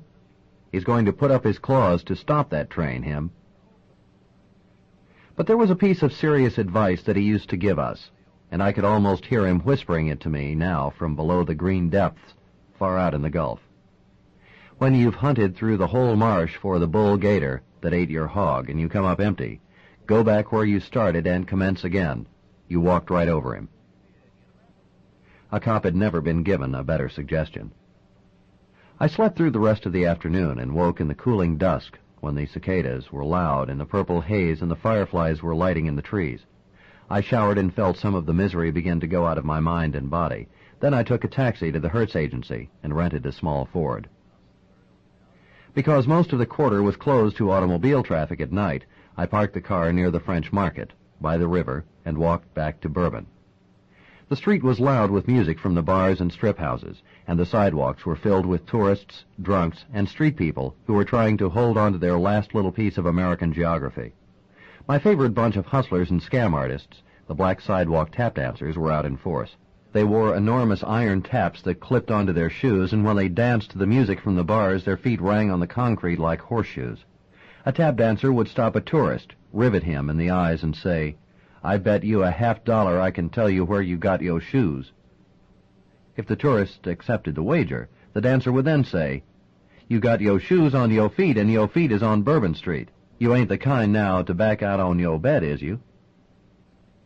I went inside Plato's Adult Theater, stopped in the men's room, and removed the clip from my .45 automatic. I dropped the empty pistol in one coat pocket, the clip in the other, and opened Wesley Potts' office door without knocking. "What's happening, Wes? Community outreach here," I said. He sat behind the desk in his powder blue polyester slacks, with his feet up in a chair, watching the baseball game on television and eating fried chicken out of a box propped on his stomach. His pate shone with hair oil, and his eyes looked at me like uncertain blue marbles. He resumed chewing and swallowed the chicken in his mouth. "I'm looking for a fellow named Bobby Joe Starkweather," I said. "I suspect he's a fan of the Tijuana visual arts." His eyes clicked back and forth. "I hear they pulled your ticket, Lieutenant," he said. "You hear a lot of rumors in troubled times. This is more like the Times-Picayune. Those are bureaucratic matters that guys like you and me don't need to pay much attention to. I think I already went on the line once for you, Lieutenant. I didn't get nothing for it, either, except my film smashed up by Purcell. I could have got into some real ugly shit because of that. I'm temporarily disconnected from the snitch fund, so we're operating on good faith here. I went through a lot of anxiety because of that day. I think you ought to understand that. No matter what you think about me, I'm not some kind of geek for the mob that hops around in the pan like a piece of popcorn. I got a family. My kids go to Sunday school. I pay a lot of taxes. Maybe my IRS records are a little creative, but how about Nixon's? A guy wants a little respect, a little recognition, that he's got his own space, his own problems. I know all that, Wes. That's why it makes me feel bad when I do this to you." I took the .45 from my coat pocket, slid back the loading receiver, let it clack back loudly into place, and aimed it at a downward angle between his eyes so he could see the cocked hammer. He gasped. His face jumped. Pinpoints of sweat broke out on his coarse skin, and his eyes almost crossed as they went out of focus on the pointed pistol. He fluttered his fingers on the barrel. "Don't point it at me, Lieutenant," he pleaded. "I was in the war. I can't take guns." "Your sheet says you got a peacetime BCD. I don't care. I hate guns. I hate all violence. God, I'm going to wet my pants." He was trembling badly. The box of fried chicken had spilled to the floor, and he was swallowing dryly, the pulse jumping in his throat and kneading and rubbing his hands in front of him as though something obscene were on them. Then he began to weep uncontrollably. "I can't do this to you. I'm sorry, Wesley," I said, and lowered the .45. "What?" he said weakly. "I apologize. I shouldn't have done that. If you don't want to drop the dime on somebody, that's your business." He couldn't stop hiccuping and shaking. "Lighten up. It was empty. Here, look." I pointed the barrel at my palm and snapped the trigger. His head jerked at the sound. "I'm going to have a heart attack. I had rheumatic fever when I was a kid. I can't take high-level stress like this," he said. "I'll get you a whiskey from next door. What do you drink?" "A double blackjack on ice, with a Tuborg chaser." He paused and blinked. "Make sure the beer's cold, too. The Jew that runs that joint is always trying to cut down on his refrigeration bill." I went to the bar next door and had to pay $8 for the imported beer and the double shot of Jack Daniels and a cup of ice. When I got back to Wesley's office, the air reeked of marijuana, and his face had the blank, stiff look of somebody who had just eaten a roach. "My doctor gives it to me for glaucoma," he said. "It's a condition I got in the Army. A hand grenade blew up in one of the pits. That's how come I'm nervous all the time and can't take stress." "I see." "The beer cold?" "You bet. Are you all right now?" "Sure." He drank down the whiskey and crunched the ice between his teeth, his close-set eyes narrowing and focusing like BBs. "Lieutenant, I can give you that fucker." "Why is that?" "He's a creep. Besides, he was muling Mexican brown for Segura. I still live down in the Irish Channel. They hook up neighborhood kids with that stuff." Yeah, the Rotary and the Knights of Columbus have been talking a lot about that lately. Have you been attending some of their breakfasts on that, Wes? I sell dirty fantasies in a dark theater. I don't steal people's souls. You haven't found that tattooed asswipe because he don't live in New Orleans. He's got a fish camp over by Bayou des Salimans in St. Charles Parish. He spends his time busting bottles in the backyard with a shotgun. The guy's a walking advertisement for massive federal aid to mental health. Dropping the dime's not always enough. I'm turning him for you. What else do you want? You know the rules, Wes. We don't let the customers write the script. Give me the rest of it. Like DDG told me, treat people with respect. He drank his beer and looked intently at the wall, his face coloring with remembered anger. I could hear his breath in his nose. Segura invited a bunch of guys out to his pool to play cards, have drinks, and fool around with a gash.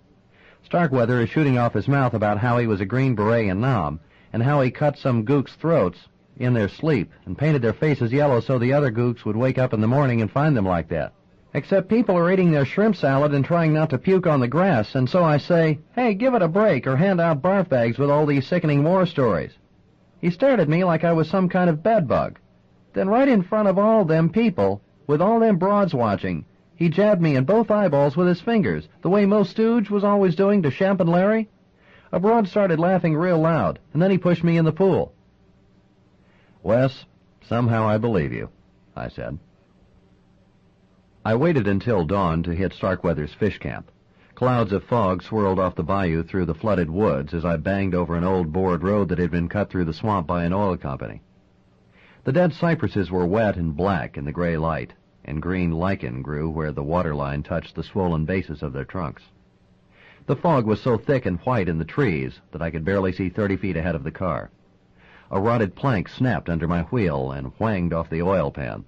In the early morning stillness, the sound made the herons and egrets rise in a sudden flapping of wings toward the pink light above the treetops.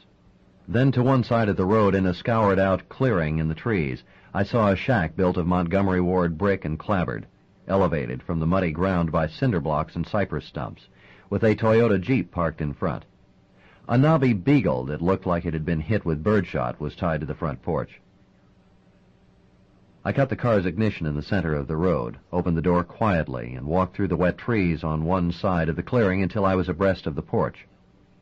The oaks that ringed the clearing were covered with shredded rifle targets. Perforated tin cans and shattered bottles dangled from bits of baling wire. The bark on the trunks was ripped and gouged white by bullets. The screen door to the shack was ajar, but I couldn't see or hear any movement inside. Out back, hogs were snuffing and grunting inside a wood pen. I pulled back the receiver on my .45 and eased around from the clip into the chamber. I took a deep breath, then raced across the dirt yard, cleared the porch steps in one jump, almost caused the beagle to break its neck on its rope, and crashed through the screen door. I crouched and swung the .45 around the room, my heart hammering against my ribcage, my eyes wide in the gloom. The wooden floor was littered with beer cans, bread wrappers, Red Man pouches, chicken bones, bottle caps, and the chewed stuffing from a rotted mattress that was piled in the corner. But there was nobody in the room. Then someone slid back the curtain on the doorway to the single bedroom and back. I aimed the .45 right at her face, both of my hands sweating on the grip. "Wow, who the fuck are you?" she said drowsily. She was maybe 20, and wore cut-off blue jeans and only a bra for a top. Her face looked numb, dead, and she had to keep widening her eyes to focus on me. Her hair was the color of weathered wood. "Where's Starkweather?" I said. "I think he went out back with that other dude. Are you the heat or something?" I pushed open the back screen and dropped into the yard. In the mist I could see an outhouse, an upside-down pirogue beaded with dew, a wooden hog pen, a wheelless and rusted-out car body pocked with silvery bullet holes. The sun was lighting the trees now, and I could see the dead green water in the swamp, the levee covered with buttercups, the Spanish moss that was lifting in the breeze off the Gulf. But there was no one back here. Then I heard the hogs grunting and snuffing again, and I realized they were eating something inside the pen. They were in a circle, their heads dipped down as though they were eating from a trough.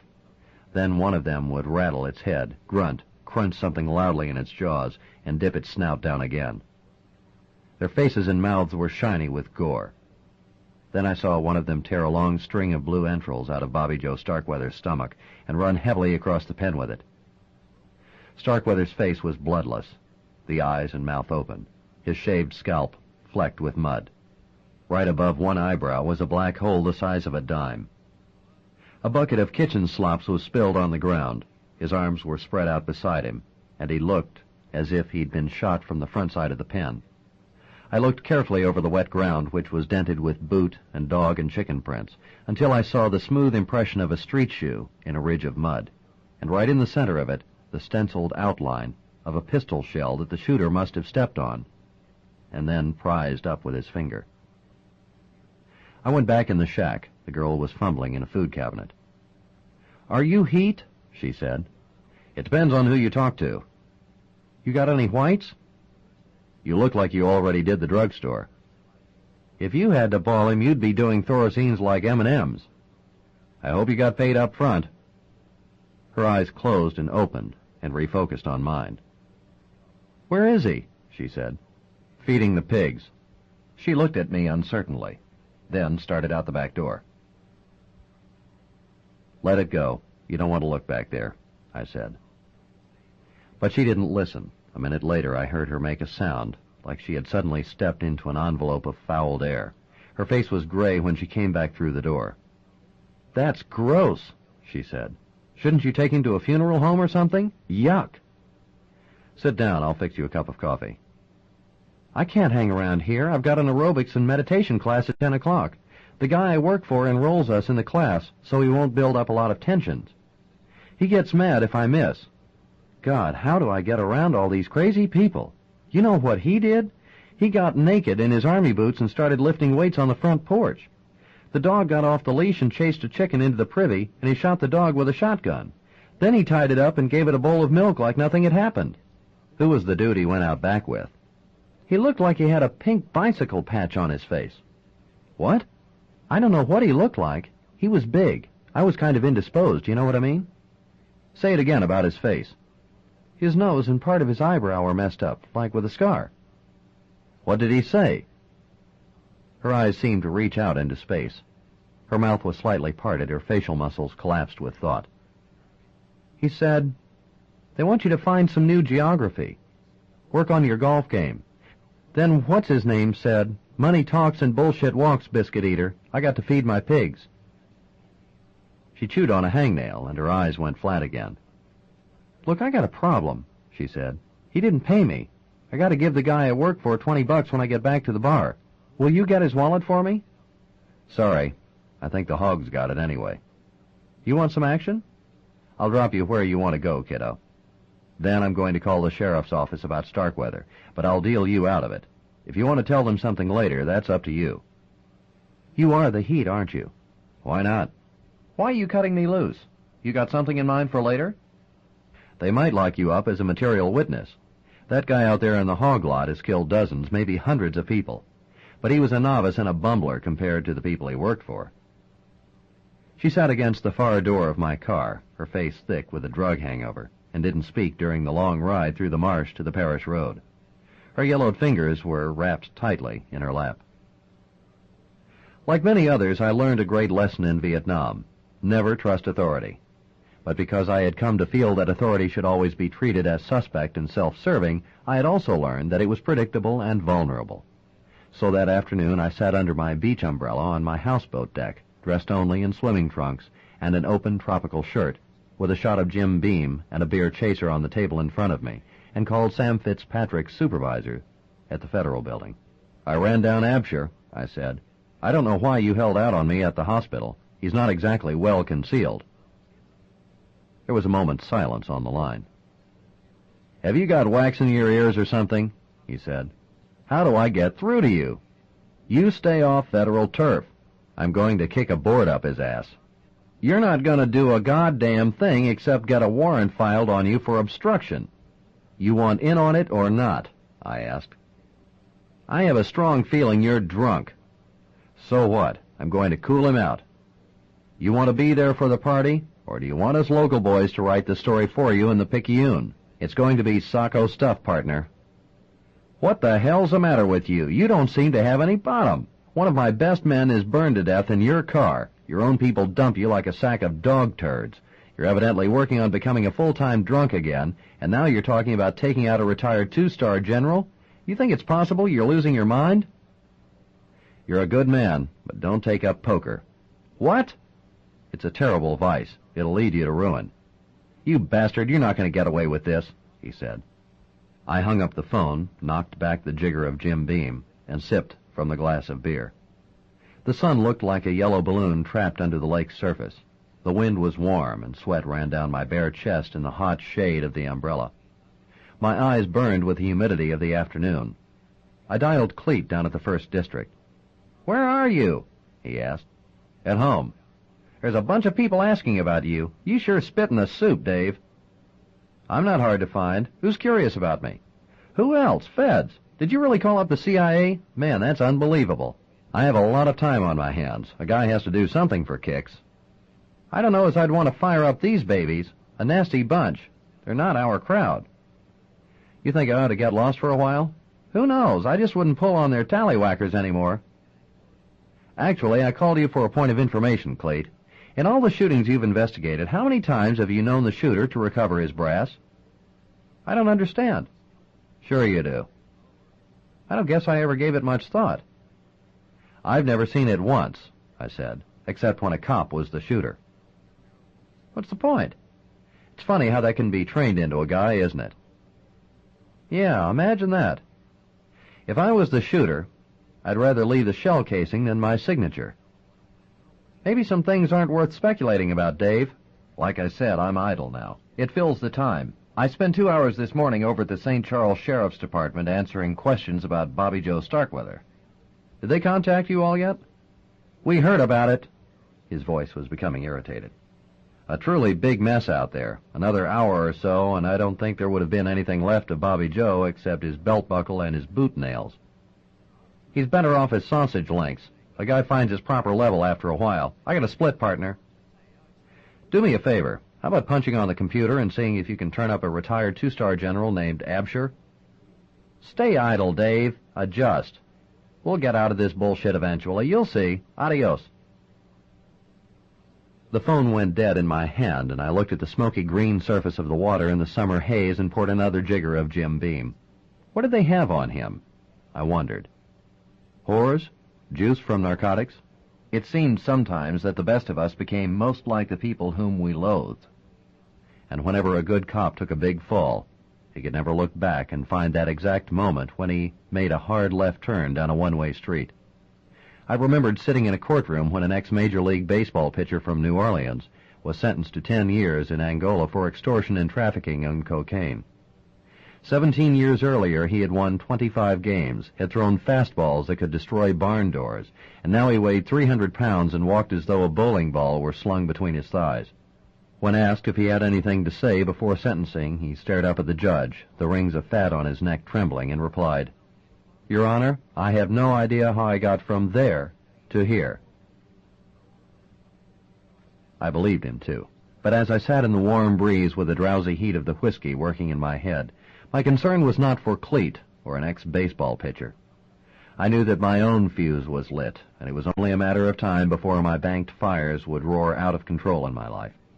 I had never felt more alone, and I uttered a prayer that seemed a contradiction of everything I had learned back at the Catholic school. Dear God, my higher power, even though I've abandoned you, don't abandon me. 8. Late that afternoon, I fixed a poor boy sandwich of oysters, shrimp, lettuce, and a sauce picante, then drove through the cooling, tree-shaded streets toward the Times-Picayune, where a night editor sometimes let me use their morgue. But first I wanted to make amends to Annie for deserting her at the houseboat the other night. Afternoon Jim Beam always endowed me with that kind of magical power.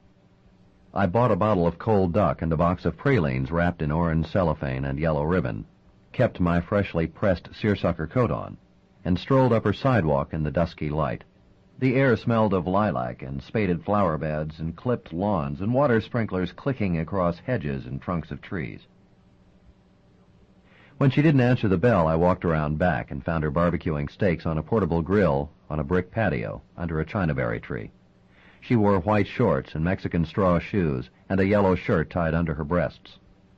Her eyes were watering in the smoke, and she stepped away from the fire and picked up a gin gimlet from a glass tabletop that was set with plates and silverware. The gimlet glass was wrapped in a paper napkin with a rubber band around it. Her eyes lighted briefly when she saw me. Then she looked away. "Oh, hello, Dave," she said. "I should have called. I caught you at a bad time." "A little bit." "I brought these pralines and some cold duck," I said.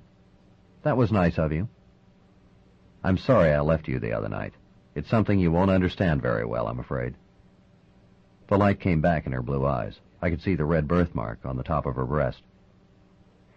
"The best way to end a conversation is to tell somebody she can't understand something," she said. "I meant there was no excuse for it." "There was a reason. Maybe you just don't want to look at it." "I went after liquor. I was drunk all night. I ended up in a bar on Old 90 with a bunch of sideshow performers. I called up the CIA and cussed out the duty officer." "I guess that prevented you from finding a telephone for 2 days?" "I tried to find Bobby Joe Starkweather. Somebody canceled him out in a hog lot." "I'm not interested, Dave. Did you come by to screw me?" "You think I'm giving you a shock?" "No, I think you're single-minded and you're bent on revenge. I made the overture the other night and complicated things for you. Now you're feeling the gentleman's obligation. Sorry, I'm not in the absolution business. I don't have any regrets. If you do, that's your problem." She began to poke the meat on the grill with a fork. The fire flared up and her eyes winced in the smoke. She poked at the meat all the harder. "I'm truly sorry," I said, "but you're right about my being single-minded. There's only one girl I'm interested in." I wanted to put my arms around her waist and take her out of the smoke, hold her against me and feel her curly hair under my hands. "You just can't leave a woman alone in the night, Dave." I looked away from her face. "I woke up and you were gone, and I thought maybe those defective people had come back. I drove up and down the beach looking for you until dawn," she said. "I didn't know that." "How could you, if you were with some sideshow people?" "Annie, I'd like another chance with you. I can't make you many promises except I won't deliberately hurt you again. That's probably not very adequate, but it's all I have." She turned her face away from me, and I saw her brush her eye with the back of her wrist. "Another night. There's someone coming over now," she said. "All right." "Are those people out there worth all this?" "They'll find me if I don't find them. You can bet on it." My great-grandparents were part of the Underground Railway. Quantrill's raiders tore down their sod houses and burned their cornfields. Long after Quantrill and Bloody Bill Anderson and Jesse James were dead, they were raising children and Russian wheat in a free state. But somebody canceled Quantrill and Company's action first, namely Federal Cavalry. I smiled at her, but her face suddenly looked wan in the electric light that was hung in the chinaberry tree. I didn't care about propriety or restraint or the fact that her friend would arrive any minute now. I set the cold duck and the pralines on the glass tabletop and put my arms around her and kissed her curly hair. But she didn't respond. Her shoulders were stiff, her eyes turned down, her arms angular and dead. "Call me tomorrow," she whispered. "Sure." "I want you to." "I will, I promise." "Things just aren't right with me tonight. I'll be all right tomorrow." "I'll leave the pralines. I'll call early. Maybe we'll have breakfast at the Café du Monde." "That sounds nice," she said. But her eyes were veiled, and I couldn't read them. Under all her fascination with weirdness, she had the sensitive heart of a small-town Midwestern girl. On my way down the front walk, I passed a young man who looked like a graduate student at Tulane. He wore cream-colored slacks, a pale blue shirt, and a striped tie, and his smile was good-natured and his face very handsome. I asked him if he was having dinner with Annie Ballard. "Why, yes," he said, and smiled again. "Here, take this," I said, and handed him the bottle of cold duck. "It's on the fuzz tonight." It was an old thing to do, and a moment later I felt foolish and rude. Then I remembered an axiom taught me in Vietnam by a line officer who used to cut through Gordian knots with a sentence. "Fuck it. Who wants to be a good loser?" That night, as I sat in the morgue of the Times-Picayune and turned the yellowed pages of old newspapers or flipped the strips of microfilm up on the viewing screen, I reflected upon the ambiguous importance of the past in our lives. In order to free ourselves from it, I thought, we treat it as a decaying memory. At the same time, it's the only measure of identity we have. There is no mystery to the self. We are what we do and where we have been. So we have to resurrect the past constantly, erect monuments to it, and keep it alive in order to remember who we are. For some, even our darkest past moments are preferable somehow to those few interludes of peace and sunshine in the world. Why? God only knows. I thought about the followers of Pancho Villa, who found his assassination and the end of his violent era so unacceptable that they dug up his corpse, sawed the head from the trunk, sank it in a huge glass jar of white rum, and brought it in a Model T Ford to the Van Horn Mountains outside of El Paso, where they entombed it under a pile of orange rocks. At night for years thereafter, they would remove the rocks and drink mezcal, and smoke marijuana in the hot wind and talk to his bloated, leering face floating against the glass. But I was looking at another kind of dark history now. The retired two-star general had not been hard to find. His full name was Jerome Galen Absher, and he lived right here in New Orleans, in the Garden District off St. Charles Avenue. He was a West Point graduate, and he'd had a distinguished combat record in World War II and Korea. A 1966 color photograph showed him eating out of a GI mess kit with his men in an LZ cut out of the elephant grass in the central highlands of Vietnam. He wore an automatic pistol in his shoulder holster over his bare, leathery chest. His face was deeply tanned, his eyebrows and hair very white, his eyes the intense blue of a butane flame. A creative journalist had called him the Happy Warrior in the cut line.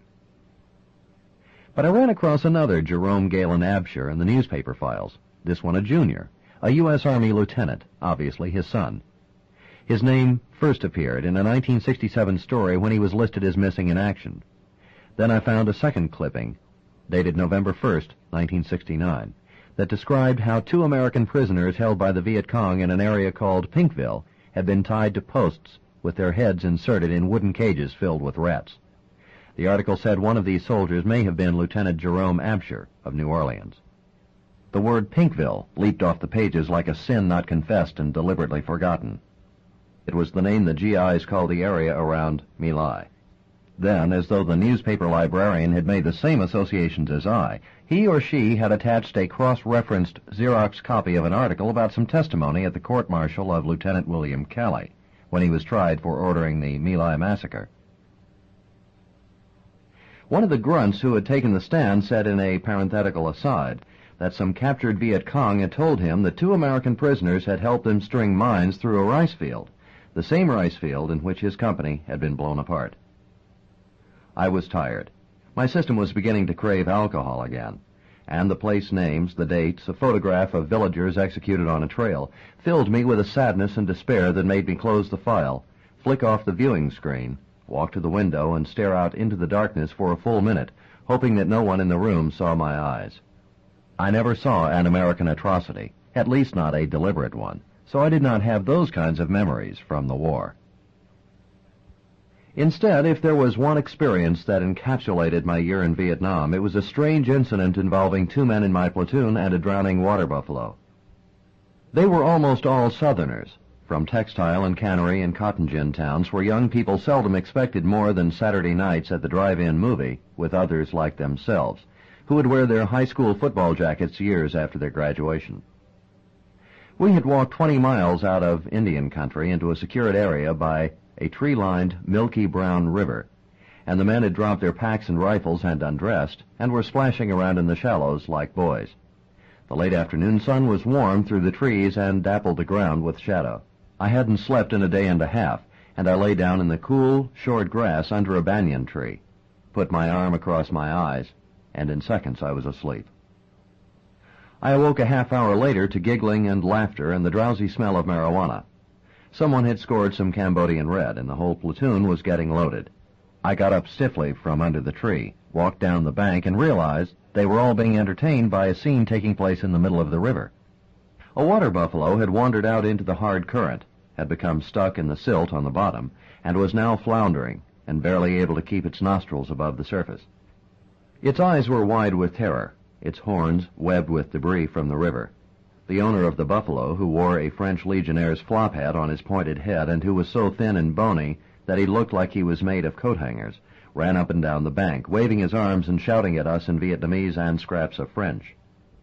2 cousins from Conroe, Texas, had waded in after the buffalo with a lariat they had fashioned from a rope they had taken out of the back of a Marine Corps 6x. Their brown backs were wet and ridged with muscle and vertebrae, and they were grinning and laughing and flinging out their lariat with all the stoned confidence of 19-year-old cowboys.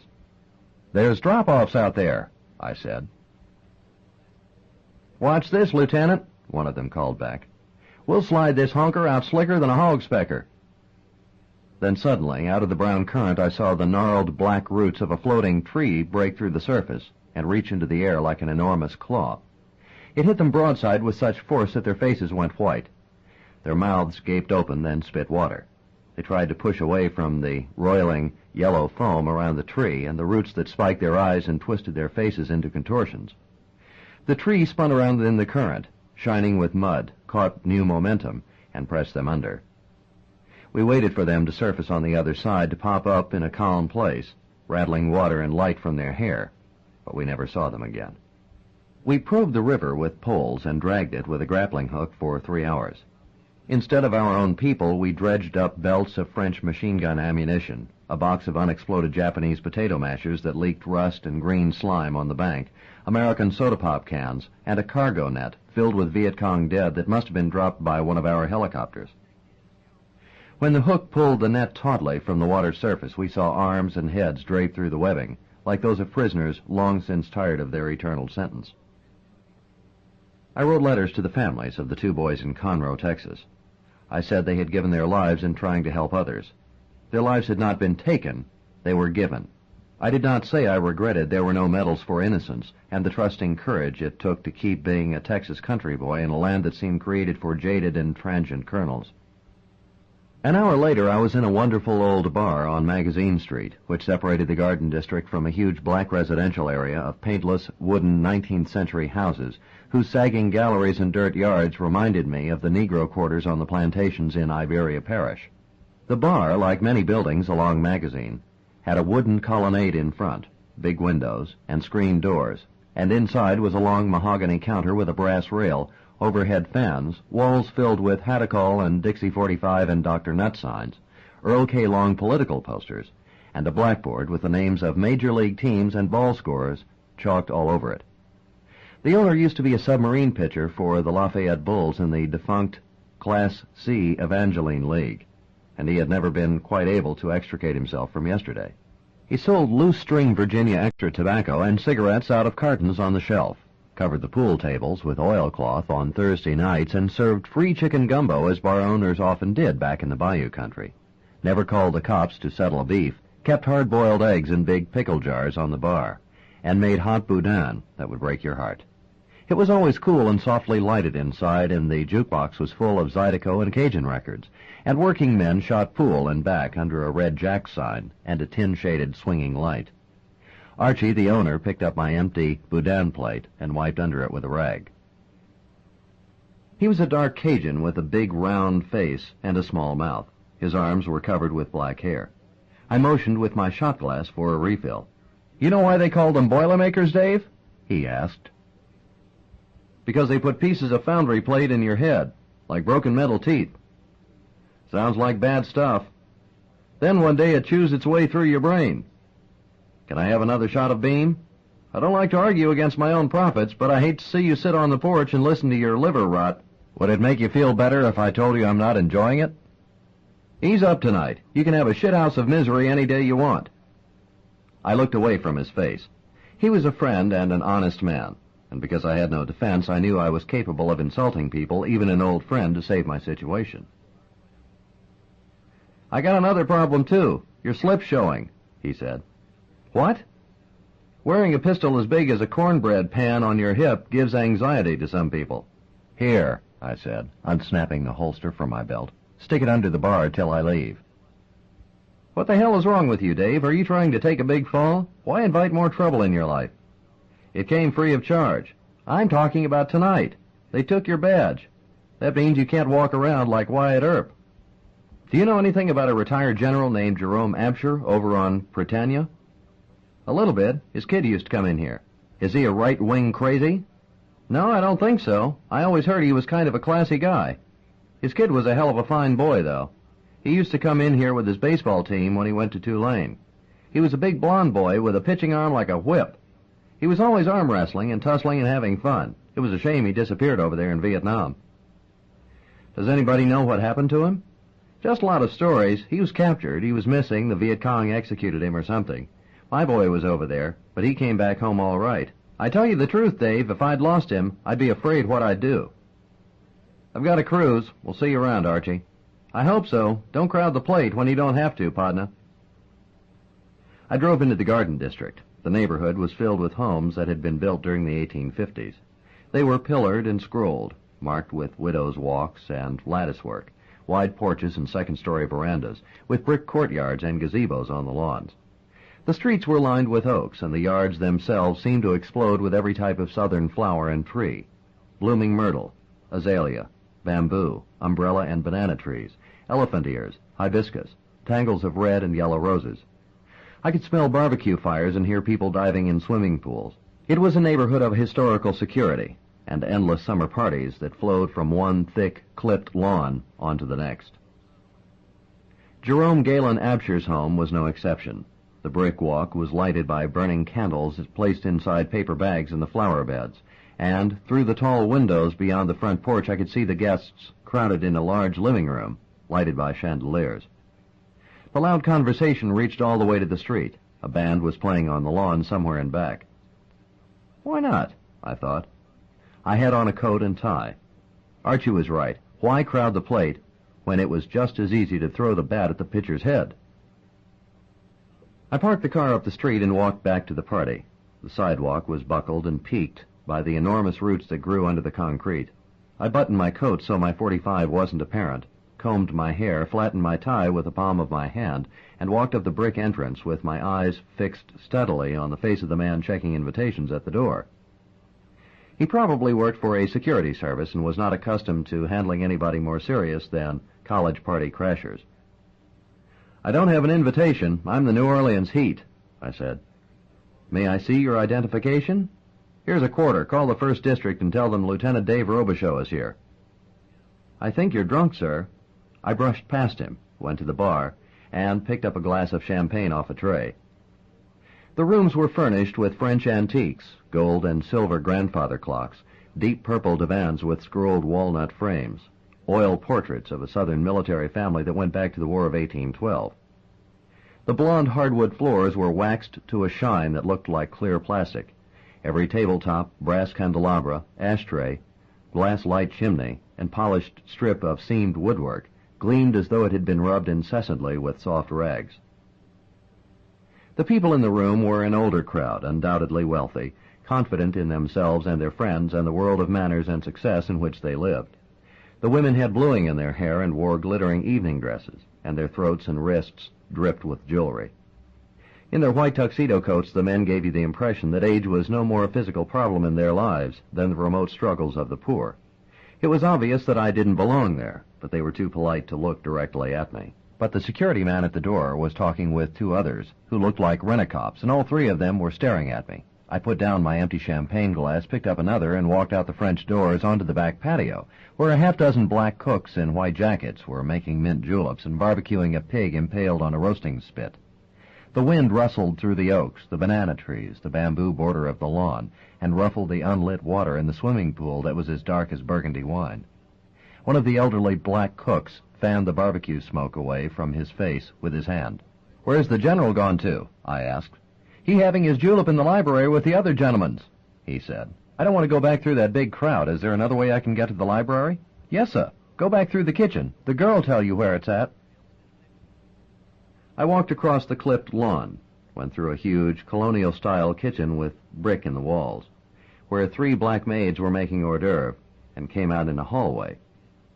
I could see the library door partly opened, and two men with highball glasses in their hands, talking to somebody who sat in a chair with his legs crossed. I recognized one of the standing men immediately. I pushed the door, sipped out of my champagne glass, and smiled at the three of them. The general had gained weight since the newspaper photograph was taken, but his skin was still deeply tanned and glowing with health. The white hair was cut GI, and his acetylene blue eyes looked at you with the unflinching clarity of a man who was never inhibited by complexity or moral doubt. "How are you doing, General?" I said. "It's amazing who might drop in on a cocktail party these days. I'm speaking about myself, of course. But what are you doing with a character like Whiplash Weinberger? Most people call the Orkin Company if they see this guy anywhere near their neighborhoods." "I'll take care of it," Weinberger said, and moved his hand to the table phone. "It's all right," the General said. "I don't know about that," I said. "I think some of your cadre are starting to unravel. I've got a couple of Polaroids of Bobby Joe Starkweather lying out behind his fish camp. You can have them for postcards. You'll be treated as a guest in my home even though you came here uninvited. You can go back to the bar or you can leave." "I'm comfortable here." "You've had too much to drink, or perhaps you're simply obsessive," he said. "But there's no point in your being here. You should have stuck with regular Army, General. These guys working for you wouldn't even measure up to Mafia standards. Weinberger here is a jewel. One time a naive cop down at the 1st District asked him to defend some indigent Haitians, and he said, 'I'm full up on food stamps. It's the amateurs that kill the IPs.'" "What do you know about IPs?" "I was in Vietnam, too, except my outfit went out of its way to protect innocent people. I don't think you can say the same." "How dare you?" he said. "Cut the gentlemanly rancor. You've got Sam Fitzpatrick's blood painted all over you, and I'm going to nail you for it." "Ignore him. He's a lush," Weinberger said. "I'll give you something else to work on, too," I said. "I visited the father of that 19-year-old girl that Segura's people murdered. I wonder if you'd like to confront him and explain why she had to lose her life over some elephant game you and your cretins are playing." "Get out."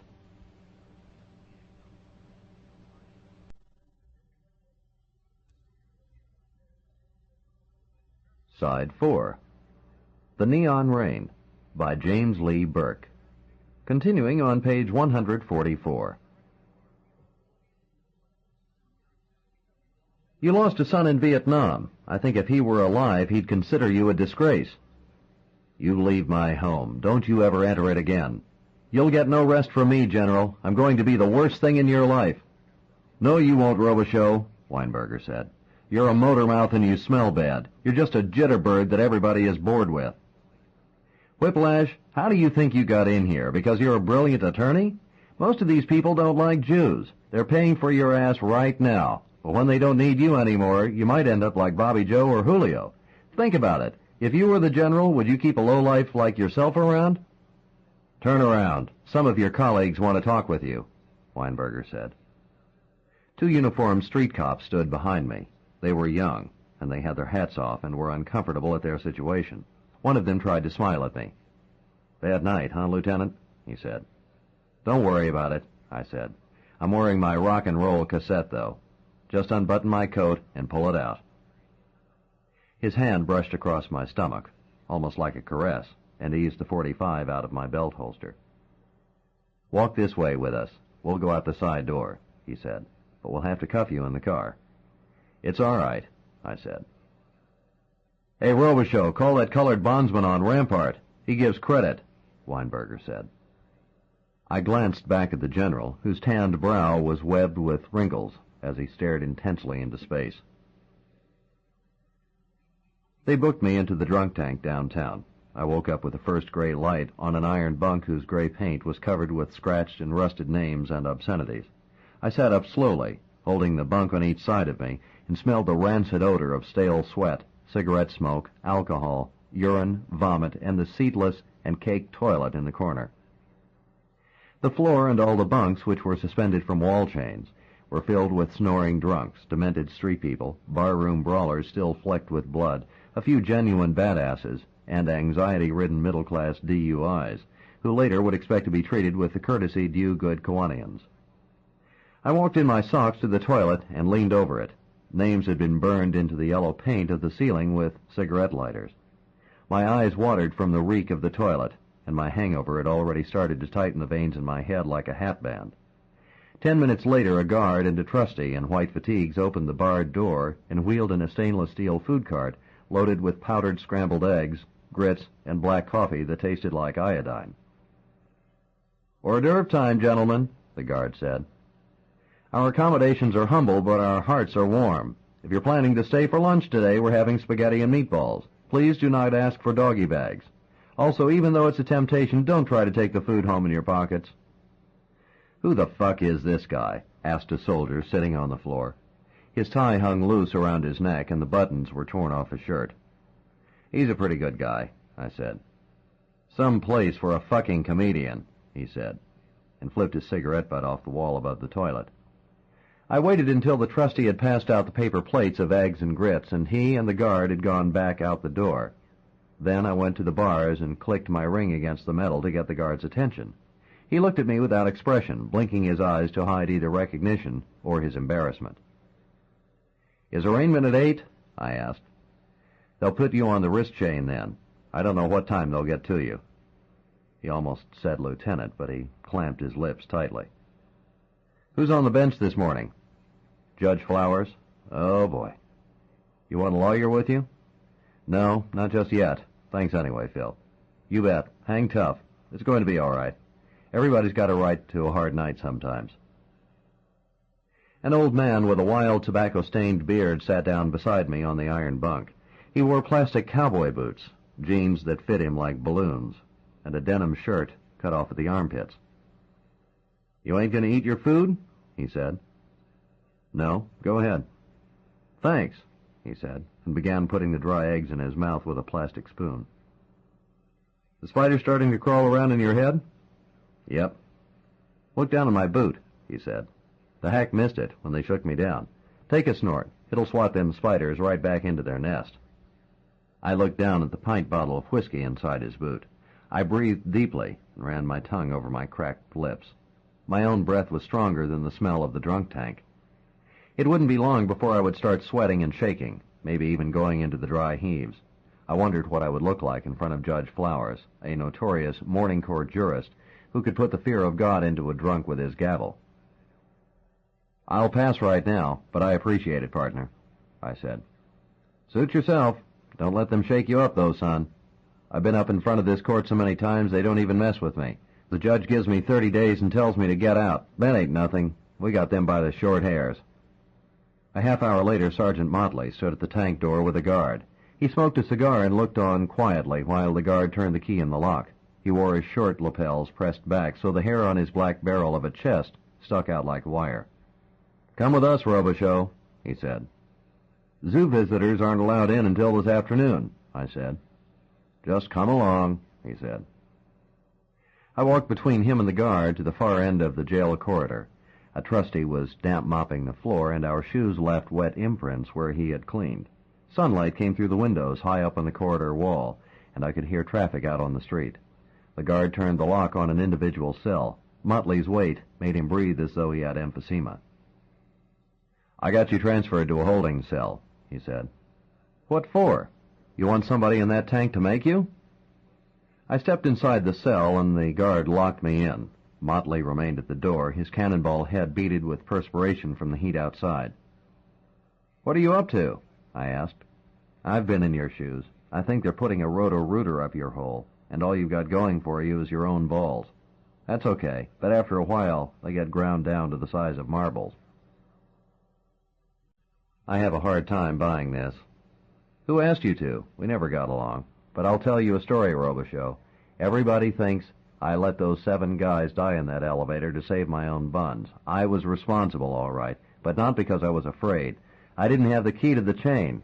I didn't have the fucking key. I climbed up out of the shaft to find somebody with a master. When we pried the doors open, they looked like smoked oysters in there. Whether you believe me or not, that's some hard shit to live with. Why don't you tell that to somebody? You know why I didn't have the key? I got a freebie that morning from one of Julio Segura's broads, and she rolled me. The key was in my billfold." "You tried to get them out, Motley." "Tell that to everybody in the courthouse and the 1st District. Tell it to Purcell. He's always got clever things to say to a black man." "What's he been doing?" "I don't like those guys in internal affairs any more than you do. In my opinion, Purcell is operating in their area. I don't drop the dime on other cops, not even racists, so I don't comment on Purcell." "He's not a racist." "Wake up, Robicheaux. You got to get hit in the face with it? The guy's got a hard-on all the time. Quit the Little Orphan Annie routine." "You're determined to make people love you, aren't you?" "Read it like you want. I hope you get out of this crap. I don't think you will. You're a breath of fresh air, buddy. They stiffed you on the charge. I'd get out of town if I were you. I think they're going to put you away. I touched the side of my face to the bar and looked at him silently. I could feel the pulse working fearfully in my throat. They charged you with carrying a concealed firearm, he said, and looked back at me with his knowing, hard brown eyes. It was a lowball morning. I went to court on a chain with 4 other drunks, a street dealer, a psychotic exhibitionist, and a black kid who had murdered a filling station attendant for $65. Judge Flowers was what we called at AA a white knuckler. He had gotten off the booze on his own, but he'd stayed dry only by redirecting his intense inner misery into the lives of others, particularly those who stood before him blowing alcohol on his face. He set my bond on the concealed firearm charge at $10,000. I didn't even have the $1,000 I would need to pay the bondsman's 10% fee. I sat on the bunk of the holding cell and stared at the scatological words scratched all over the opposite wall. It was the lowest morning of my life, except perhaps for the day my wife left me for the Houston oil man.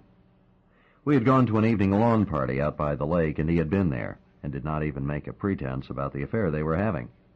He touched shoulders with her at the drink table, brushed his palm across the down on top of her arm, smiled good-naturedly at me with his rugged good looks, as though we enjoyed an intelligent understanding of our situation.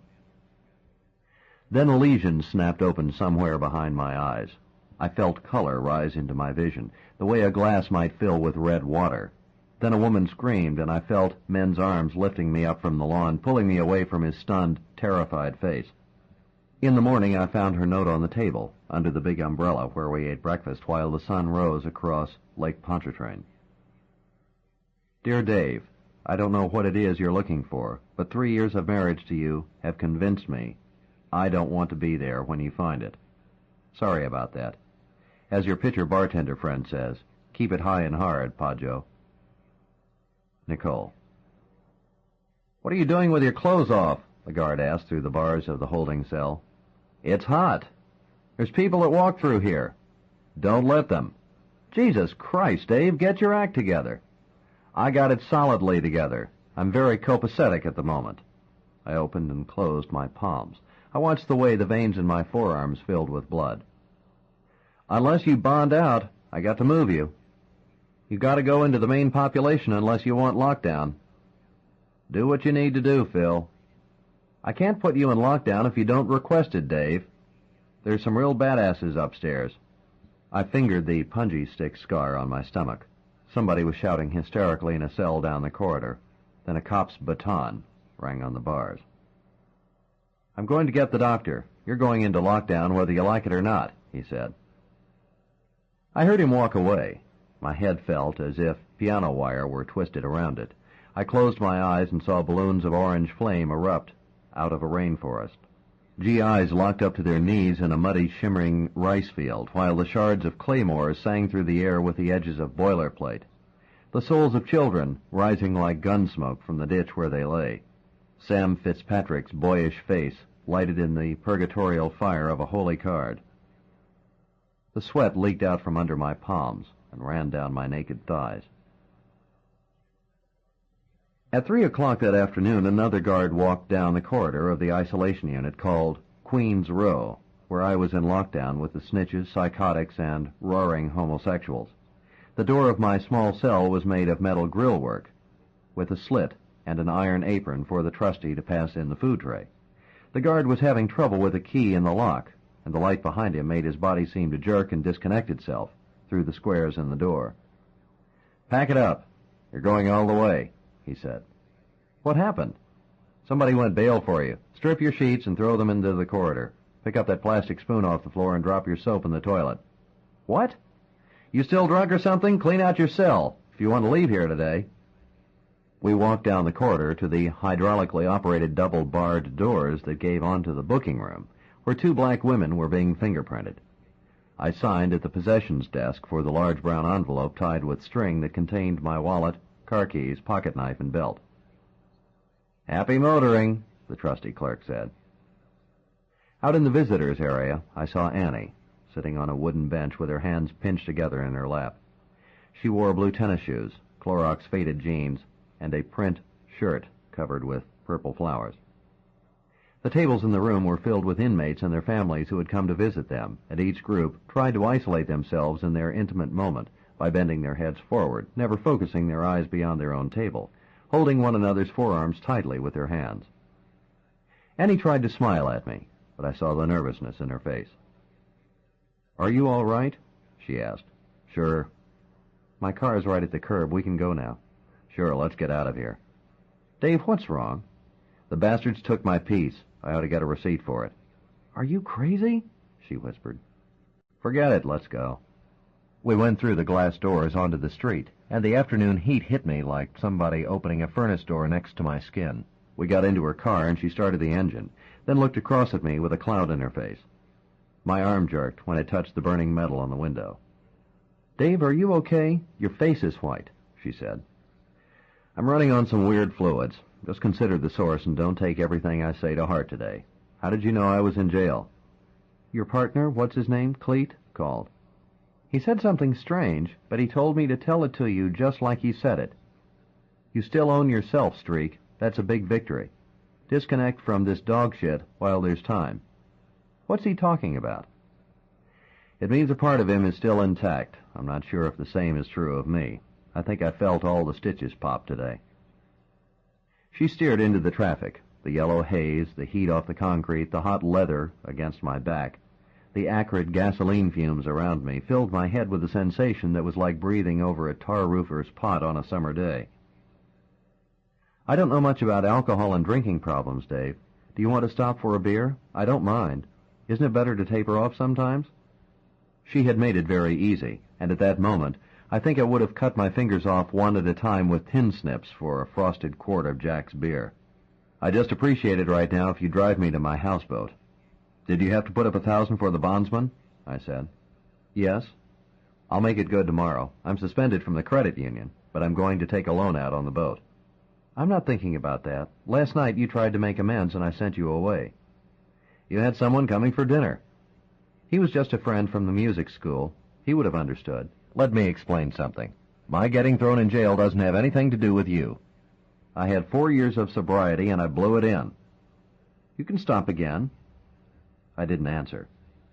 We were on Elysian Fields Avenue, headed out toward the lake. My seersucker suit was rumpled and stained with tobacco juice from the jail, and the skin of my face felt grimy and unshaven under my hand. "Pull in by that eating place, will you?" I said. She parked next to a cafe that had an open-air counter and tables under shade trees where people ate poor boy sandwiches and bleeding slices of watermelon. I ordered 2 Dr. Peppers in paper cups packed with crushed ice and asked the waiter to add a handful of candied cherries and cut limes. I sat in the car and drank out of the cup with both hands, and the slide of ice and bruised cherries and syrupy soda ached wonderfully all the way down my throat and into my stomach. "When I was a kid in New Iberia, we had a drink called Dr. Nut. Tasted just like this," I said.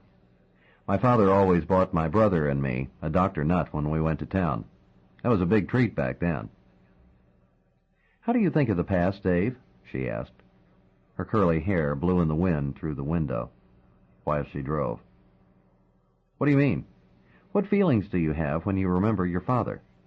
"I think of him with fondness." "That's right, you do, even though your family was poor and sometimes your father wasn't there when you needed him? You didn't take any anger toward him into your adult life. You forgave him and you remember what was best about him. Why not do the same for yourself?" It's not that simple with some people's metabolisms. Today is Saturday, and it's Saturday all day long, and I don't care about what happened yesterday, at least not about the bad things. I like being with you and remembering good things and knowing it's going to get better all the time. Don't they teach something like that at AA? That's pretty close. Will you take me to the horse races tonight? I touched the damp, curly hair on the nape of her neck and brushed the smoothness of her cheek with my fingers.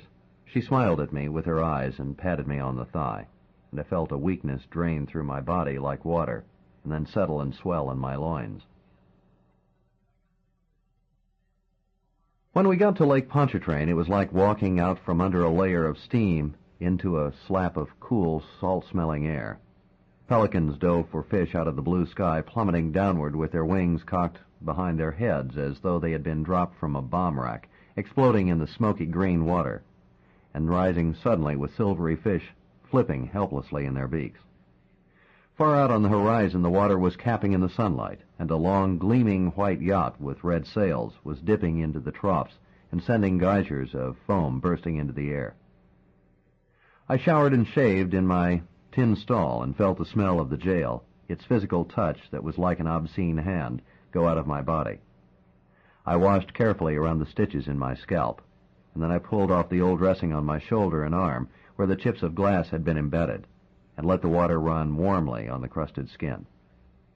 Annie was cooking bass fillets and spinach with hard-boiled eggs on my small stove, and for the first time that day I felt hunger.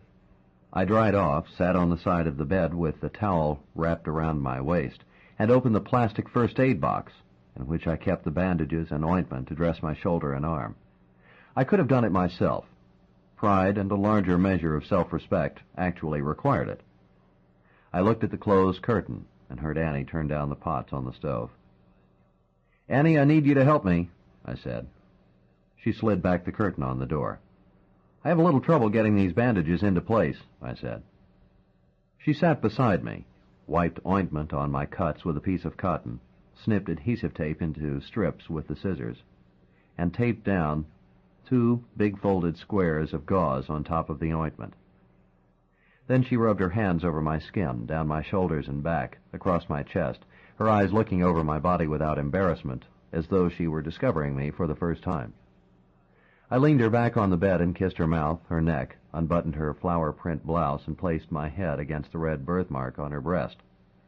I felt her body stretch out against mine, felt the confidence, the surrender that a woman gives in that moment when she no longer hides her hunger, and instead blesses you with a caress that is always unexpected and heart-rushing and humbling in its generosity. This time I wanted to give her more than she gave me, but I wasn't able. In seconds I was lost inside her hands tight against my back, her legs in mine, in an almost maternal way.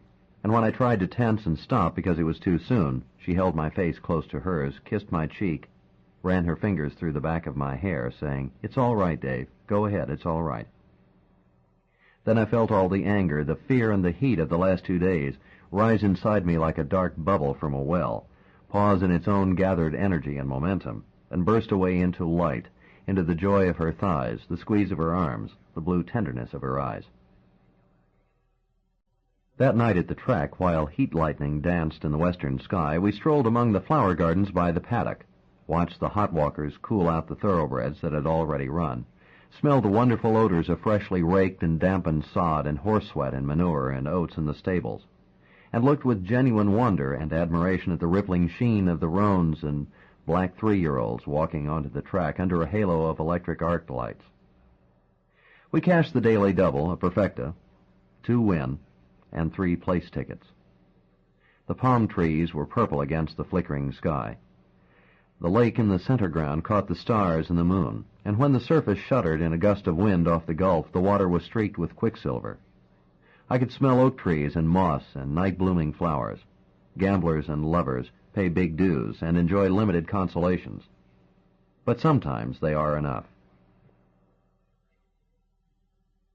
9. The sky was pink over the lake at dawn the next day, and I put on my running shoes and tennis shorts and ran 5 miles along the lakefront, with the wind cool in my face and the sun warm on my bare back. I could feel the sweat glaze and dry on my skin in the wind, and the muscles in my chest and legs seemed to have a resiliency and tension and life in them that I hadn't felt in weeks. Seagulls drifted on the air currents above the water's edge, their wings gilded in the sunlight.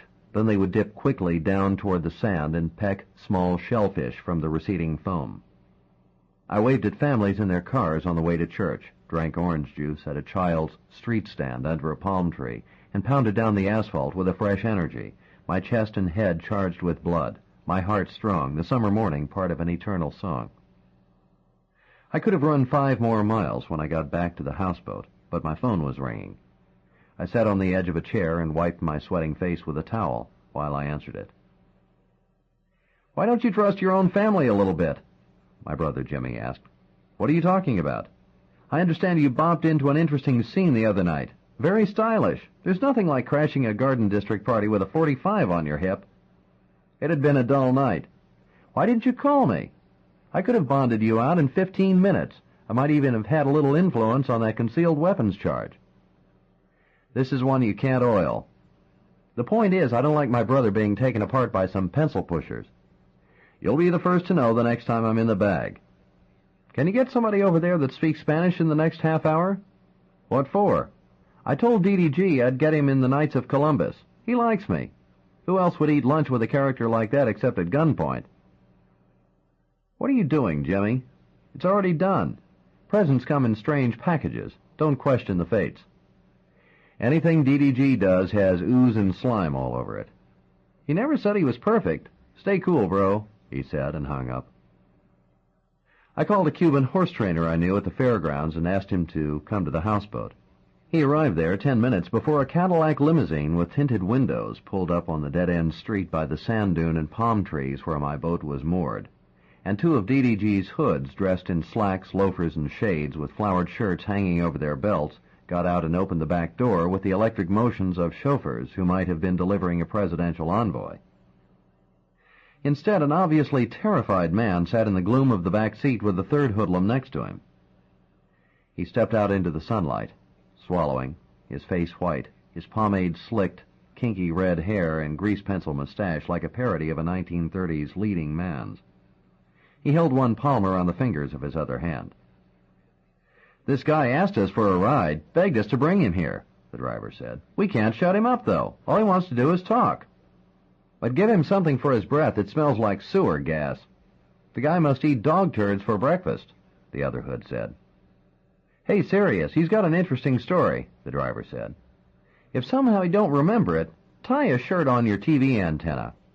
I got to pick up a loaf of bread at the corner store a little later. We can help him fill in the empty spaces. We're just out for the morning air anyway." I couldn't see either one of them well behind their shades, and DDG's hired help tended to run of a kind, slender young Sicilians and Neapolitans, who would blow out your light as easily as they would flip away a cigarette. But I thought I'd seen the driver in a lineup 2 years ago, after we'd prized parts of a bookie out of his own kitchen garbage compactor. They drove off in their Cadillac, the white sun bouncing off the black-tinted glass in the rear. "Andres, I wouldn't hang around with that bunch if I were you," I said. But you still can't accept gratuities when they're given to you on other people's terms, particularly when they come from somebody like DDG. Besides, the fingers of the Nicaraguan's left hand were wrapped in tape, and I had an idea where they had been earlier. He sat at my kitchen table, rigid, his brown eyes riveted fearfully on me as though the lids were stitched to his forehead. I put a tape recorder, a Polaroid camera, and a pint of white rum on the table. "I don't have a tank full of piranha here, and I'll take you to the hospital if you want to go," I said to him through my Cuban friend, whose name was Jaime. He did not need a hospital. The injuries were not serious. But he would very much appreciate a glass of Bacardi, no ice, please. I opened the morning newspaper, pulled my chair around next to him, held up the front section between us so the headline and date were visible, and told Jaime to take our picture with a Polaroid. The Nicaraguan's breath was awful, as though there were something dead in his lungs. He drank the rum and wiped his lips, and the wispy gray scars around his mouth shone like pieces of waxed string. "I want you to understand something," I said. "You're going to be a cooperative person, but not because of DDG's hoods and the business with your fingers. Those guys will not get to you again, at least not because of me. If you want, you can file assault and kidnapping charges against them. I'll drive you to either the police station or the FBI." He watched me carefully as Jaime translated. The thought of reporting DDG's people to the authorities was evidently so absurd to him that his eyes didn't even register the proposal. "But our photograph here is another matter," I said. "I'll make copies, many of them, and circulate them around town for those who might be interested. Maybe you have the trust of your friends, and this will be of little consequence to you. Maybe you are in command of your situation, and this is childishness to you." His face clouded, and his eyes flicked meanly at me for a moment, the way an egg-sucking dog might if you pushed it inside a cage with a stick. "Que quiere?" his voice rasped. It was a strange tale. It was self-serving, circumventive, filled in all probability with lies. But as with all brutal and cruel people, his most innocent admissions and most defensive explanations were often more damning and loathsome in their connotations than the crimes others might accuse him of. He had been a sergeant in Somoza's National Guard for 7 years, a door gunner on a helicopter, and he had flown in many battles against the communists in the jungles and the hills. It was a war of many civilian problems because the communists hid among the villagers and posed as workers in the rice fields and coffee plantations, and when the government helicopters flew too low, they often took hostile fire from the ground, where the peasants denied there were any Sandinistas or weapons. What was one to do? Surely Americans who had been in Vietnam could understand. Those who fought wars could not always be selective.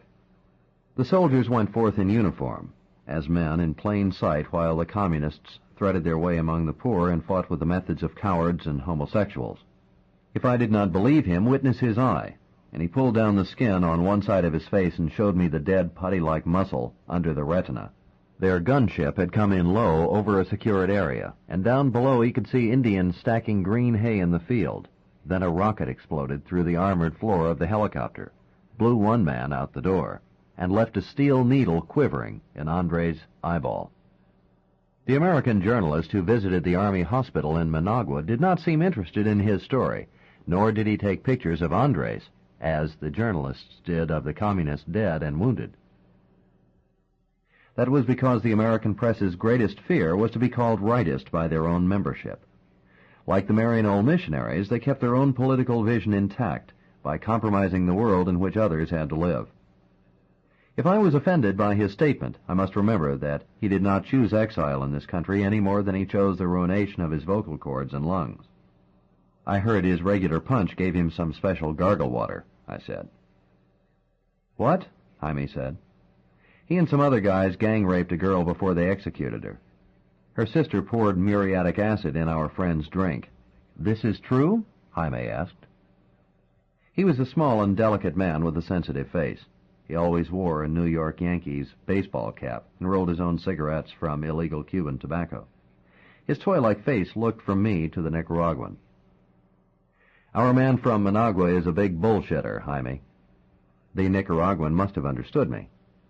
The story about the execution and the acid was a lie, he said, a fabrication of Philip Murphy and the Maricon Starkweather. They took pleasure in the denigration of others because they were not real soldiers. Murphy was a morphine addict who made love to his own body with his syringes. He pretended courage, but was flaccid like a woman, and could not bear pain. Did I really want to know how he, Andres, had his throat and lungs burnt out? How this terrible odor came to live in his chest like a dead serpent? I was blind in one eye, but I could not stop in the fight for my country, Jaime translated for him. Just as they posed as priests and labor organizers, I went among them as a radical who hated the Somoza family. But a diseased puta, a worthless army slut, betrayed me because she thought I had given her the foulness in her organs. The Sandinistas cocked a pistol at my head and made me drink kerosene. Then they lighted matches to my mouth. I suffered greatly at their hands, but my country has suffered more. Where are Philip Murphy and the Israeli? I asked. Who knows? Murphy lives in airports and pharmacies and finds people when he needs them. Jews stay with their own kind. Maybe Eric is with the rich Jew who owns the warehouse. They are close and suspicious people. What Jew? What warehouse? The warehouse where the weapons to free Nicaragua are kept. But I don't know where it is, and I don't know this Jew. I'm only a soldier. His face was empty. His eyes had the muddy, stupid glaze of someone who believed that the honest expression of his ignorance was an acceptable explanation to those who had the power to make judgments. I'll give you an easier question, then, I said. What did you all do to Sam Fitzpatrick before he died? Jaime translated, and the Nicaraguan's face became as flat as a shingle. Did you wire up his genitals? I asked. He looked out at the lake, his mouth pinched tight. He touched the rum glass with his fingers, then withdrew them. Murphy gave the orders, but I suspect you and Bobby Joe carried them out with spirit. Your experience stood you well. I think this one has a big evil inside him, Jaime said. I believe you should give him back to the people who brought him here. I'm afraid they're not interested in him, Jaime. The man they worked for just wanted to knock his competition around a little bit. His small face was perplexed under the brim of his baseball cap. We use them, they use us. It keeps everybody in business, I said. If you don't need more of me, I'll go. Sunday is a bad day to be with this type of man. I've smelled that odor before. It comes out of a great cruelty. Thank you for your help. I'll see you at the track. Send him away, Dave. Even a policeman should not look into the darkness of this man's soul. I reflected upon Jaime's statement after he had gone. Yes, it was about time that the Nicaraguan became somebody else's charge, I thought. I locked a handcuff on one of his wrists, walked him out to my rental car, and hooked the other end through the safety belt anchorage on the back floor. I went back inside the houseboat, dropped the tape cassette in my pocket, and looked up the number of Nate Baxter from Internal Affairs in the phone book. I've got one of the guys that killed Fitzpatrick, I said. I want you to meet me down at the office. You've got who? I've got the Nicaraguan in cuffs. I'm going to bring him in. You're suspended, Robicheaux. You can't bring anybody in. I can't book him, but I can sign the complaint. Are you drinking? Maybe I ought to drop by your house with him. Listen, I can deal with you personally on any level you want, but you better not drag your bullshit into my life. If you haven't figured it out by this time, there's a lot of people that think you should be locked up in a detox unit. These are your friends I'm talking about. Other people think you're a candidate for a frontal lobotomy. The last time you talked to me like this, I was in a hospital bed. Don't take too much for granted, Baxter. You want to clarify that? Make it a little more formal? I looked out at the sun beating on the water. I've got the man that helped kill a federal agent, I said. He can clear me, and I'm bringing him in. If you want to ignore this phone call, that's your choice. I'm going to call Captain Guidry now. Then I'm going down to the 1st District. Are you going to be there? He was silent. Baxter? All right, he said and hung up. Then I called Captain Guidry. His mother said he had gone to a band concert in the park. I poured out the rum remaining in the Nicaraguan's glass and started to wash the glass in the sink. Instead, I threw it as far as I could into the lake. I could see the Nicaraguan's hot eyes looking at me in the rearview mirror. He had to bend forward because of the way his wrist was handcuffed to the floor, and his face was flushed and beaded with sweat in the seat. "¿A dónde vamos?" he said. I didn't answer him. "¿A dónde vamos?" I wondered which he feared most, DDG's people, the city police, or immigration. But regardless, I wasn't going to help him out about our destination. "Hijo de puta! Concha de tu madre!" he said. "Whatever it is, I don't think it's Kansas, Toto," I said. I parked in front of the 1st District headquarters on Basin, cuffed both of the Nicaraguan's wrists behind him, and led him by the arm into the building. "Is Nate Baxter back there?" I asked the sergeant at the information desk. "Yeah, he's sitting in your office. What are you doing, Dave?" "Give Purcell a call for me. Tell him I have some freight he ought to check out." "Dave, you're not supposed to be down here." "Just make the call. It's not a big deal." "Maybe you should make it yourself."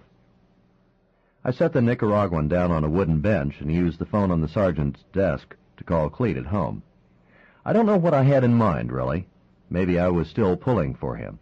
Or maybe, like a jilted lover, I wanted to deliver a little more pain in a situation that was beyond bearing it. "I can't come down there now. Maybe later. Lois is going apeshit on me," he said. "She took all the beer bottles out of the icebox and busted them all over the fucking driveway. On Sunday morning. The neighbors are watering their lawns and going to church while beer foam and glass are sliding down my drive into the street." "Sounds bad." "It's our ongoing soap opera. Drop around sometime and bring your own popcorn." "Cleet? What is it?" "Get down here." I led the Nicaraguan through the traffic squad room, which was filled with uniformed cops doing paperwork, into my office where Nate Baxter sat on the corner of my desk. His sports clothes and two-tone shoes and styled hair gave you the impression of a Nevada real estate salesman who would sell you a house lot located on an abandoned atomic test site. I threw the tape cassette into his lap. "What's this?" he asked. "His confession. Also some information about gun smuggling." "What am I supposed to do with it?" "Listen to it. I've got an interpreter on the tape, but you can get your own." You're taking coerced statements from suspects? He had his options. What the hell are you doing, Robicheaux? You know this isn't acceptable as evidence. Not in the courtroom, but you have to consider it in an IA investigation, right? I can tell you now it's got about as much value as toilet paper. Look, you're supposed to be an impartial investigator. There's a murder confession on that tape. What's the matter with you? All right, I'll listen to it during working hours tomorrow. Then I'll tell you the same thing I told you today. But let's look at your real problem a minute. An unverifiable tape-recorded statement brought in by a suspended cop is worthless in any kind of investigation. You've been here 14 years and you know that. Secondly, while you were on suspension, you got yourself busted with a concealed weapon. I didn't do that to you. Nobody else around here did either. So why not quit pretending I'm the bad actor that kicked all this trouble up your butt? You've got to deal with your own fall, Robicheaux. That's real. Your rap sheet is real, and so is your drinking history. How about Andres here? Does he look like something I made up? My office enclosure was half glass, and the door was open and our voices carried out into the squad room. Is he going to make a statement? Baxter asked. Is he That's right. You got a tape. You got a guy. Now the tape's no good.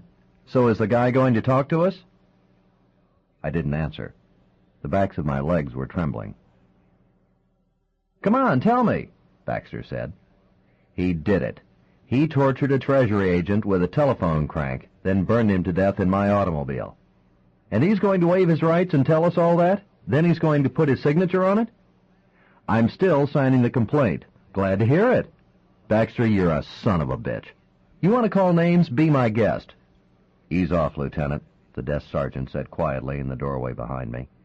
I took my handcuff key from my pocket and unlocked one of the Nicaraguan's wrists, then hooked the loose end to the radiator pipe on the wall.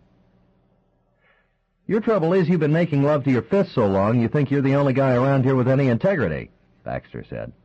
I swung from my side, hard, with my feet set solidly, and caught him square on the mouth. His head snapped back, his tie flew in the air, and I saw blood in his teeth. His eyes were wild. Uniformed cops were standing all over the squad room. I wanted to hit him again.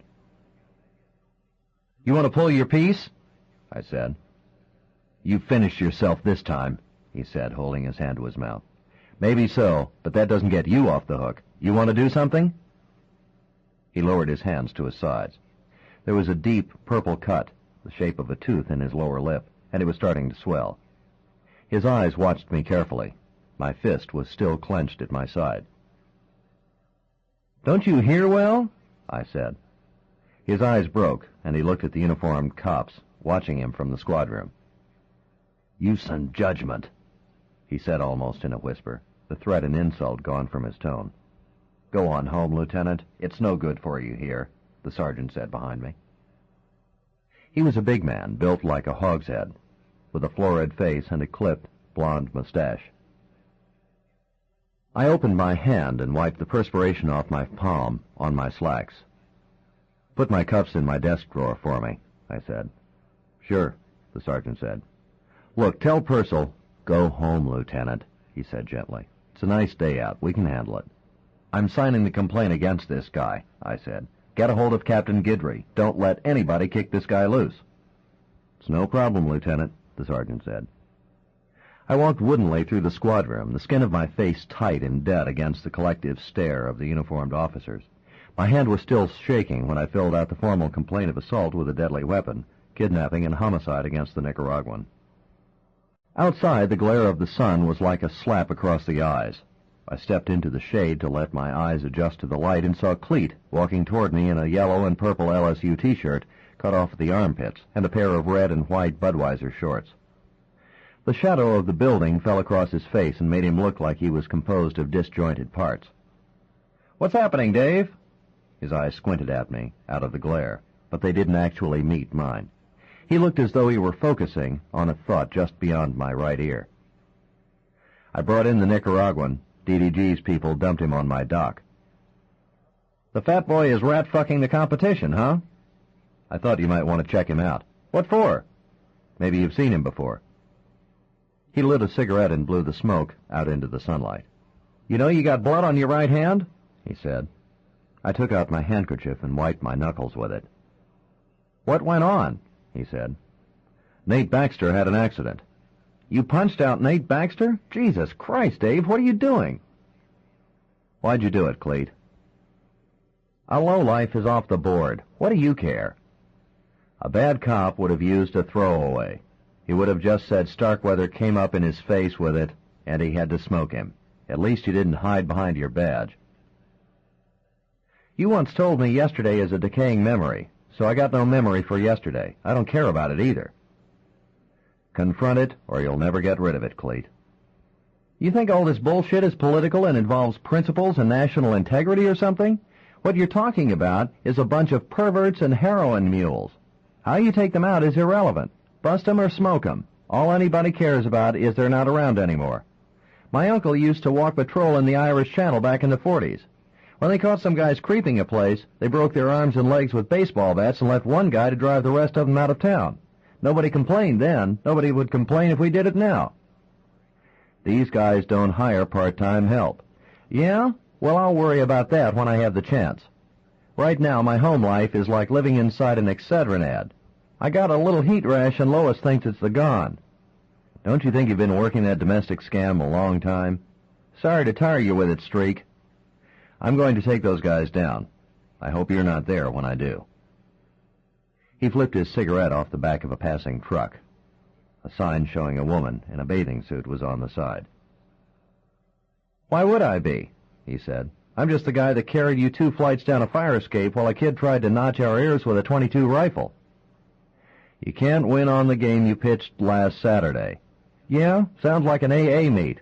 I'll see you around. Stay off the booze. I'll drink it for both of us. It's a lousy life. He walked back toward his automobile, his sandals flopping on the pavement, a big lumbering man whose boiled, stitched face reminded me of a bleached melon about to explode in the sun. I pretended to be a pragmatist, a cynic, a jaded war veteran, a vitriolic drunk, the last of the Louisiana badasses. But like most people, I believed that justice would be done, things would work out, somebody would show up with the Constitution in his hand. That afternoon I kept the phone on the deck table while I washed down the houseboat, polished the brass and windows, and sanded and revarnished the hatch. I put on flippers and goggles and cooled off in the lake, diving down into the yellow-green light, feeling the power in my lungs and chest that were now free of alcohol, bursting to the surface with a ringing in my ears that was never the telephone. Finally, at 6:30, Captain Guidry called and said that the Nicaraguan remained in custody and that he would question him himself in the morning and also contact Fitzpatrick's supervisor at the Federal Building.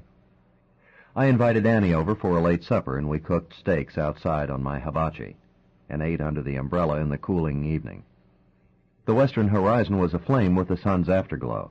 Then the clouds became pink and purple, and then finally you could see the city light the night sky. The next morning I did 100 sit-ups, worked out with light barbells for an hour, while I listened over and over to the old original recording of Erie Lejeune's La Jolie Blonde, made out a grocery list, then asked a college kid who lived down the beach to listen for my phone while I went to a loan company and borrowed $3,000 on my houseboat. The sun was straight up and white in the sky when I got back. Captain Guidry had called a half hour earlier. I dialed his extension at the 1st District and was told he was in a meeting and would not be out for 2 hours. Then I called Fitzpatrick's supervisor at Alcohol, Tobacco, and Firearms. "What did you expect me to tell you this morning?" he asked. I could almost see his hand clenched on the receiver. "I thought by this time maybe you'd question the Nicaraguan." "You must get up in the morning and brush your teeth in the toilet." "What's that supposed to mean?" "You finally nail one of them, and you turn him over to the same people who are letting you twist in the wind. They put him upstairs in the tank. Last night a couple of strung-out blacks didn't like the way his breath smelled, and they stuffed his head down a flooded floor drain and broke his neck." 10.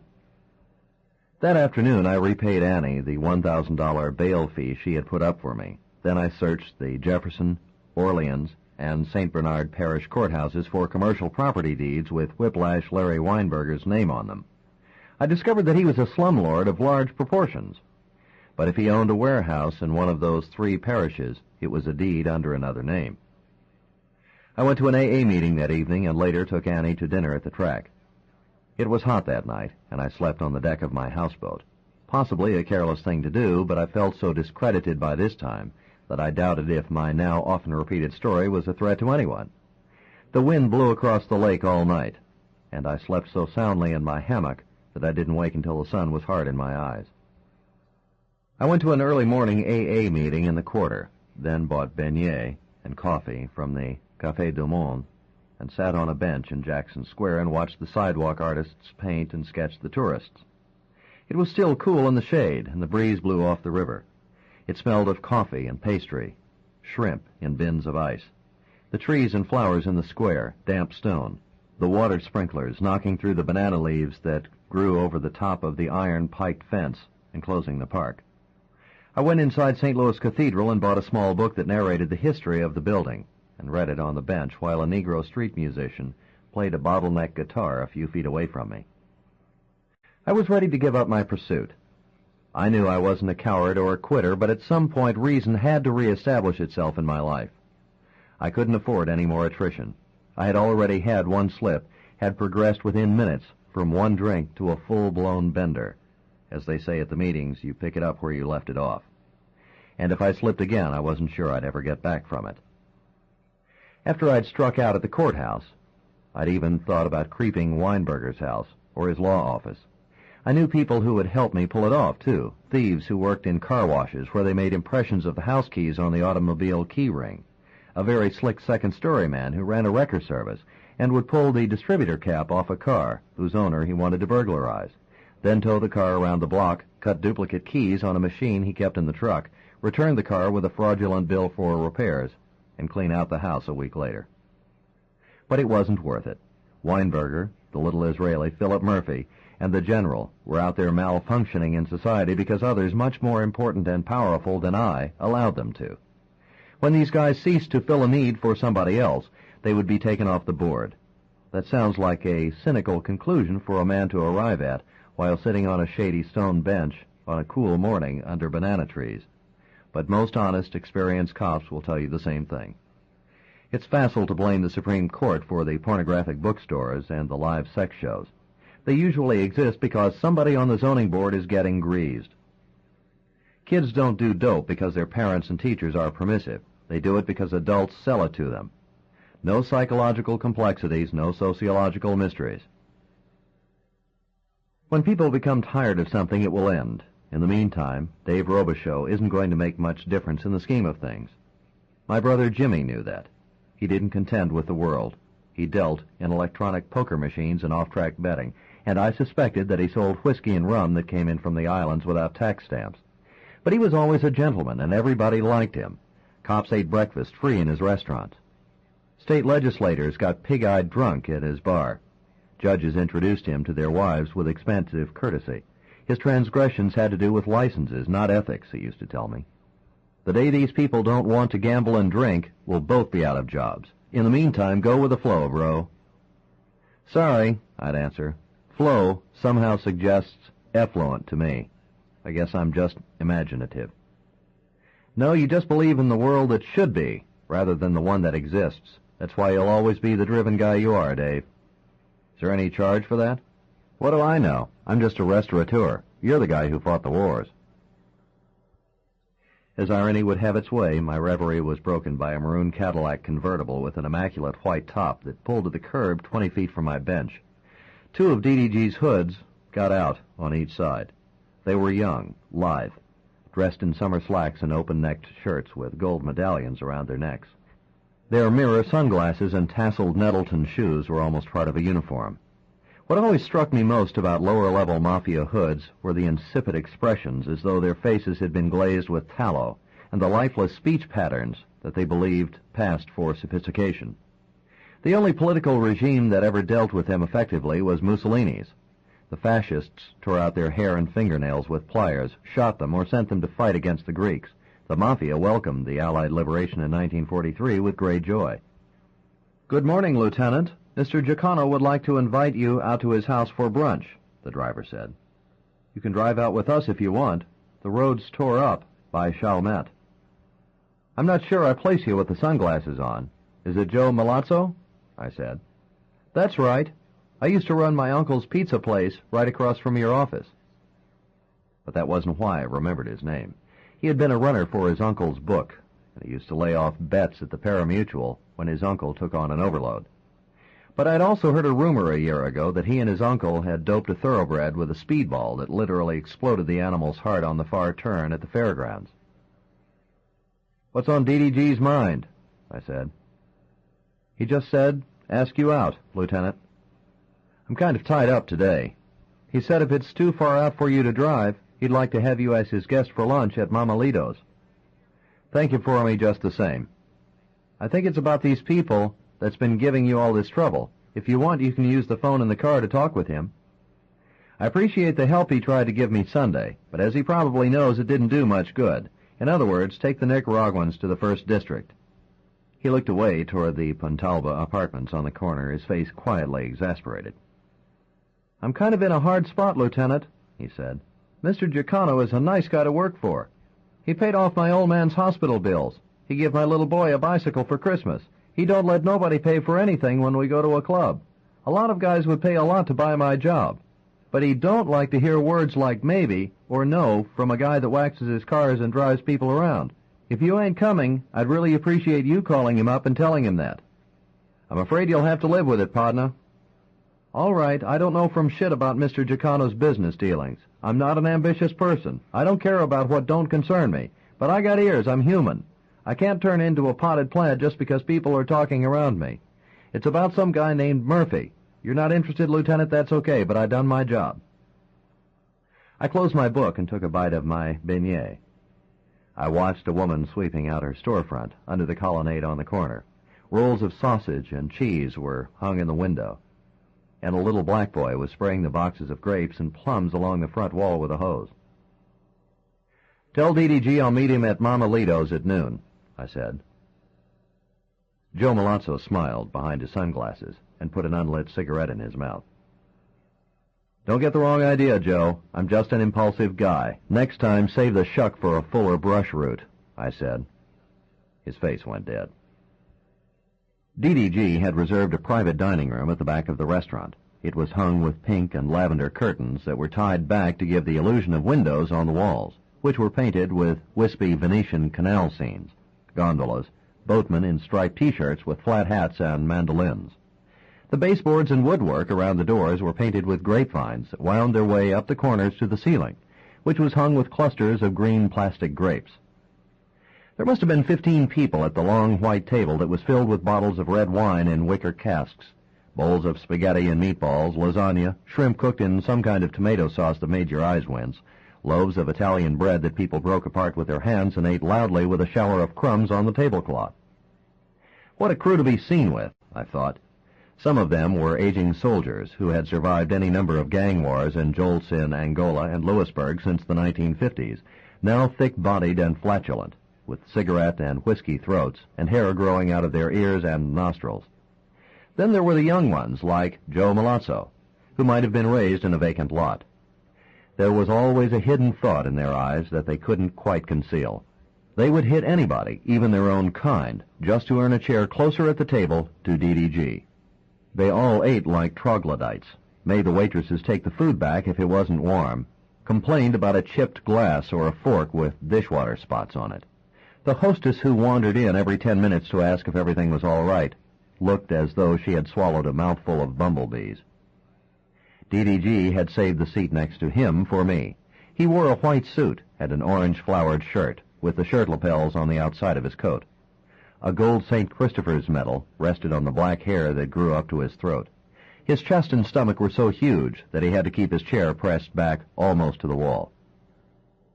"You want wine?" he asked. "No, thanks." "I heard you were drinking again. I say that only because it doesn't matter to me. Everybody's got a vice. It's what makes us human." "I'm not drinking today, put it that way." "That's that one-day-at-a-time stuff, huh? I wish I could do that. I worry about stuff all the time I don't have control over." It was amazing, I thought, how the true indicators of a sudden change in your social status worked. DDG no longer used the deferential lieutenant when he spoke to me, and his hoods were eating as though I were not there. "I worry all the time about this operation I gotta have," he said. "The longer I wait, the more they gotta cut out of my hole. I just can't bring myself to face it. Maybe there's some things you're not supposed to accept. It ain't natural for a person to be leaking shit into a bag strapped to his side. Look what I got to sit on now. That's bad enough. He rose a little from his chair and exposed an inflated rubber cushion that was shaped like a toilet seat in a public restroom. I'm going over to Baylor Hospital in Houston and see what they say. All the best surgeons in New Orleans are Jews. A guy my size walks through the door and they start looking at my parts like they got knee prices stamped on them. Maybe they'll find another way to help you, Dee. That's right. Maybe I get the right doctors over there at Baylor, and I'll just retire there. My brother died and left me an office building in San Antonio 3 blocks from this Alamo place. They got an amusement park there or something? It's a historical... Because even though I was born and grew up in New Orleans, I'm tired of people dumping on me, and nickel-and-dime legal farts trying to make a name by cutting off my cock. His voice had intensified suddenly, like heat building down in a furnace system, and the others at the table stopped talking and moved their knives and forks softly in their plates. I'm not sure what we're talking about, I said. I got subpoenaed by the grand jury, me and some people I'm associated with. I didn't know that. Businesses I run for 30 years somehow start bothering some people. Their little noses start twitching like there's a bad smell in the air. I'm talking about people that were at my children's baptisms, that always come around at election time for donations. Suddenly, I'm like some kind of disease. You're a professional, Dee. It comes with the geography. They're serious this time. I got it straight from the prosecutor's office. They want me in Angola. Like you said, maybe it's time to retire.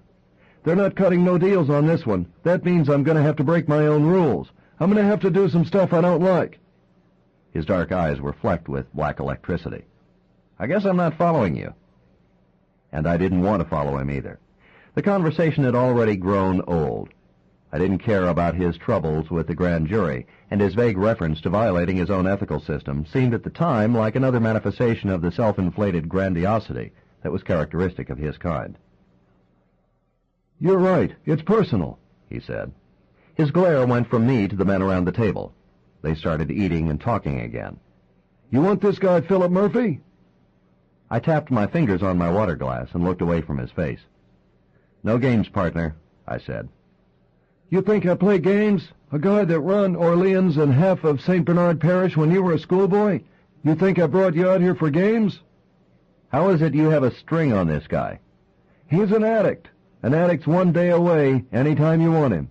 This guy used to be a joy popper. Now he's a 2-balloon-a-day regular. You want him? Try this restaurant. He dropped a matchbook on the tablecloth. On the cover was a palm tree and the words, Gulf Shores, Fine Food, Biloxi, Mississippi. His connection's the guy that runs the valet parking. What do you care about Philip Murphy, Dee? I got my reasons. A bunch of them, maybe. He plays in a different ballpark. He's not a competitor. He's screwing up some things over in Fort Lauderdale. There's some people there want him out of the way. I know this guy. He's not your crowd. That's right, he ain't. But he messes with it. What you don't understand is South Florida's not New Orleans. Miami and Fort Lauderdale are open cities. Nobody's got a lock on the action. Nobody gets cowboy down there. Everybody always respected that. Now there's coloreds, Cubans, and Colombians and everything. They're fucking animals. They'll cowboy you for $50. They kill each other's children. Then guys like Murphy come around and make political deals with them. Plots against Castro or some bullshit down in Central America. People that's cannibals, that was born in a chicken yard, end up working for the government. In the meantime, guys like me are in front of a grand jury. I picked up the matchbook and put it in my shirt pocket. Thanks for the information, Dee. I hope things turn out better for you over at Baylor, I said. You ain't eat your lunch. You don't like Italian food? You know how us old-time boozers are, scarred stomach and all that. Maybe you don't like eating as my guest, huh? I've appreciated your hospitality. You're always a generous man. We'll see you, Dee. Yeah, sure, you're welcome. Keep one thing in mind, though. I never did time. Not in 30 years. You can tell that to any of those farts you know in the prosecutor's office. It was boiling when I got back to the houseboat. Heat waves bounced off the roof, and every inch of metal and wood on the deck was hot to the touch. I put on my trunks and snorkel mask and swam out into the lake. The surface was warm, but I could feel the layers of coldness below me grow more intense the farther I swam from the shoreline. I watched 3 pelicans floating in the groundswell in front of me, their pouched beaks swollen with fish, and tried to figure out what DDG was up to. I hadn't accepted his explanation about Murphy creating complications for the mob in southern Florida, and his anger at the government's support of Cuban political gangsters seemed manufactured for the moment. But who was to say? In terms of law enforcement, South Florida was the La Brea tar pits east. The real problem was that nobody knew what went on in the mind of DDG except DDG. Most cops categorize criminals as dimwits and degenerates, or we assume that the intelligent ones think more or less in the same logical patterns as we do. The truth is that absolutely no one knows what goes on in the mind of a psychopath. DDG was a vicious, sentimental fat man who could just as easily tip a waitress $50 as put an ice pick in her husband's stomach. When he was a collector for the Shylocks across the river in Algiers, his logo had been a blood-stained baseball bat that he kept propped up in the back seat of his convertible. But somehow he and his kind always had their apologists. Journalists would treat them as honorable men who lived by an arcane private code. Television documentaries dwelt on their families, their attendance at Mass, their patriotism, and made only fleeting reference to their connection with semi-acceptable forms of organized crime, such as numbers and union takeovers. They were simply businessmen who were no more unethical than large corporations. Maybe so, but I'd seen their victims, small grocers and dry cleaners who borrowed money from them and who became employees in their own stores, nightclub entertainers, beer and meat distributors, horse jockeys who couldn't move out of town without permission, addicts who were always looking for more mules to pull their wagons, and those who became object lessons, their faces blown all over a car windshield with double-aught buckshot. Maybe the deeper problem was that the DDGs of the world understood us, but we did not understand them. Were they genetically defective or evil by choice? I took a breath through the snorkel and dove down to the bottom of the lake and glided above the gray, rippling sand, while small fish scurried away in the green-yellow light. The salt water I swam in contained the remains of people who symbolized to me the greatest possible extremes in human behavior. They were created by the same maker. The similarity ended there. 3 years ago, a small plane with a family on board from Tampa hit a bad headwind over the Gulf, used up all its gas, and pancaked into the lake 10 miles out. They got out with only one life preserver. Both the father and mother were strong swimmers and could have struck out for the shore or the causeway, but they stayed with their 3 children and kept them afloat for 2 days. One by one, the parents and the 2 oldest children slipped under the waves. The smallest child survived because his father had strapped him in the life preserver and tied his shirt around the child's head to protect it from the sun. Some miles to the west and just south of Morgan City was the crushed and barnacle-encrusted hull of a German U-boat that an American destroyer had nailed in 1942, when Nazi submarines used to lie in wait for the oil tankers that sailed from the refineries in Baton Rouge and New Orleans. Shrimpers in New Iberia told stories of the orange fires that burned on the southern horizon late at night, and of the charred bodies they pulled up in their nets. I didn't understand then who the Nazis were, but I imagined them as dark-uniformed, slit-eyed creatures who lived beneath the water and who could burn and murder people of good will whenever they wished. Years later, when I was in college, I dove down to that wreck with an air tank and a weight belt. It was in 60 feet of water, lying on its side, the deck railing and forward gun shaggy with moss, the painted identification numbers still visible on the conning tower. The stern was tilted downward into deeper water, and I thought I could see the frenetic, turning movements of sand sharks near the screws. My heart was clicking in my chest. I was breathing oxygen rapidly from my tank and actually sweating inside my mask. I determined that I wasn't going to be overcome by my childhood fears, and I swam down to the dark, massive outline of the conning tower and knocked against the steel plate with the butt of my bowie knife. Then the strangest occurrence of my life took place as I hovered above the wreck. I felt a cold current blow across me, a surge from the darkness beyond the submarine screws, and air bubbles rose from under the hull. I heard the metal plates start to grate against the bottom. Then there was a crunching, sliding sound, a dirty cloud of moss and floating sand, and suddenly the sub trembled almost erect and began sliding backwards off the continental shelf. I watched it, horrified, until it disappeared in the blackness. The sand sharks turned like brown minnows in its invisible wake. I learned that this particular wreck moved several miles up and down the Louisiana coastline, and it was only coincidence that its weight had shifted in a strong current while I was on top of it. But I could not get out of my mind the image of those drowned Nazis, still sailing the earth after all these years, their eye sockets and skeletal mouths streaming seaweed, their diabolical plans still at work under the Gulf's tranquil emerald surface. A Navy destroyer broke the spine of their ship with depth charges in 1942, but I believe that the evil they represented was held in check by the family who sacrificed their lives so their youngest member could live. The phone was ringing when I climbed the ladder onto my deck. I sat in the hot shade of the umbrella and wiped my face with a towel while I held the receiver to my ear. It was Captain Guidry. "Dave, is that you?" he said. "Yes." "Where have you been? I've been calling you for 2 hours." "What is it?" "I hate to call you with bad news. It's your brother Jimmy. Somebody shot him twice in the public restroom by the French Market." I squeezed my hand on my forehead and looked out at the heat waves hammering on the lake's surface. "How bad is it?" I asked. "I won't kid you. It's touch and go. It looks like the guy put 2 .22 rounds in the side of his head." "Look, Jimmy's a tough guy. If anybody can make it, he will. You want me to send a car for you?" "No, I have a rental. Where is he?" "I'm here with him at Hotel Dew Sisters. You drive careful, here?" The traffic was bad all the way across town. It was a half hour before I got to the hospital and found a place to park. I walked hurriedly up the tree-shaded walkway into the building, my sandals clacking on the tiles, my sweaty unbuttoned print shirt hanging outside my slacks. I had to swallow and breathe quietly for a moment before I could ask the receptionist where Jimmy's room was. Then I turned and saw Captain Guidry standing behind me. "He's in recovery on the 5th floor, Dave. They got the bullets out," he said. "What's it look like for him?" "Better than it did when I talked with you. Let's walk down to the elevator." "What happened?" "I'm going to tell you everything we know, but slow down now. There's some real good docs taking care of him. We're going to ride this one out all right." "Tell me what happened." The elevator door opened and a nurse pushed out a wheelchair in which sat a pretty woman in a pink nightgown. She was smiling and she held a spray of flowers in her lap. We stepped inside and the doors closed behind us. He walked down to the Café du Monde for beignets, then stopped at the public restroom next door. "The one that's under the levee?" A black kid that was taking a piss in the wall urinal said Jimmy went into one of the stalls and closed the door. A minute later a guy came in, kicked open the door, and fired twice point blank. The kid says the gun had something on the barrel and it made a spitting sound. It sounds like a professional hit. "What did the guy look like?"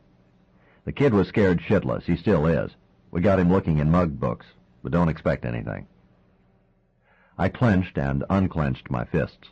The elevator was a slow one, and it kept stopping at floors where no one was waiting.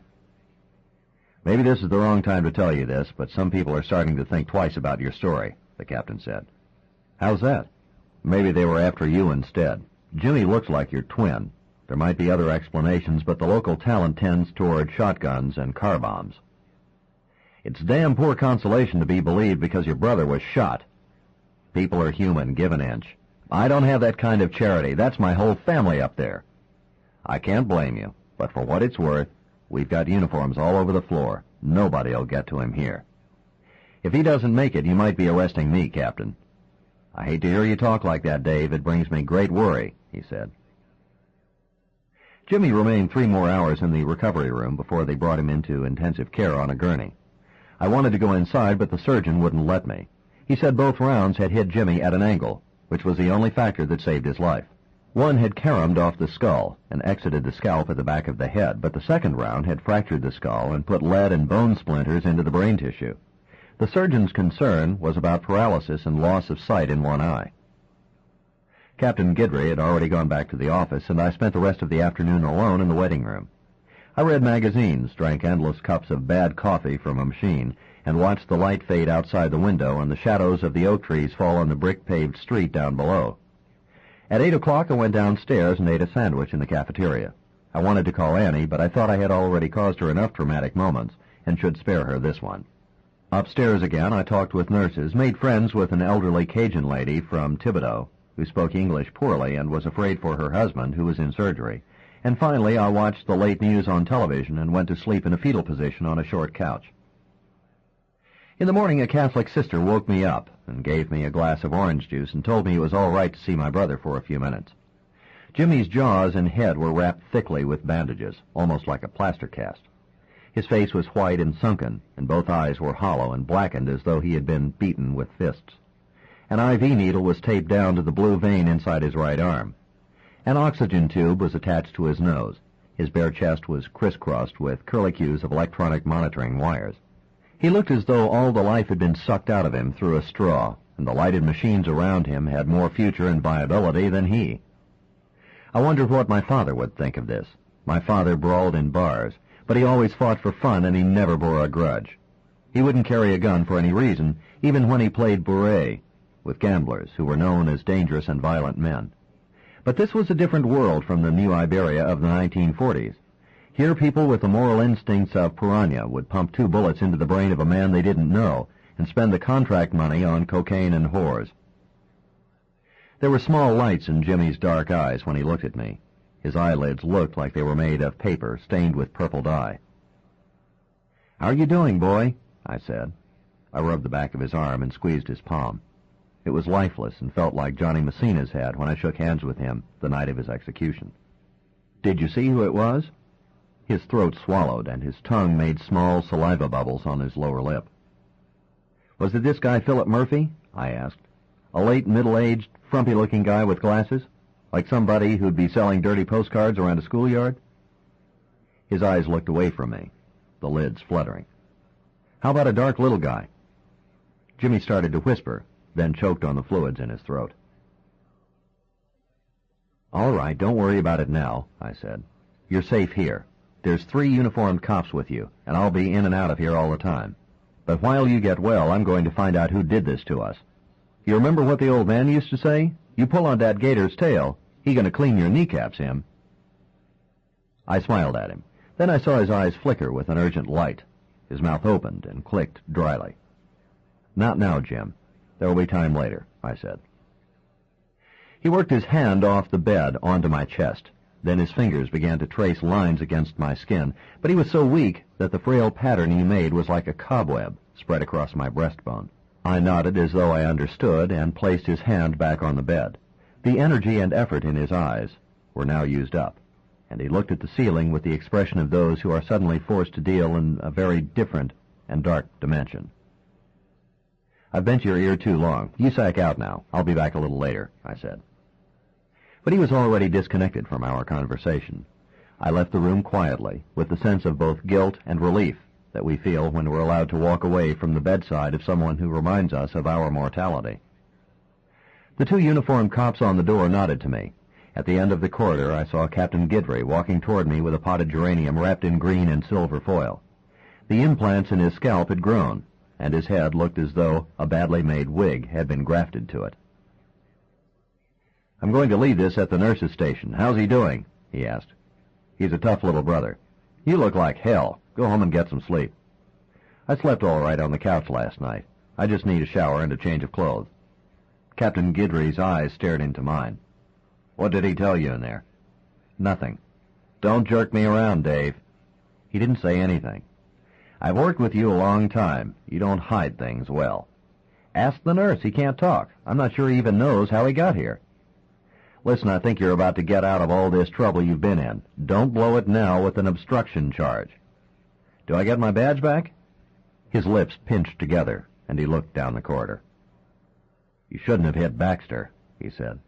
"So nothing has changed. We do it one step at a time. Have some patience, will you? Trust people a little bit. I'm out on $10,000 bond. I'm going to have to go to trial unless I can negotiate a misdemeanor plea." "You're a reader. You know about St. John of the Cross and the long night of the soul. So this is your long night. Why make it longer?" At the houseboat, I took my Remington 12-gauge pump out of its sheepskin-lined case. The bluing shone with the thin layer of oil that I kept on it. My father had given me the 12-gauge when I went away to college in Lafayette, and I had knocked down mallards and geese with it from Cypremont Point to Whiskey Bay almost every year since. I rubbed my fingers along the polished, inlaid stock, then wrapped the barrel with a rag and locked it in the machinist's vise that I kept anchored to one end of the drainboard. I made a pencil mark 3 inches in front of the pump, then sawed through the barrel with a hacksaw. The end of the barrel clanged to the floor. I picked it up and started to drop it in the garbage, but instead ran a piece of Christmas ribbon through it and hung it on the wall over what was left of my historical jazz collection. I sat at the kitchen table and rubbed the sawed edges of the gun's muzzle smooth with emery paper and removed the sportsman's plug from the magazine so that it would now hold 5 shells instead of 3. I went to the closet and took out my duffel bag of decoys, my Army field jacket, and the old Army surplus bandolier I used when the hunting weather was too warm for a coat. I emptied everything out on the table and stood all my shells up in an erect row like toy soldiers. Then I selected out the street cop's buffet, deer slugs, and double-aught buckshot. Slipped them one at a time into the magazine with my thumb until the spring came tight, slid the breech shut, and clicked on the safety. In my mind were images that I didn't want to recognize. I looked out the window and saw a man turning a raw steak on a barbecue fire, saw 2 kids trying to burn each other out in a pitch-and-catch game, their faces sweaty and narrow. Saw a waxed red car parked next to a sand dune under the murderous white sun. Annie ate lunch every day in a delicatessen by Canal and Exchange, not far from where she worked at the Social Welfare Agency. I sat in a wooden chair across the street and read the Times-Picayune and waited for her. Just after noon, I saw her coming down the sidewalk in the lunchtime crowd, wearing sunglasses, her wide straw hat, and a pale yellow dress. She could live in New Orleans the rest of her life, I thought, but she would always be from Kansas. She had the tan of a farm girl, the kind that never seemed to change tone, and even though her legs were beautiful and her hips a genuine pleasure to look at, she walked in high heels as though she were on board a rocking ship. I watched her sit by herself at a table, her back to me, remove her sunglasses and give her order to the waiter while she moved both her hands in the air. He looked perplexed, and I could almost hear her ordering something that wasn't on the menu, which was her habit, or telling him about some weirdness that she had seen on the street. Then I heard the metal-rimmed wheels of a huge handcart on the pavement, and an elderly black man's voice crying out, "I got melons, I got lopes, I got plums, I got sweet red strawberries." His cart was loaded with tiers of fruit, and also with boxes of pralines, roses wrapped in green tissue paper, and small bottles of grape juice shoved down in an ice bucket. "How you doing, Cappy?" I said. "Good afternoon, Lieutenant," he said, and grinned. His head was bald and brown, and he wore a gray apron. He had grown up in Laplace, next door to Louis Armstrong's family, but he had sold produce in the quarter for years and was so old that neither he nor anyone else knew his age. "Is your wife still in the hospital?" I asked. "No, sir. She fit and fine and out dough-popping again." "I beg your pardon?" "She dough-popping. She poppin' this dough, she pop out that dough." "You want your grape drink today?" "No, I'll tell you what instead. You see that pretty lady in the yellow dress eating across the street?" "Yes, sir, I think so." "Give her some of these roses and a box of pralines. Here, you keep the change, Cappy." "What do you want me to tell her?" "Just tell her it's from a good-looking Cajun fellow," I said, and winked at him. I looked once more in Annie's direction. Then I turned and walked back to where I had left my rented car, parked on Decatur Street. The beach outside of Biloxi was white and hot-looking in the afternoon sun. The palm trees along the boulevard beat in the wind, and the green surface of the Gulf was streaked with light and filled with dark patches of blue like floating ink. A squall was blowing up in the south, and waves were already breaking against the ends of the jetties, the foam leaping high into the air before you heard the sound of the wave, and in the groundswell I could see the flicker of bait fish and the dark triangular outlines of stingrays, almost like oil slicks that had been pushed in toward shore by the approaching storm. I found the Gulf Shores restaurant, but the man who ran the valet parking service wasn't there. I walked a short way down the beach, bought a paper plate of fried catfish and hush puppies from a food stand, and sat on a wooden bench under a palm tree and ate it. Then I read a paperback copy of A Passage to India, watched some South American teenagers play soccer in the sand, and finally walked out on the jetty and skipped oyster shells across the water's surface. The wind was stiffer now, with a sandy bite in it, and as the sun seemed to descend into an enormous flame across the western sky, I could see thin white streaks of lightning in the row of black clouds that hovered low on the watery horizon in the south. When the sun's afterglow began to shrink from the sky, and the neon lights of the amusement rides and beer joints along the beach began to come on, I walked back to my car and drove to the restaurant. 2 black kids and a white man in his 30s were taking cars from under the porch at the entrance and parking them in back. The white man had crew-cut brown hair and small moles all over his face, as though they had been touched there with a paintbrush. I drove up to the entrance, and one of the black kids took my car. I went inside and ate a $5 club sandwich that I didn't want. When I came back out, the white man walked up to me for my parking ticket. "I can get it. Just show me where it is," I said. He stepped out of the light from the porch and pointed toward the lot. "The second to last row," he said. "Where?" He walked farther into the dark and pointed again. "Almost to the end of the row," he said. "My girlfriend said you can sell me some sneeze," I said. "Sell you what?" He looked me up and down for the first time. The neon light from a liquor store next door made his lips look purple. "A little nose candy for the sinuses?" "You got the wrong guy, buddy. Do I look like a cop or something?" "You want me to get your car, sir?" "I've got $100 for you. Meet me someplace else." "Maybe you should talk to the manager. I run the valet service here. You're looking for somebody else." She must have told me about the wrong place. "No offense," I said, and I walked to the back of the lot and drove out onto the boulevard.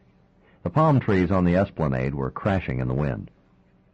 I drove through a residential neighborhood away from the beach, then circled back and parked on a dark street, a block inland from the restaurant. I took my World War II Japanese field glasses from the glove compartment and focused them on the lighted porch where the man with the moles was parking cars. In the next 3 hours, I watched him go twice to the trunk of his own automobile before he delivered a car to a customer out front. At midnight, the restaurant closed, and I followed him across town to an unpaved neighborhood of clapboard houses, open drainage ditches, and dirt yards littered with rusted engine parts and washing machines. Most of the houses on the street were dark, and I left my car a block away and walked to a sandy driveway that led up to the lighted side door of a box-like wooden house surrounded by unwatered and dying hedges. Through the screen, I could see him in his undershirt with a beer in his hand, changing the channels on his television set. His shoulders were as white as a frog's belly and speckled with the same brown moles that covered his face. He sat back in a stuffed chair, a window fan blowing in his face, salted his beer can, and sipped at it while I watched television. The first raindrops clicked flatly on the roof. I slipped my hand through the screen door handle, then jerked it backward and tore the latch loose from the jamb. He sat erect, his eyes wide, the beer can rolling across the floor in a trail of foam. "Some customers are persistent as hell," I said, stepping inside. But I should have come in holding the .25 Beretta that was in my pocket. He reached behind him on a workbench, grabbed a ball-peen hammer, and flung it into my chest.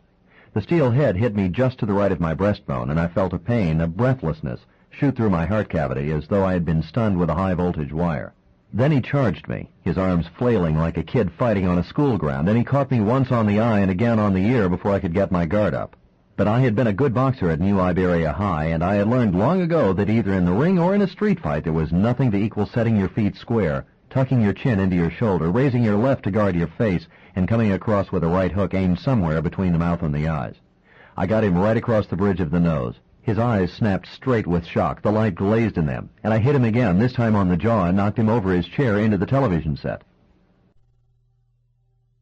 Side 5. The Neon Rain, by James Lee Burke. Continuing on page 192. He looked up at me, his face white, his nose bleeding on his upper lip. "You want to do it some more?" I said. "Who are you, man? What do you care as long as you come out of this all right?" "Come out of what? What do you want with me? I never saw you before tonight." He started to get up. I pushed him down on the floor. "You come here to rip me off? You're going to deal later with a couple of bad dudes. That's no joke, buddy," he said. "You see this in my hand? I'm not going to point it at you, because I don't think you're up to it. But we're upping the stakes now. You come in my goddamn house and attack me and wave a gun around, and I'm in trouble? You're unbelievable, man." "Get up," I said, and pulled him erect by his arm. I walked him into the bedroom. "Turn on the light," I said. He flicked the light switch. The bed was unmade, and dirty clothes were piled on the wood floor. A jigsaw puzzle of Elvis Presley's face was half completed on a card table. I pushed him through the hallway into the tiny kitchen at the back of the house. "You forget where the light switch is?" I said. "Look, man, I just work for some people. You got a problem with the action around here, you take it up with them. I'm just a small guy." I felt the wall with my hand and clicked on the overhead light. The kitchen was the only clean room in the house. The drain boards were washed down, the dishes put away in a drying rack, the linoleum floor waxed and polished. A solitary chair was placed at the large formica-top table in the center of the room, and on the table were 3 black plastic bags closed with masking tape, an ether bottle, and boxes of powdered milk and powdered sugar. He wiped his nose on his hand. The moles on his face looked like dead bugs. Beyond the drawn window shades, I could hear the rain falling in the trees. "It looks like you've been watering down the stock," I said. "What do you want? You're looking at everything I got." "Where's Philip Murphy?" He looked at me curiously, his brow furrowed. "I don't know the guy," he said. "Yes, you do. He's a 2-poke-a-day regular. That's lots of people. Look, if I could give you the dude and get you out of my life, you'd have him. He's in his 50s, wears glasses, tangled gray hair and eyebrows. Talks a little bit like an Englishman sometimes." "Oh, that fucker. He told me his name was Eddie. Do you want to pop him or something?" "Where is he?" "Look, this dude has a lot of money. Around here we piece off the score. Everybody gets along that way." "Last chance," I said, and moved toward him. His back bumped against the sink, and he raised his hands up in front of his chest. "All right," he said. "The last stucco duplex on Azalea Drive. It's straight north of Jefferson Davis's house. Now get the fuck out of here, man." "Do you rent or own this place?" "I own it. Why?" "Bad answer," I said, and I unscrewed the cap from the ether bottle and poured it over the black plastic bags on the kitchen table. "What are you doing?" he said. "Better get moving, partner," I said, and folded back the cover on a book of matches. "Are you crazy? That stuff's like napalm. Don't do it, man." He stared at me wild-eyed, frozen, waiting until the last second to see if I was serious. I lighted the whole book, and he broke for the window, put one foot through the shade, balanced for a moment on the sill like a clothespin while he stared back at me incredulously a last time, and then crashed to the ground outside, with the torn shade dangling behind him. I backed out the door and flew the flaming matchbook at the table. The air seemed to snap apart with a yellow-blue flash like lightning arching back on itself. Then the formica tabletop erupted into a cone of flame that was absolutely white at the center. Within seconds, the paint on the ceiling burned outward in a spreading black blister that touched all 4 walls. When I walked away from the house, the fire had already cracked through the shingles of the kitchen roof, and I could see the rain turning in the red light. I drove along the beach boulevard, next to the seawall in the dark. The surf was loud, the waves crashing hard on the sand, and the shrimp boats that were moored in their slips were knocking against the pilings. I passed Beauvoir, the rambling, 1-story home of Jefferson Davis, set back on a dark lawn under spreading oak trees.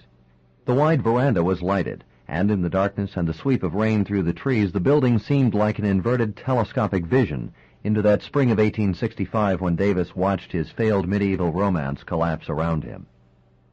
If the grass in that same lawn was a darker green than it should have been, perhaps it was because of the 200 Confederate soldiers who were anonymously buried there. The road to Roncevaux lures the poet and the visionary like a drug, but the soldier pays for the real estate. I turned north and followed the road to a pink stucco duplex at the end of an unfinished subdivision. There was no moon. The sky was totally black now, and I parked my car down the street under a dripping oak tree.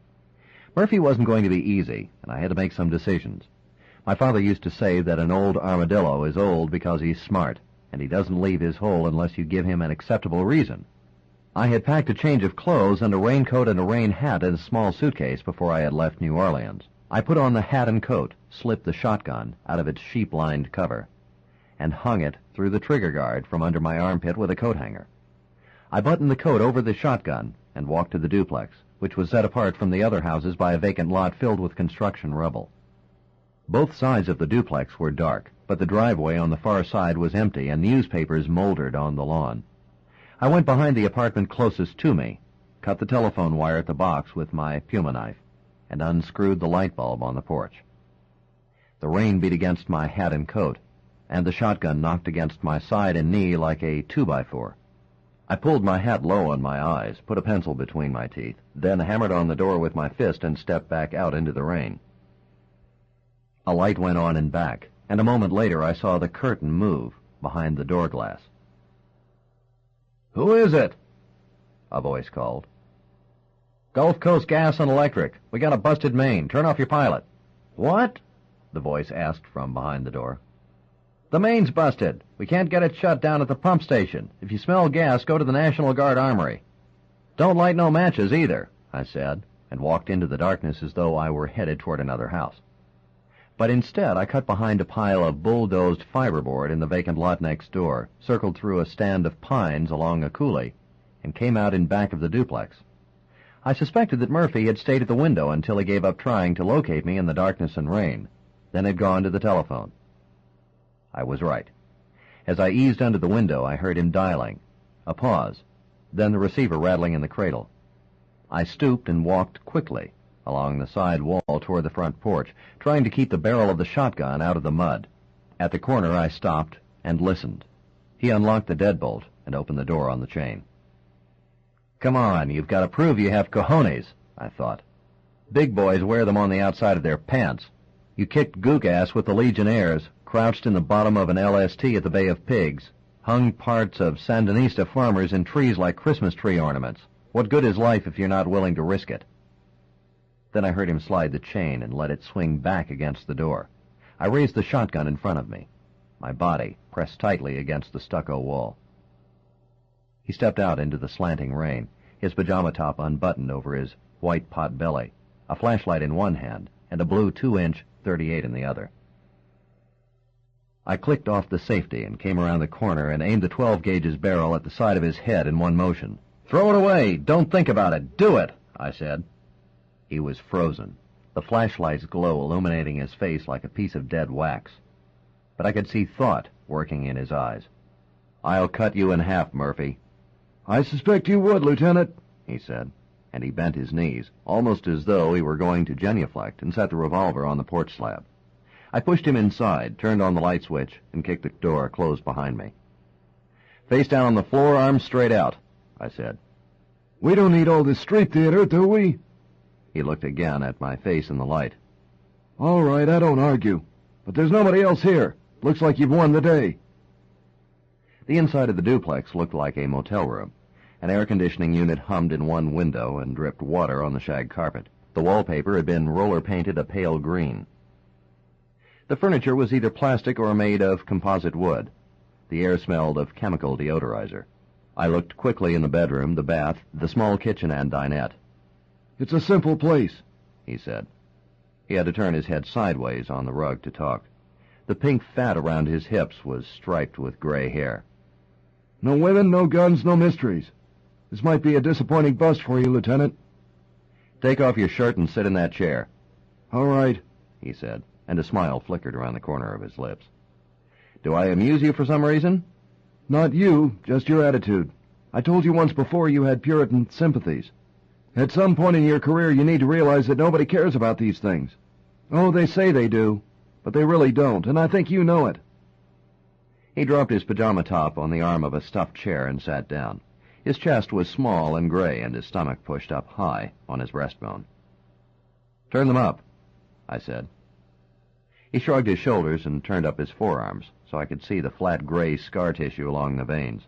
The scars were so thick they could have been traced there with a barber's razor. "I heard you were just a two-pop-a-day man. I think you've worked up to the full-tilt boogie," I said. "Does that somehow make you feel better?" The smile was gone, and I could see the contempt, the cynicism, the glint of evil in his eyes. "If I allowed myself to have feelings about you, I would have blown you up on the porch."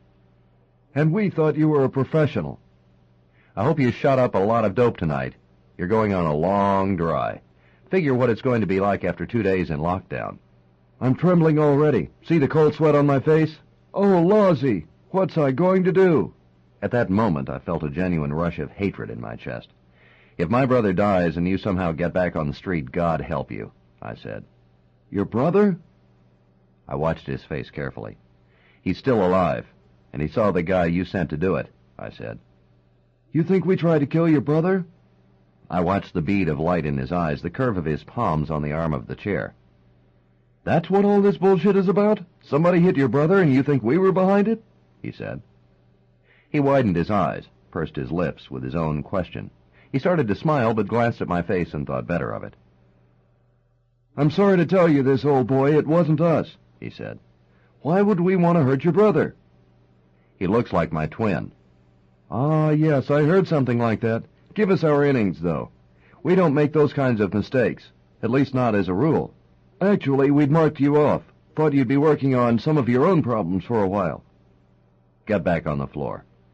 What are we doing now, Lieutenant? You go well with the rug. I cut the light cord, tied his wrists behind him, pulled his bare feet up in the air, and wrapped the cord tightly around his ankles. Then I emptied all the drawers on the floor, went through all the clothes in his closets, dumped his suitcases on the bed, looked in his mailbox, went through everything in his wallet, and poured his garbage can out on the kitchen table. There was nothing in the duplex that would indicate that he had any life at all outside of Biloxi, Mississippi. There wasn't a matchbook cover, a canceled check, a credit card receipt, an unpaid bill that would indicate he had even been out of the duplex. Almost everything in the apartment could have been purchased yesterday at Kmart. The exception was a box of Trojan rubbers in the drawer of his nightstand and his works, a very clean syringe, 2 shining hypodermic needles, a spoon with a bent and tape-wrapped handle, and 3 packets of high-grade skag, all kept lovingly in a velvet-lined, zippered leather case. My, we do like to probe after a man's vices, don't we? He said. He was on his side in the middle of the living room rug. Gives you a little rush, doesn't it? Like watching a dirty movie? Your secret sins aren't so bad after all. I closed the leather case and tapped my fingers on it a moment. What to do, he thinks, Murphy said. He can drop the dime with the locals and have the depraved old junkie locked up in a county slam. But then there's the problem of breaking into a man's house with a shotgun, isn't there? Or maybe a trip back to New Orleans. But zounds, that's kidnapping. The worries of our chivalric detectives seem endless. It's a great burden being one of the good guys, isn't it? There's so many lofty standards to uphold. Your little piece of tail from Kansas isn't so discriminating. What? We checked her out. She has a file. You are CIA, then? Are you so dumb you think the government is one group of people? Like the U.S. Forest Service and their Smokey Bear suits? Even your regular Punch knows better than that. Ask her. She's had some interesting experiences as a peace groupie back in the land of Oz. Except she was so committed she balled everything in sight and got herself knocked up. So she took a little horseback ride across the prairie and bounced the little fellow right out of there. Almost as messy as a coat hanger. But fortunately for you, they have good doctors in Wichita, and they took out the baby carriage and left the playpen intact. I flipped the leather case through the kitchen door onto the pile of garbage I had poured over the table. Then I went into the bedroom and picked up a shirt and a pair of slacks and shoes from the closet floor. Lightning splintered the sky outside, and thunder reverberated through the house. The rain was hitting hard against the window panes. I dropped the clothes next to him, untied his hands, and picked up the shotgun again. "Put them on," I said. "Travel time?" he said, and smiled. "Get dressed, Murphy." "I don't think this is going to be a pleasant trip." "Think of your alternatives. This is Mississippi." "I suspect I'll be riding in the trunk." He sat on the floor and put on his shirt. "Do you mind if I use the bathroom? I was headed there when you knocked." "Leave the door open," I said. He walked flat-footed to the toilet, like an old man in his pajama bottoms and unbuttoned shirt. He looked back at me while he took out his penis and urinated loudly in the water. His face was composed, pink in the fluorescent light, as though he had surrendered both to the situation and the release in his kidneys. Out of decency or revulsion, I suppose, I looked away from him.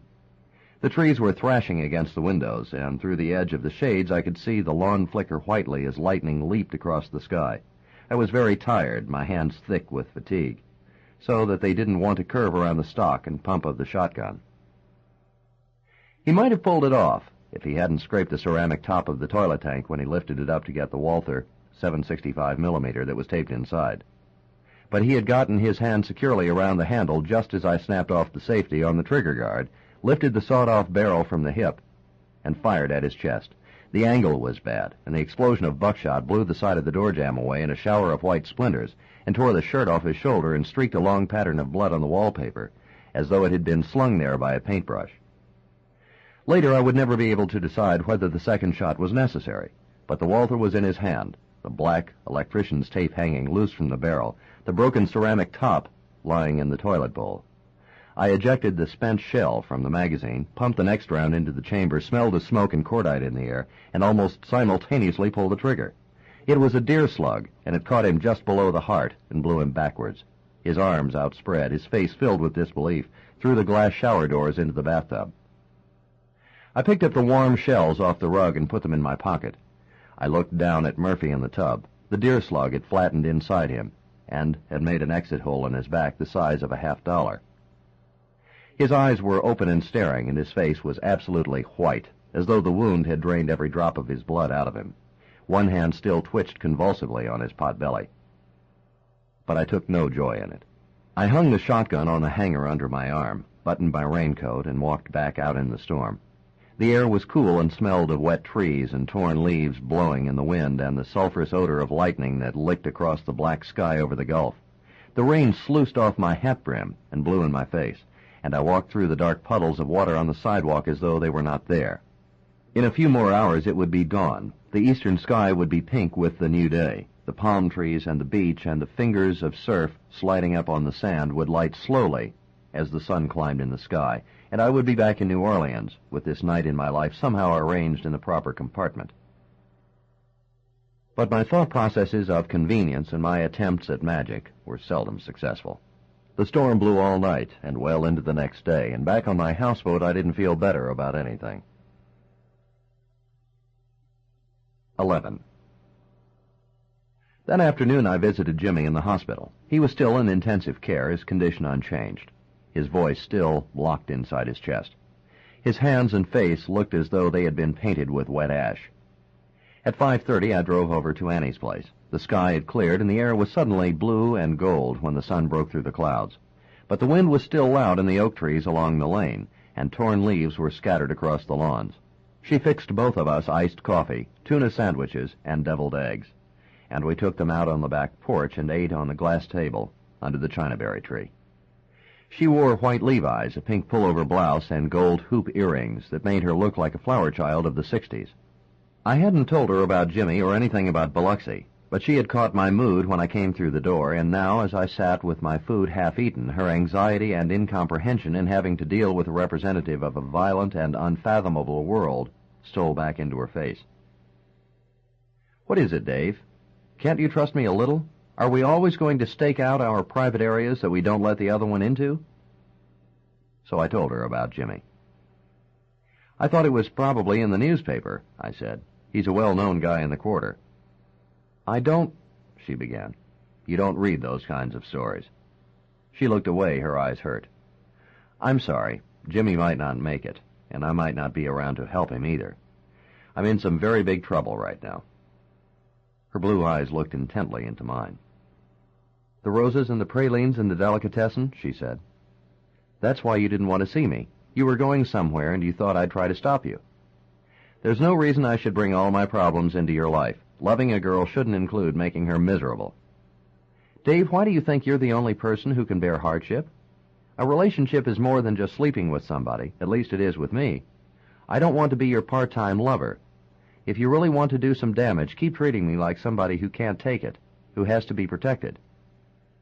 I'm going to hurt you tonight, and I don't have any way around it." "I don't understand." "I had to kill Philip Murphy last night in Biloxi." Her face jumped, and I saw her throat swallow. "He didn't give me a choice," I said. "I guess I wanted to do it when I went over there, but wanting to do something and deliberately choosing to do it are two different things. I was going to take him back to New Orleans. I got careless, and he thought he could drop me." "Was he the one who shot your brother?" Her voice was quiet. The knowledge I had given her an enormous pain behind her eyes. "I don't think so." "What are you going to do?" "I'm not quite sure yet. Somebody'll find the body soon, in this weather, even with the air conditioning on." I saw her mouth form a tight line and her nostrils dilate slightly. "The point is, sooner or later I'll be arrested," I said. "You did it in self-defense." "I broke into somebody's house with a shotgun with no legal authority. Then I left the scene of a homicide. It'll take them a while, but they'll run my prints and eventually get a warrant out." "We have to talk with somebody. It isn't fair," she said. "Everything you do turns back on you. You're an innocent man. It's these other people who should be in jail. Doesn't anybody in that police department see that?" "I've told you all this for another reason, Annie." I let out my breath. "Murphy said some things I have to ask you about. He was an evil man who tried to make others think the world was as evil as he was. But if any part of what he said is true, he had connections with a government agency or somebody in one." "What?" "He said you were a peace groupie back in Kansas. He said you got pregnant and lost the child riding a horse." I waited. Her face flushed and her eyes filmed with tears. They reach far into your life, don't they? She said. Annie? What else did he have to say? Nothing. Don't let a man like that wound you. I don't care about him, it's you. Do you think I aborted my own child on a horse? I don't think anything. You do, it's in your face. Is she the person I thought she was? Was she an easy piece for those weird people back in Kansas? I don't have a doubt in the world about who or what you are. Annie, you are everything to me. She put her fork down on her plate and looked into the evening shadows on the yard. I don't think I can handle this, she said. There's nothing to handle. It's over. I just had to find out if he was wired into the government. The Treasury people told me he wasn't. But she wasn't hearing me. She looked down at her plate, then back at me again. Her eyes were wet and her chin was dented with tiny dimples. Dave, I feel just like I did the night that man put his hands on me. Your family is involved with the peace movement, and the FBI probably collected some gossip on you all. It doesn't mean anything. They have files on all kinds of people, most of it for no explainable reason. They followed Ernest Hemingway around for 25 years, even when he was receiving electroshock treatments were on a White House enemies list. I touched her on the arm and smiled at her. Come on, who was more American than the Duke? I was 17. He was a Mennonite student from Nebraska, working in the home repair program in Wichita for the summer. You don't need to tell me this. No, goddammit, I'm not going to have the lies of those people in our lives. I didn't tell him about the baby. He was too young to be a husband. He went back to school in Nebraska and never knew about it. When I was 7 months pregnant, we had a terrible electric storm at the farm. My parents had gone to town, and my grandfather was harrowing on the edge of an irrigation ditch. He was an old-order Mennonite, and he harrowed with a team instead of a tractor. But he'd never quit work because of weather unless it washed him right out of the field. I was watching him from the front porch, and I could see the wind blowing dust around him and lightning jumping all over the horizon. The sky was blue-gray, the way it gets in Kansas when you see tornadoes start spinning out of the earth way off in the distance. Then a bolt of lightning hit a cottonwood tree next to the irrigation ditch, and I saw him and the team and the harrow topple over the side. I ran across the field in the rain. He was under the harrow, with his face pressed down in the mud. I couldn't get him out, and I thought he was going to suffocate. I cleaned the dirt out of his mouth and nose and put my shirt under his head. Then I got one of the mules untangled from the harness. The phone in the house was dead, and I had to ride 4 miles down the road to a neighbor's house to get help. I miscarried in their front yard. They put me in the back of a pickup with a roof on it and drove me to the hospital in Wichita. I almost bled to death on the way. You're one hell of a girl, Annie. Why did that man tell you those things? He wanted to rattle me, get my mind on something else. He figured he had one play left, and he was going to take it. I feel afraid for you. You shouldn't. 4 of them are dead, and I'm still walking around. When I was in Vietnam, I used to try and think everything through. Then one day a friend told me, forget the complexities. The only thing that counts is that you're still on top of the ground sucking air. Except you don't believe that. A person has to act and think in the way that works for him. I can't control all this bullshit in my life. I didn't deal any of it. In fact, I tried to deal myself out. It didn't work out that way. I saw the sadness in her eyes, and I took her hands in mine. The only thing I'm sorry about is having brought problems into your life, I said. It's the cops' malaise. Any problems I have with you are problems I want. You don't understand, Annie. When I told you about Biloxi, I made you an accessory after the fact. So when I came over here this evening, I guess I did know what I have to do. I'd better go now. I'll call later. Where are you going? I've got to set things straight. Don't worry, things always work out before the 9th race. Stay. She stood up from the table and looked down at me. I got up and put my arms around her, felt her body come against me, felt it become small and close under my hands, felt her head under my chin and her sandaled foot curve around my ankle. I kissed her hair and her eyes, and when she opened them again, all I could see was the electric blueness in them. Let's go inside, she said. Her voice was a low, thick whisper in my ear, her fingers like the brush of a bird's wing on my thigh. Later, in the darkness of her bedroom, the sun set an orange and purple glow beyond the half-closed blinds. She lay against my chest and rubbed her hand over my skin. One day you'll have a quiet heart, she said. It's quiet now. No, it isn't. You're already thinking about the rest of the night. But one day you'll feel all the heat go out of you. Some people aren't made like that. Why do you think that? She asked quietly. Because of the years I invested in dismantling myself, I was forced to learn about some things that went on in my head. I don't like the world the way it is, and I miss the past. It's a foolish way to be. I left Annie's and drove over toward St. Mary's Dominican College, where Captain Guidry lived with his mother in a Victorian house not far from the Mississippi levee. It was a yellow house in need of paint, and the lawn hadn't been cut, and the lower gallery was overgrown with trees and untrimmed shrubs. The windows were all dark, except for the light of a television screen in the living room. I unlatched the picket gate and walked up the cracked walkway to the front porch. The porch swing hung at an angle on rusted chains, and the doorbell was the kind you twisted with a handle. I thought it was about time the captain seriously considered marrying the widow in the water department. "Dave, what are you doing out here?" he said when he opened the door.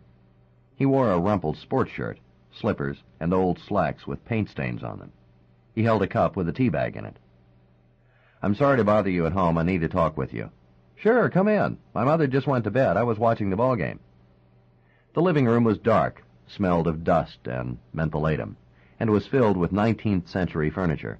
The furniture wasn't antique, it was simply old, like the clutter of clocks, vases, religious pictures, coverless books, tasseled pillows, and stacked magazines that took up every inch of available space in the room. I sat down in a deep, stuffed chair that was threadbare on the arms. "You want tea or Dr. Pepper?" he said. "No, thanks." "You want anything else?" He looked at me carefully. "Nope." "That a boy. Jimmy's still holding his own, isn't he?" "He's the same." "Yeah, I checked on him at noon. He's going to make it, Dave. If they get through the first day, they usually make it all the way. It's like something down inside of them catches a second breath." "I'm in some serious trouble. I thought about just writing it out. Then I thought about getting out of town." He reached over from where he sat on the couch and clicked off the ball game. "Instead, I figured I'd better face it now before it gets worse. If that's possible," I said. "What is it?" "I had to kill Philip Murphy last night in Biloxi." I saw his jaw set and his eyes light angrily. "I was going to bring him in," I said. "That's the truth, Captain. I let him go into the bathroom to take a leak, and he had a Walther taped inside the toilet tank. He called the play." "No, you called the play when you started acting on your own authority, when you refused to accept the terms of your suspension, when you went as a vigilante into another state. I asked you at the hospital to have a little patience, a little trust. I guess those were wasted words." "I respect you, Captain, but how much trust have people had in me?" "Listen to what you're saying. Can you imagine making a statement like that in a courtroom?" I felt my face flush, and I had to look away from his eyes. "You still haven't told me everything, though, have you?" he said. "No." "You left the scene and you didn't report it?" "Yes." "What else?" "I think Purcell killed Bobby Joe Starkweather." "What for?" "I don't know. Maybe he was just riding around in St. Charles Parish one morning and decided he wanted to blow away a redneck," the captain said. "There was a witness. I have her name and where she works." "But you didn't bother telling this to anyone before?" "She's a doper and a hooker, Captain. Her brains are as soft as yesterday's ice cream. I didn't know what would happen to her if they kept her as a material witness, either." "I'm having a hard time assimilating all this, Dave. I hate to tell you this, but this Purcell business sounds like it came out of a bottle. Maybe his personal problems are about to screw up his career with the department, but he's not an assassin, for God's sakes." I felt tired, empty, my options all spent, and all of it for no purpose whatsoever. The captain was a good man. I didn't know what I had expected of him, actually. In going to his house with my strange stories, I had given him even fewer alternatives than I had myself. "Give me the address," he said. "I'm going to call the Biloxi Police Department. Then we need to go down to the station, and I think you should call an attorney." He made the long-distance call, and I listened glumly while he talked with someone in their homicide division. I felt like a child whose errant behavior would now have to be taken over by a group of bemused authority figures. The captain finished and hung up the phone. "They're sending a car out there, and they'll call me back," he said. I sat in the silence. "Did that black kid ever find anything in the mug books?" "No, he was too scared, poor kid. We found out he's a little bit retarded, too." "You don't think Murphy pulled the trigger?" "No." The captain blew air out of his nose. His fingers made a design on the arm of the couch as we sat in the gloom. "Captain, did you hear anything about DDG being indicted?" No, but you know how they are in the prosecutor's office. They dummy up on us sometimes, particularly when they're thinking about a roll of drums on the 6 o'clock news. What did you hear? He thinks he's going to be indicted. He told you this? You've been talking with DDG? He asked me out to Mama Lito's. He gave me the line on Murphy. Dave, I'm advising you at this point that you should be careful of what you tell me. I believe he thinks he might actually go to Angola. If the prosecutor's office is taking DDG before the grand jury, it doesn't have anything to do with homicide. We had 2 cases. I thought we could tie to his tail, and the prosecutor sat on his hands until one witness blew town, and another time a clerk threw away a signed confession. You remember 2 years ago when somebody cut up a bookie named Joe Roth and stuffed him into the trash compactor in his own house? The next-door neighbor heard a skill saw whining in the middle of the night and saw 2 guys leave the house at dawn carrying a bloody paper sack. We found out later it contained the overalls they wore while they sawed up Roth's body. The neighbor picked out one of DDG's hoods from a lineup. The guy had no alibi, his car had blood on the seat, he was a 2-time loser and psychotic who would have sold DDG's ass at a garage sale to stay out of the electric chair. But the prosecutor's office messed around for 5 months, and our witness sold his house at a loss and moved to Canada. So I can't take their current efforts too seriously. If they want to put the fat boy away, they should be talking to us, and they're not. I'm not sure what you're getting at, Dave, but it doesn't make any difference. It's our territory now, not yours, even though we're talking about your brother. What's that word they use when they're talking about characters in Shakespeare's plays? Hubris? Yeah, that's the word. Pride. A guy not knowing when he should sit one out. I think maybe that's the origin of our problem here. Captain Guidry turned the ball game on and pretended to watch it while we waited for the call. He was clearly uncomfortable. I suppose he was thinking he might actually have to arrest me. Finally, he got up, went into the kitchen, and brought us back 2 bottles of Dr. Pepper.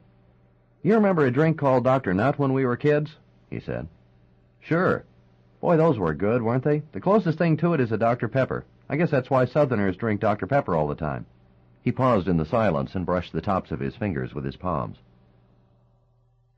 Look, I know you think the bottom's dropped out of everything, but try to look at what you got. You've put the cork in the jug, you've still got good friends, and you have a hell of a fine record as a police officer behind you. I appreciate it, Captain. The phone rang, and he answered it with obvious relief. He listened for almost a full minute, his eyes blinking occasionally. Then he said, That's what he said, on Azalea Drive, the last pink stucco duplex, next to a vacant lot. He looked at me. That's right, isn't it, Dave? It's the last place on the street, and the apartment next door has newspapers on the lawn? I nodded. You've got the right house, he said into the phone. Did you find the landlord? I see. No, sir, I don't understand it either. I'd appreciate it, though, if you'd keep us informed, and we'll do the same. Yes, sir. Thank you for your time and courtesy. He hung up the phone and touched the hair implants in his scalp. The place is empty, he said. What? There's no Philip Murphy, no body in the shower, no clothes in the closets, nothing in the cabinets or drawers. The next-door neighbor says a couple of guys were there this morning with a U-Haul trailer. The only thing that checks out is that the glass is gone from the shower doors, and it looks like somebody sawed a piece out of the bathroom door jamb. Did it have some lead in it? Yeah, I caught the edge of it with the first round. I don't know what to tell you, Dave. What about the landlord? He lives in Mobile. They haven't talked with him yet. What about blood? The place is clean. You're off the hook, at least for now. This means there's more of them out there. They're like army ants that trundle off their dead. I have 32 years in the department. Only once before have I run into something like this, and I have to tell you the truth, it unnerved me for a long time. About 22 or 23 years ago, a car with 3 soldiers in it got hit by a train on Chapatulas. They were all killed, and I mean really ground up under the engine. What bothered me was that all 3 of them were wearing seat belts. What are the odds of 3 fatalities all wearing their seat belts? Also, guys that are that careful don't put themselves in front of trains. Anyway, it was winter, and they were supposed to be on leave from Fort Dix, New Jersey, but they had suntans like they'd been lying on the beach for 6 months. I think they were dead before that train ever hit them. Somebody belted them in their car and put them on the track at 3 in the morning. But I'll never know for sure because the Army claimed their bodies, bagged them up, and that's the last I heard of it. We'd better talk to the Treasury people tomorrow morning. They have a way of becoming comatose when they hear my voice on the phone. I'll call them. You did the right thing coming here tonight. Things look a little better than they did a while ago, don't they? Yes, sir, they do. There's something else I want to tell you. It looks like the prosecutor's office is going to drop the concealed weapon charge against you. Why? Elections are coming around again. It's law and order time. They're going to make a lot of newsprint about gambling and narcotics, and they don't want people accusing them of wasting taxpayers' money while they try a cop on a chicken shit weapons charge. Are you sure? That's what I heard. Don't take it to the bank yet. But those guys over there are on their way up to higher things, and they don't care about our little problems in the department. Anyway, coast a while, will you, Dave? But scared money never wins. You don't ease up on the batter in the ninth. You don't give up the rail on the far turn. The next day it rained just before dawn, and when the sun came up, the trees along Carondelet were green and dripping, and the air was so thick with moisture it was almost fog-like, suffused with a pink light, the color of cotton candy. I parked down the street from Cleet's house in a working-class neighborhood that would eventually be all black. His lawn had been recently mowed, but it had been cut in uneven strips with ragged tufts of grass sticking up between the mower's tracks, and the cracks in the sidewalk and driveway were thick with weeds. His garbage cans had been emptied yesterday, but they still lay out front, their battered sides glistening with dew. At 7:30 he came out the front door, dressed in a white, short-sleeved shirt, a striped tie, and seersucker pants, his coat over his arm. His belt was hitched under his navel, the way a retired football player might wear it, and his big shoulders made him look as if he had put on a boy's shirt by mistake. I followed him across town in the traffic. Up ahead at a red light, as the heat and humidity of the day began to gather and intensify among the tall buildings and jammed automobiles, I saw him yawn widely, rub his face as though he were trying to put life back in dead tissue, and rest his head against the door. There was a man with a real dose of the yellow dog blues, I thought. By mid-morning he would be sweating heavily, emptying the water cooler, debating whether he should eat more aspirin, hiding with his misery in the darkness of a toilet stall. At noon he would emerge into the sun's glare and the roar of traffic, and drive across canal to a cafe where nobody knew him so he could drink beer with his meal until 1 o'clock and glue his day back together. He was serving hard time, but it was about to get worse. He double-parked in front of the Greyhound bus depot and went inside, putting on his coat. 5 minutes later he was back in his car, working his way into the traffic, looking around as though the whole world were coming at him in the rear-view mirror. I went back to my houseboat, called the hospital about Jimmy, pumped iron, ran 4 miles along the lakefront, cleaned and oiled my 12-gauge, and cooked some redfish and dirty rice for lunch, while I listened to an old recording of Blind Lemon Jefferson. Dig my grave with a silver spade, and see that my grave is kept clean. O dear Lord, lower me down on a golden chain. I wondered why it was that only black people seemed to treat death realistically in their art.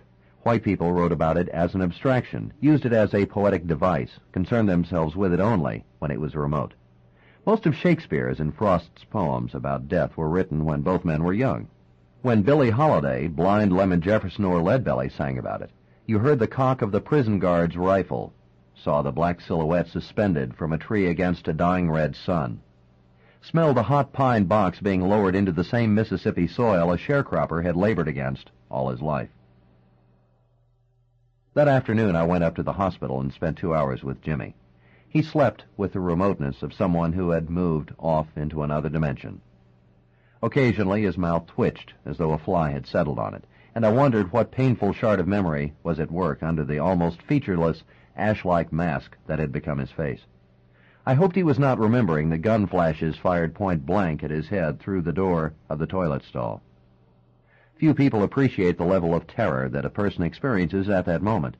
Soldiers learn not to talk about it. Civilian victims try to explain it to friends and therapists, and are often treated with the sympathy we extend to babbling psychotics. But the best description I ever heard of it was not from a soldier or a victim. We had a serial killer in an isolation cell at the 1st District, and he gave an interview to a woman reporter from the Times-Picayune.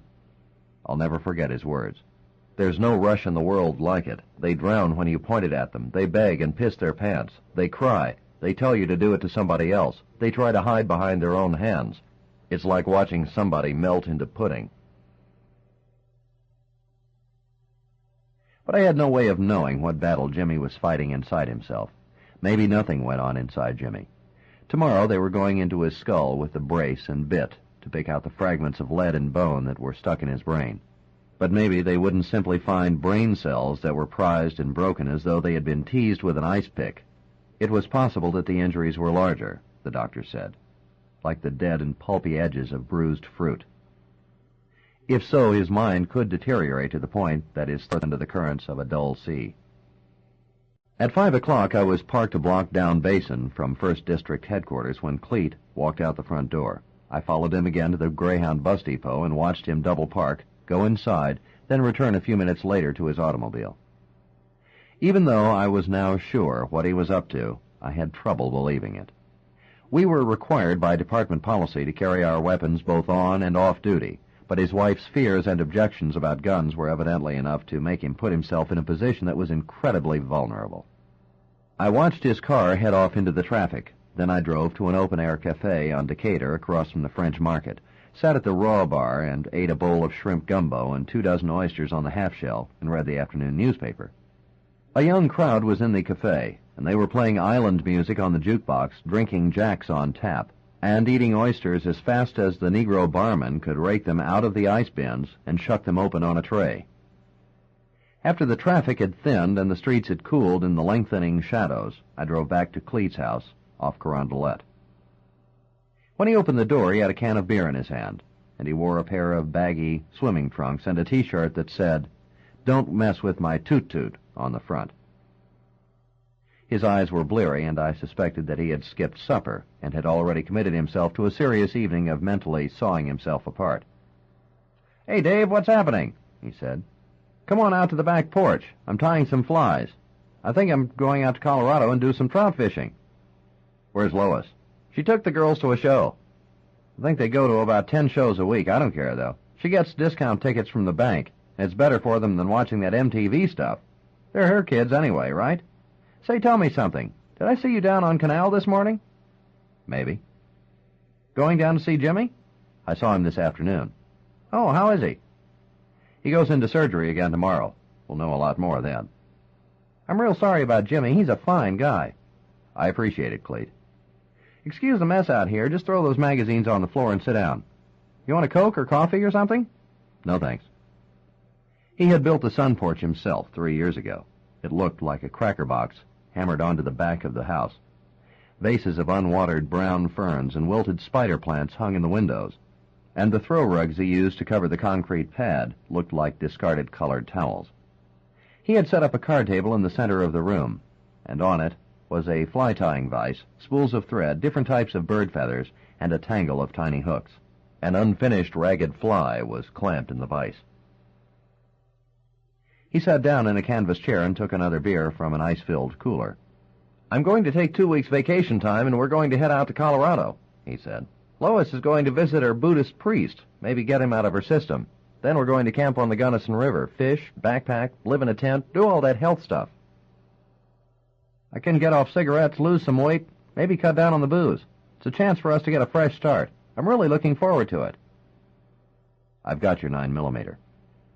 "What?" "I followed you to the bus depot." The stiff skin around his mouth tried to wrinkle into a smile. "What are we talking about?" he said. "I followed you there this morning and again this afternoon. Then I got Bobo Getz to open your locker for me. You remember him. He used to buy room keys off the hookers at the Ramada." His face became wooden. He lowered his eyes and slid a cigarette in and out of the pack. "What are you trying to do to me, Dave?" he asked. "Nobody has done anything to you. You jumped into the pig flop by yourself." "So I'm ashamed of leaving my weapon in a bus locker. But this isn't a home. It's a goddamn lunatic asylum. Who the hell set you up as my judge?" "Run that game on somebody else. Ballistics will match your weapon to the bullet that came out of Bobby Joe Starkweather. You should have lost it somewhere." "Yeah, maybe I didn't expect my partner to boost it from me." He took the cigarette out of the pack, lighted it with a Zippo, dropped the lighter loudly on the tabletop, and rubbed his hand over his face while he blew out the smoke. "So you're going to put me in the ringer?" "Why'd you do it?" $10,000. I didn't say anything. I looked at his big hands, the way a cigarette looked so small in them, his scarred, poached face, and wondered what had happened to the good-humored and intelligent man I used to work with. "Come on, he was garbage and you know it," he said.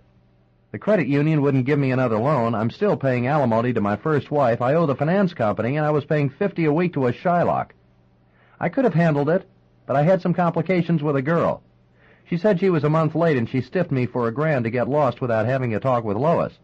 That's about all it would have taken to put her in a hospital." "Who paid you, Cleet?" "Murphy."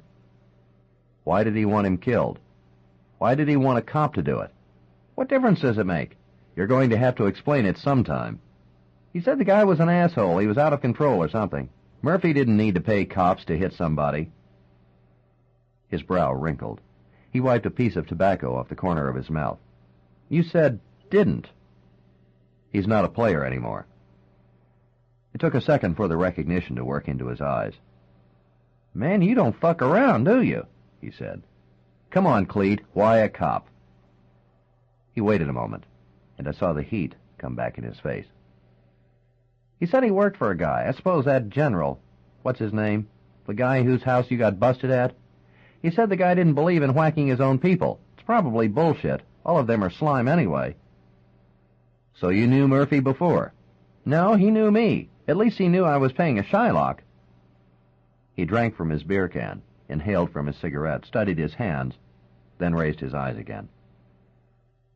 "Where do we go from here, partner?" he asked. "I don't know." "Is a piece of shit like Starkweather this important?" "You not only killed a man for money, you could have brought him and Murphy in. You could have gotten me off the hook." "I don't read it that way, but I don't guess that's important now. Are you going to give them my piece?" "I don't have it." "What?" "I just guessed you were dropping it and picking it up at the bus locker." He shook his head and blew out his breath as though I'd kicked him in the stomach. "Damn if you aren't slick, Streak." He began to flick the fly clamped in the vise with his fingernail. "What do you think I ought to do now?" "I don't care what you do," I said. "Get out of town. Go to Colorado. Take up Zen with Lois. I just know one thing for sure. Don't ever call me partner again." 12. Jimmy went into surgery at 8 the next morning, and they didn't wheel him into the recovery room until almost noon. The doctor found me in the waiting room and sat down in his greens on the leather couch next to me. He was prematurely bald and talked with a West Texas accent.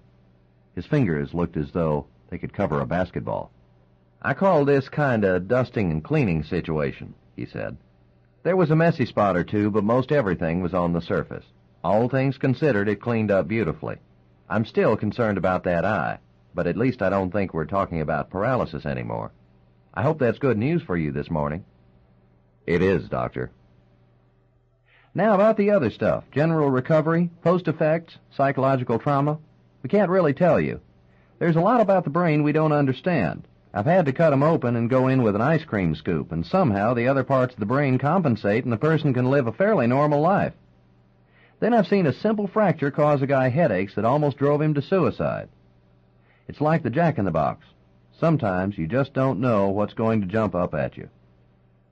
But we've got a great eye man here, and fine therapists, and every day it's going to get better for your brother. You follow me? In other words, we've got it turned around, and that's what counts." We shook hands, then I stopped by the gift shop downstairs and had fresh flowers sent up to Jim's room. I saw a big plastic crawfish in the gift case, and I had the salesgirl tie it with a bow to the flower vase. I went back to the files at the Picayune's morgue. Once again, the photographs and news stories sent me back across the sea, back into the era that would always be mine, whether I had wanted it or not. As I stared at the pictures of grunts loading their wounded into a dust-off, the elephant grass flattening around them, their dust-filmed faces streaked with dried sweat, their heads twisted back at the gunfire they still heard behind them, I felt like a leper who could not stop picking at his own crusted lesions. And like that leper, I knew I was about to sink my finger into a dark recess of pain and grief that did not cauterize with time. I flipped the frames of microfilm up on the viewing screen until I saw again the series of photographs taken during and after the My Lai massacre. I had never been able to rid myself of one of those photographs since I had first seen it in Newsweek magazine 15 years ago. The villagers had been herded together. A GI with an M16 was facing them, and a woman was begging with clasped hands, while her little boy, not more than 5, held her skirt and looked out from behind her with uncomprehending terror on his face. His mouth was open, the skin of his face was stretched tight with fear, and his eyes were wide with the knowledge that his mother's words could not protect him from what was about to happen. The next frame on the microfilm showed the ditch where they were executed. On the floor of the ditch, amid the tangle of dead adults, was the body of a little boy who wore the same short pants and T-shirt as the child in the first picture. This was the war that an American president called a holy cause. I knew that I would always be caught in that lens, too, locked inside a frame of film that people would never be able to deal with, because to deal with it would require an admission of responsibility that would numb an entire nation. That is why the word obsession is a convenient one in the analytical vocabulary. We apply it to those who are trapped inside the camera, who can never extricate themselves from those darker periods in history that were written for them by somebody else. But I had a feeling that the general would understand what I meant, that he, too, had heard the click of the shutter in an unexpected moment, had realized with a quickening of the heart that some of us are meant to be only sojourners in the present. Then a strange thing happened that afternoon. I drove back to my houseboat, ate a sandwich and drank a glass of iced tea, and suddenly felt very tired. I took a nap with the fan blowing across me in the hot cabin, and awoke an hour later with the thick heat of the afternoon in my head. I pumped water into the kitchen sink, splashed my face and dried it with a paper towel, and stared abstractedly out the window into the glaring sunlight. Then my eyes focused on a man who stood under a palm tree farther down the beach. His hair was absolutely white, his skin deeply tanned, his posture erect as he smoked a cigarette in a holder and looked out at the shimmering lake from behind pilot sunglasses. I rubbed the moisture out of my eyes with my fingers and looked again. I suspected that possibly I was obsessed after all. I went out on my deck and saw him turn and look at me. Cigarette smoke drifted away from his mouth in the wind. I walked quickly across the gangplank onto the dock and headed down the beach toward him. He looked at me a moment longer, removed the cigarette from his holder, and dropped it into the sand, then casually walked to a gunmetal gray Chrysler and drove away. The heat was like steam rising from a stove. I put on my running shoes and shorts, did 4 miles along the beach, showered in my tin stall, and called Annie and told her I would pick her up for supper after I visited Jimmy at the hospital. But just as I was locking up, Captain Guidry parked his car under the palm trees by my dock and walked down the path through the sand dune toward me. He carried his coat over his shoulder, and he wore his badge on one side of his belt and his clip-on .38 holster on the other. He wore long-sleeved white shirts and a tie, even in the summer, and there were huge loops of sweat under his arms. "Give me a few minutes of your time," he said. I unlocked the door, fixed him a rum and coke, made myself a glass of instant iced coffee, and sat down with him at my deck table under the canvas umbrella. The heat and humidity of the afternoon had started to lift and break apart in the evening breeze, and there were patches of dark blue floating in the green of the lake. "I shouldn't drink this," he said. "I had a couple of belts right after work, and I probably don't need any more, but so what? Cheers, Dave." "You're not a man we can accuse of many vices, Captain." "Yeah, but my life is pretty boring as a consequence. At least it is until I get hung up on a case. I want to get you back into the department. You're too valuable to be marking time out here on your boat. I'll tell you something straight out. You're probably the best investigative officer I ever had under me. You have honest-to-God talent and ability. There's nobody else I can depend on like I've depended on you." "That's kind of you, Captain." "Forget the kindness. I want people in custody for Jimmy's shooting.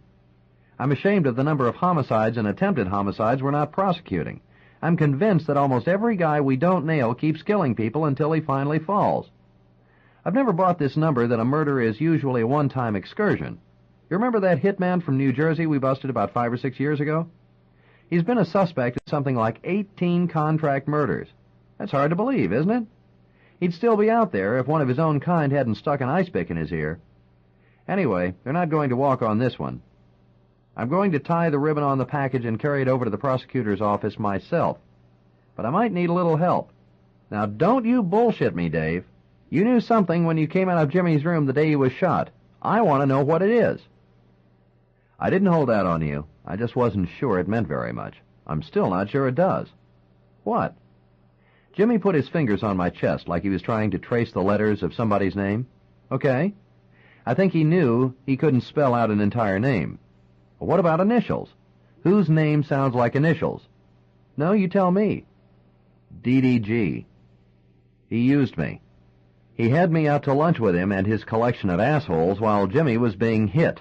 I not only gave him an alibi, I allowed him to shoot off his mouth about his ethics and how people were forcing him to break his own rules. Why would he want to hit Jimmy? He's going up in front of the grand jury, and I'll bet you Jimmy's going to be subpoenaed too. He knew Jimmy wouldn't perjure himself. He'd take his own fall, and Dee Dee would end up falling with him.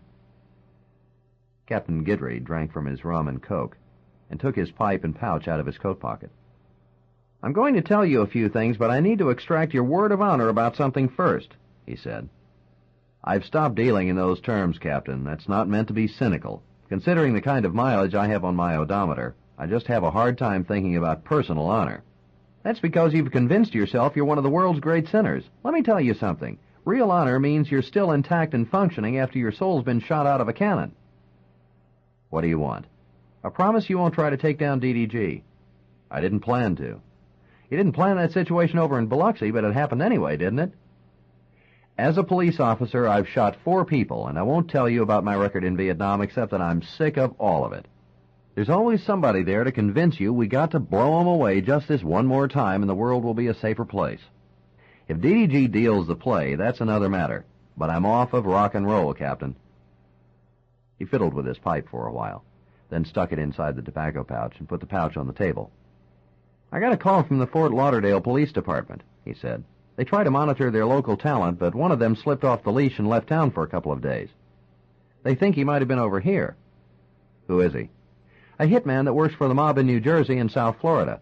They sent me a picture on the wire, and I showed it to the black kid with 5 others. He said that's our man. Where's the guy now? Eating lobster on the beach, but we're going to jerk him up short. We'll cut the warrant on the kid's make. They'll pick him up for us, and we'll extradite back to New Orleans. By that time, maybe Jimmy can identify him, too. The important thing is that we don't let this guy fly. You'd better get a damn high bond, then. It will be. Also, the word's going to be on the street that this guy is a traveling man, a very bad risk. There's one thing you got to remember, though, Dave. We'll need Jimmy for a solid case. I don't think the kid will hold up too well by himself. What about DDG? We'll take it a step at a time. We won't have any trouble showing motive. The prosecutor was going to indict Jimmy and use him as a witness against DDG. I think it comes down to how much time our contract man wants to spend chopping sugarcane in Angola. Fort Lauderdale says he's never had to do any hard time. The possibility of a 30-year jolt in the Louisiana prison system might really increase his instinct for negotiation. Don't send Purcell after him. Purcell's my problem. Don't worry about him. He got $10,000 for Starkweather. He'll take money again. It's never a one-time thing. If you don't believe me, run his 9mm through ballistics. But I bet his house will be robbed by then. Maybe you can get a match off the slugs from the Segura shooting if they're not too beat up. I hope you have my job one day, Dave. Then you can be responsible for everything that's wrong in the 1st District. It's something to look forward to. I'm just squaring with you. Yeah, but give me some credit. I'm the one that warned you about protecting Purcell's butt in the first place, right? I didn't answer. The wind was cool now, and it flapped the canvas umbrella over our heads. 20 yards out, a half-dozen pelicans sailed low over the water, their shadows racing ahead of them on the green surface. Right or wrong, he said, and grinned at me. You're right. Then his face became serious again. But no DDG, no cowboy stuff, no bullshit of any kind, he said. The fat boy's going away. You can count on it. But it's going to be by the numbers, right? Right, I said. Odd, shouldn't we be allowed an occasional violation of our word to our friends and superiors? Monday morning I had to go through another interview with Internal Affairs, this time concerning my last encounter with Internal Affairs. The 3 of us sat in a closed, immaculate white room that was furnished with a wooden table and 3 chairs. My interviewers were takers of notes. The yellow legal pads they wrote on were covered with swirls of calligraphy from their black felt pens. I didn't know either of them. Why did you strike Lieutenant Baxter? He provoked me. How's that? What do you care? I beg your pardon? I said, why are you asking me these questions? You work with the man every day. You know him better than I do. Should we just indicate that you do not choose to answer the question? I punched Nate Baxter because he's a bad cop. He tries to bully and degrade people. In my case, he tried to ignore evidence in the torture and murder of a federal law officer. Those things aren't demonstrable, but they're true, and both of you guys know it. Both of them looked at me blankly across the table. I could hear the air conditioning humming through a duct in the white silence. On the way out, I got a clerk to pull the computer sheet they had gotten on the hitman from the National Crime Information Center in Washington. It was brief, almost hazy in its description, in the way that a facial image burned into rock with acid would be hazy and brutal at the same time. Born, 1957, Camden, New Jersey. Graduated high school 1975. Attended Miami-Dade Community College 2 years. Vocation, dry cleaner, apartment manager, salesman. Suspected involvement in 6 homicides ordered by organized crime figures. 1 contempt citation resulting in 3 months confinement, Broward County Stockade. Current address, Casa del Mar, Galt Ocean Mile, Fort Lauderdale, Florida. I tried to envision the man. The face remained an empty, dark oval, like the pitted center of a rotten piece of fruit. But I could see the simian hands. They were strong, ridged with knuckles, thick across the palm. But they were not made for work or for touching a woman's breast, or even for tossing a ball back and forth with boys. Instead, they curved readily around certain tools that in themselves were only discardable means to an end. The .22 Magnum revolver, the .410 pistol, the barber's razor, the cork-tipped ice pick, the Uzi. He loosed the souls from their bodies, the grief and terror from their eyes. He unstuck them from their mortal fastenings, sawed the sky loose from the earth's rim, eased them as a lover might into the wheeling of the stars. Sometimes at night he watched his deeds on the 10 o'clock news, ate ice cream out of a carton with a spoon, and felt a strange sexual arousal at the simplicity of it all, the purity, the strobe-like glow where their bodies had been outlined with chalk. The remembered smell of death that was also like the smell of the sea, like copulation, like birth. He had been busted at 9:30 that morning and was now being held in the deadlock of the Fort Lauderdale jail, with no bond, while he awaited extradition to Louisiana. With good luck, Jimmy would identify him, and with the right turn of the screw, he would be willing to feed DDG into an airplane propeller. It should have been enough, but it wasn't. I went back to the houseboat and found an old canvas money bag that I used to collect pennies in. The canvas had been cut out of a sail and sewn with a thick double stitch, and it closed and tied at the top with a leather drawstring. Then I sorted through my toolbox and found a half-dozen tire lugs, 3 ball bearings, and a huge iron nut that I used as a weight on my crab traps. Rain clouds drifted by overhead, and my houseboat and the lake were suddenly covered with shadow, and the waves were capping on the slate-green surface. The air was cool and smelled of trees and salt and wet sand that was alive with shellfish. I could feel caution lights start to flash in my head, the way you do when you watch the amber light shimmer on a whiskey glass. You raise the glass to your lips, and you're almost eyeball to eyeball with that protean and dancing balloon of yellow light. Then its heated energy hits your stomach, surges through your chest, and rips open sealed places in your brain that you did not know existed. But the marriage is made. The hyena will have its way. The caution light is locked on red. You can't even have the pleasure of loathing yourself, because the metamorphosis to which you've committed yourself is now the only self you have. No, I wasn't out of control. It wasn't whiskey or an adrenaline surge like it that was loose in my system. I simply had to set some things right. And sometimes you don't set things right by being reasonable.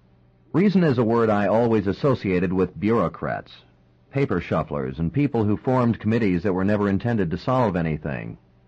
I don't mean to be hard. Maybe I'm just saying that what works for other people never worked very well for me.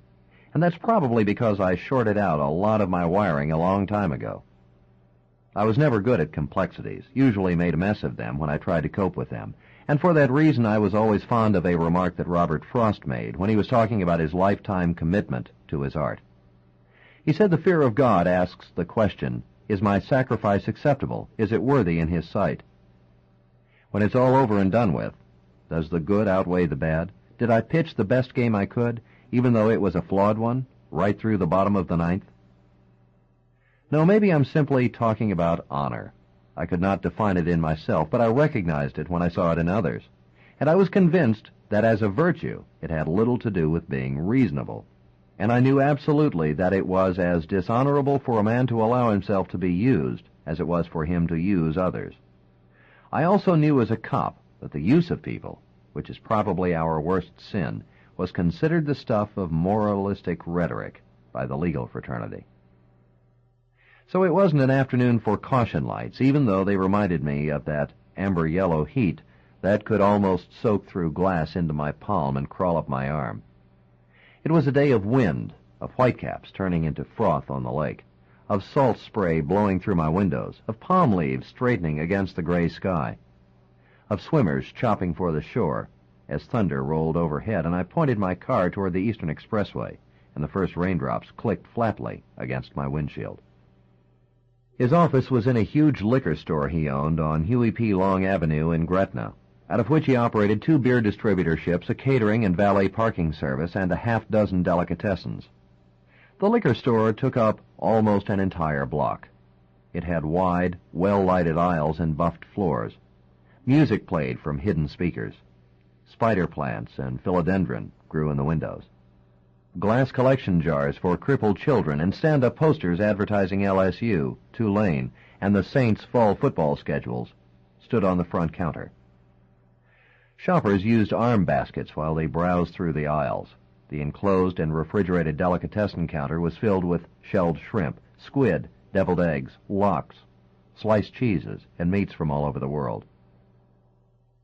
It was a place that probably compensated in some way for the deprivation he had known in childhood. There was an endless supply of food and drink. The interior made entirely of glass, plastic, chrome, stainless steel, the stuff of technology of now. And the people who bought his booze and gourmet trays belonged to the Timberlane Country Club and treated him with the respect due a successful businessman.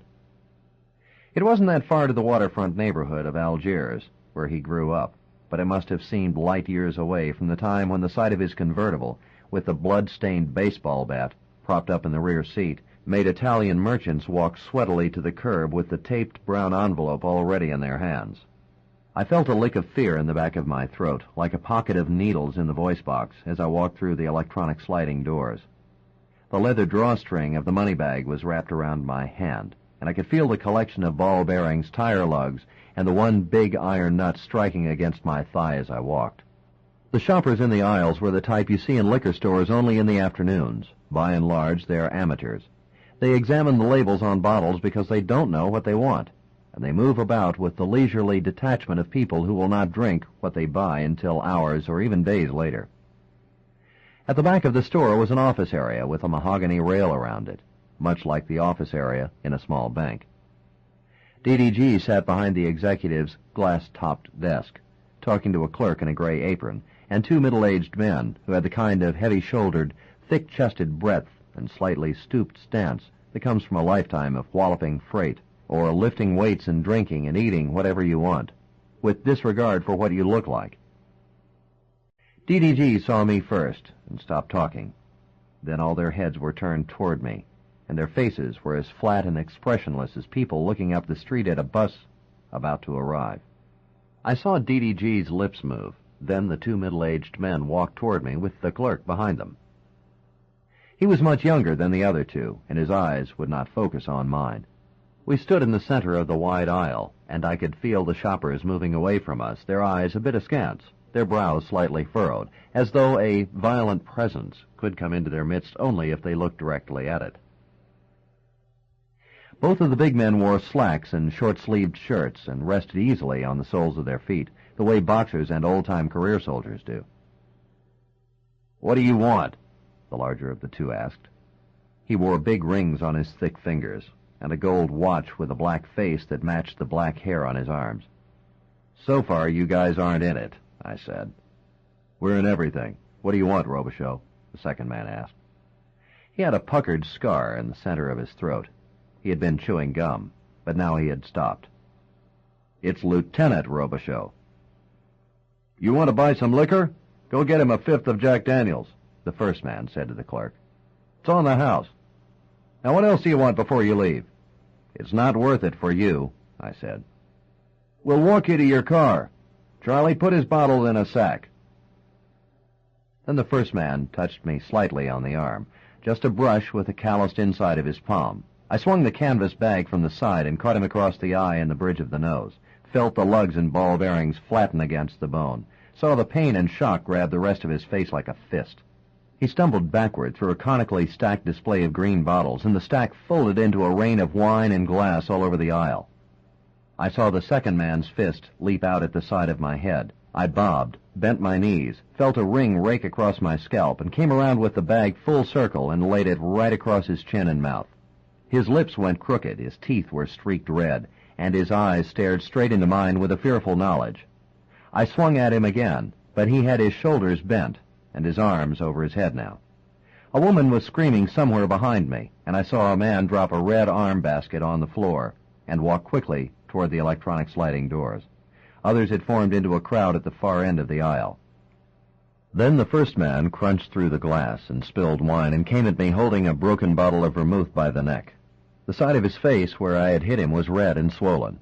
His head was low, his shoulders rounded, his weight flat-footed, his eyes close set and glaring. He poked at me with the bottle, as though it were a pike. I swung at his wrist, missed, heard the canvas clink on the bottle's tip, and he came forward again and lunged at my face. He must have been a knife fighter at one time, and even though he was heavy and breathed with the controlled rasp of the cigarette smoker, his reflexes were fast, his thighs and big buttocks were cocked like springs, and there was no fear in his eyes, but only a steady, heated light that would accept any attrition to get to a murderous end. But impatience was his undoing. He jabbed the bottle at my eyes again, and when he thought I was going to jerk backward, he raised it to slash at my head. But I didn't give ground, and I swung the heavy knot of metal from behind me, the canvas actually whipping in the air, and caught him solidly on the temple. His face went gray, his eyes rolled, the lids fluttered like bruised flower petals, and he crashed into the shelves and lay still. Somebody was calling the police on the telephone. The second middle-aged man and the clerk in the apron retreated in front of me as I walked through the broken glass and the pools of wine, whiskey, and vermouth. DDG rose from his desk like a leviathan surfacing from the depths. He had knocked over the ashtray when he stood up, and his perfumed cigarette was burning on the desk blotter. His face was still filled with disbelief, but there was something else at work in his eyes, too, a flicker, a twitch, the rippling edge of a fear he had hidden inside himself all his life. "You're fucked," he said. "Don't talk. Do it. Now," I thought. "You hear me? Fucked. Your brother, your girl, you're all a package deal." "He thought you were his friend, you bastard," I said. I saw his eyes sweep the store, look impotently at his employees, who were having no part of it now. Then his hand went inside the desk drawer and flattened on top of a blue automatic. I came straight overhead with the canvas bag, struck him across the forearm, and snapped the side panel out of the drawer. His fingers straightened and trembled with the shock, and he wrapped his hand around the swelling on top of his forearm, held it against his chest, and backed away from me. His lower buttocks and the backs of his thighs hit against the mahogany rail that surrounded the office area. Bolts popped loose from their fastenings, and the rail suddenly snapped flat against the floor. Then he turned and ran with his head twisted back at me. I followed him behind the delicatessen counter, onto the duckboards, into the midst of his countermen and butchers, whose faces at that moment dared show no partisan expression. Dee Dee's breath was wheezing, his huge chest laboring, his black curly hair hanging in his face like snakes, his dark eyes hot and desperate. His breath sounded as though he was strangling on air bubbles in his throat. The fat across his heart quivered under his shirt. He tried to speak, to gain control of the situation a last time, to click over the tumblers that he had always used to make terrified supplicants of his enemies. Instead, he fell against the wooden butcher's block and held onto the sides for support. The block was streaked brown and covered with bits of chopped chicken. His stomach hung down like a huge water-filled balloon. His face was sweating heavily, and his mouth worked again on the words that wouldn't come. "You got a free pass, Dee Dee," I said, and dropped the canvas money sack on the butcher's block. "Give your help a raise." I heard the sirens outside. "Tell them cops to get an ambulance," one of the clerks said. "He's got blood coming out his seat." They opened up DDG that night. The surgeons said he had malignant polyps the size of duck's eggs inside his bowels. They cut and snipped, sewed and stapled until almost dawn. They closed his colon, implanted a drip tube in his side, and fed him through his veins. Later, he would wear a plastic bag on an emaciated frame that would lose 150 pounds in a month. He would listen to psychologists talk to him in a vocabulary he couldn't fathom, learn to stand on a walker, sit in group therapy sessions with people who talked about life when it was clearly evident they were dying, look dumbly at brochures describing vacations in the islands, watch his children's discomfort at the smell that came from under his sheets. He would sign over his power of attorney to others, draw his signature across bits of paper that seemed now to have no more value than confetti, and try to think about the coming fall, about red leaves flying in the wind, about Christmas trees and brandy cakes and eggnog, and about the following spring that would surely come a-borning, if only he could hold its shape clearly in his mind. Somewhere down inside him, he knew that his fear of death by water had always been a foolish one. Death was a rodent that ate its way inch by inch through your entrails, chewed at your liver and stomach, severed tendon from organ, until finally, when you were alone in the dark, it sat gorged and sleek next to your head, its eyes resting, its wet muzzle like a kiss, a promise whispered in the ear. The next night I couldn't sleep. At first I thought it was the heat. Then I decided that it was the insomnia that plagued me 2 or 3 nights a month and left me listless and disordered in mind the next morning. Then finally I knew that it was simply the price of ambition. The Fort Lauderdale hitman was in jail. DDG was dealing with a punishment far worse than any court could impose on him. And I wanted to get Weinberger and the general. But I knew they had won the day, and accepting that fact was as easy as swallowing a razor blade. Then about 3 a.m. I fell asleep and I dreamed. Shakespeare said that all power lies in the world of dreams, and I believe him. Somehow sleep allows us to see clearly those very things that are obscured by the light of day.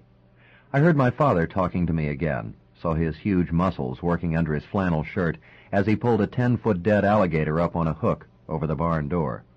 He pushed the point of the skinning knife into the thick yellow hide under the neck, and then pulled it with both hands in a red line that ran from the mouth down to the white tip under the tail. "I didn't see him, no," he said. "That's 'cause I was thinking like me, not like him. That gator don't get out on them log when he hungry. He hide under them dead leaves, floating next to the levee, and wait for them big fat coon come down to drink." I woke up at dawn, dripped a pot of chicory coffee, heated a small pan of milk, cooked a half-dozen pieces of toast in the skillet, and ate breakfast out on the deck while the pink light spread across the sky and the gulls began to wheel and screech overhead.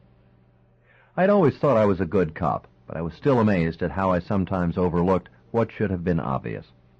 My father didn't read or write, but in many ways he had learned more from hunting and fishing in the marsh than I had from my years of college education and experience as a policeman. I wondered if he wouldn't have made a better cop than I, except that he didn't like rules, authority, and people who took themselves seriously. He laughed at seriousness in people, and consequently was never distracted by their subterfuge. I left the houseboat at 7:30, and was at the Jefferson Parish Courthouse when it opened at 8 o'clock. I found what I was looking for in a half hour. I was actually shaking when I went into the phone booth in the marble corridor and called Fitzpatrick's supervisor at the Federal Building. "I found Larry Weinberger's warehouse," I said. "Oh, yeah?" he said. "Yeah, that's right." He didn't respond. "The one the Nicaraguan mentioned on the tape?" I said. "I assume you've listened to the tape." "We did.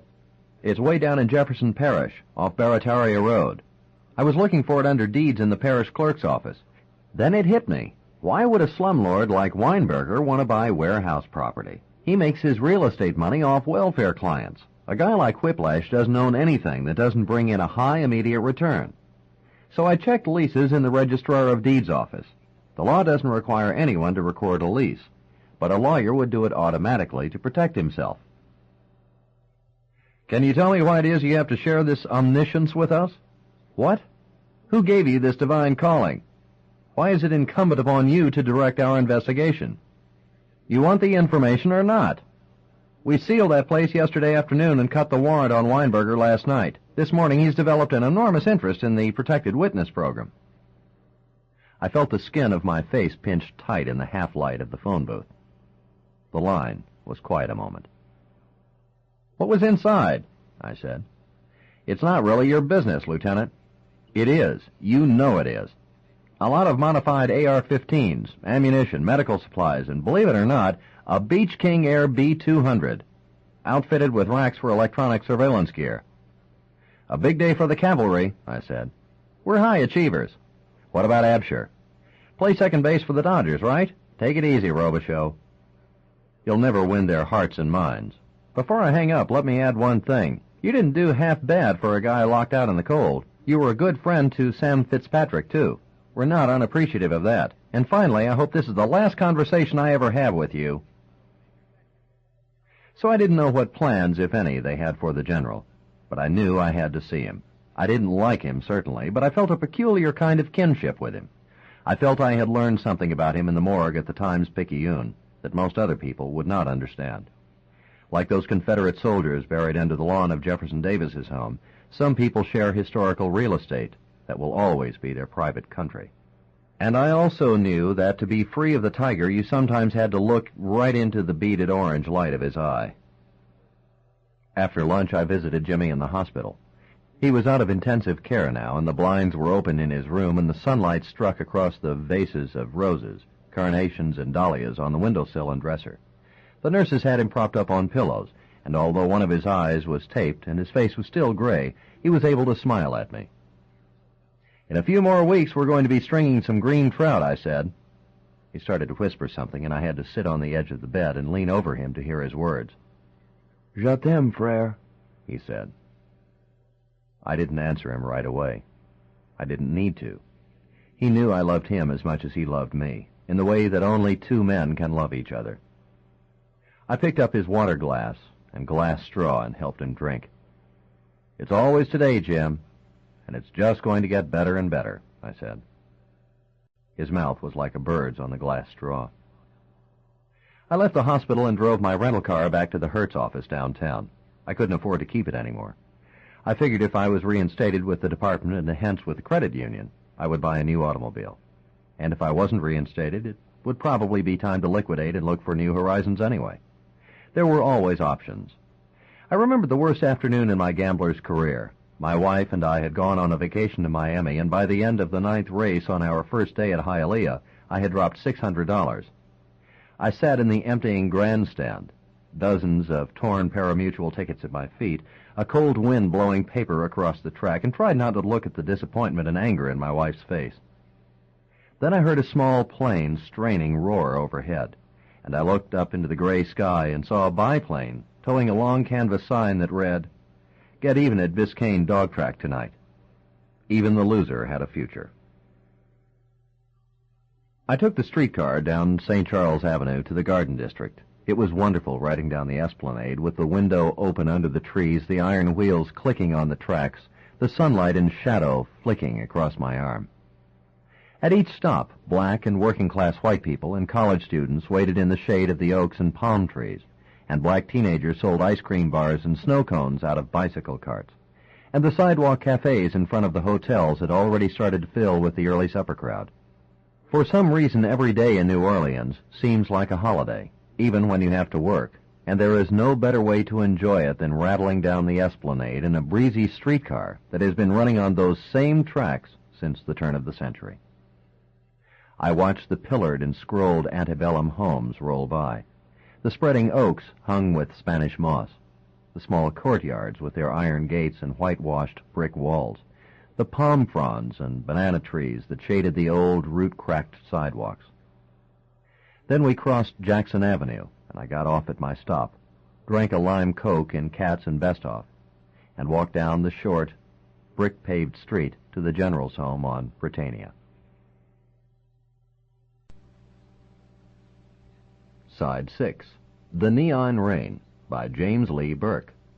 Continuing on page 241. I paused at the front gate.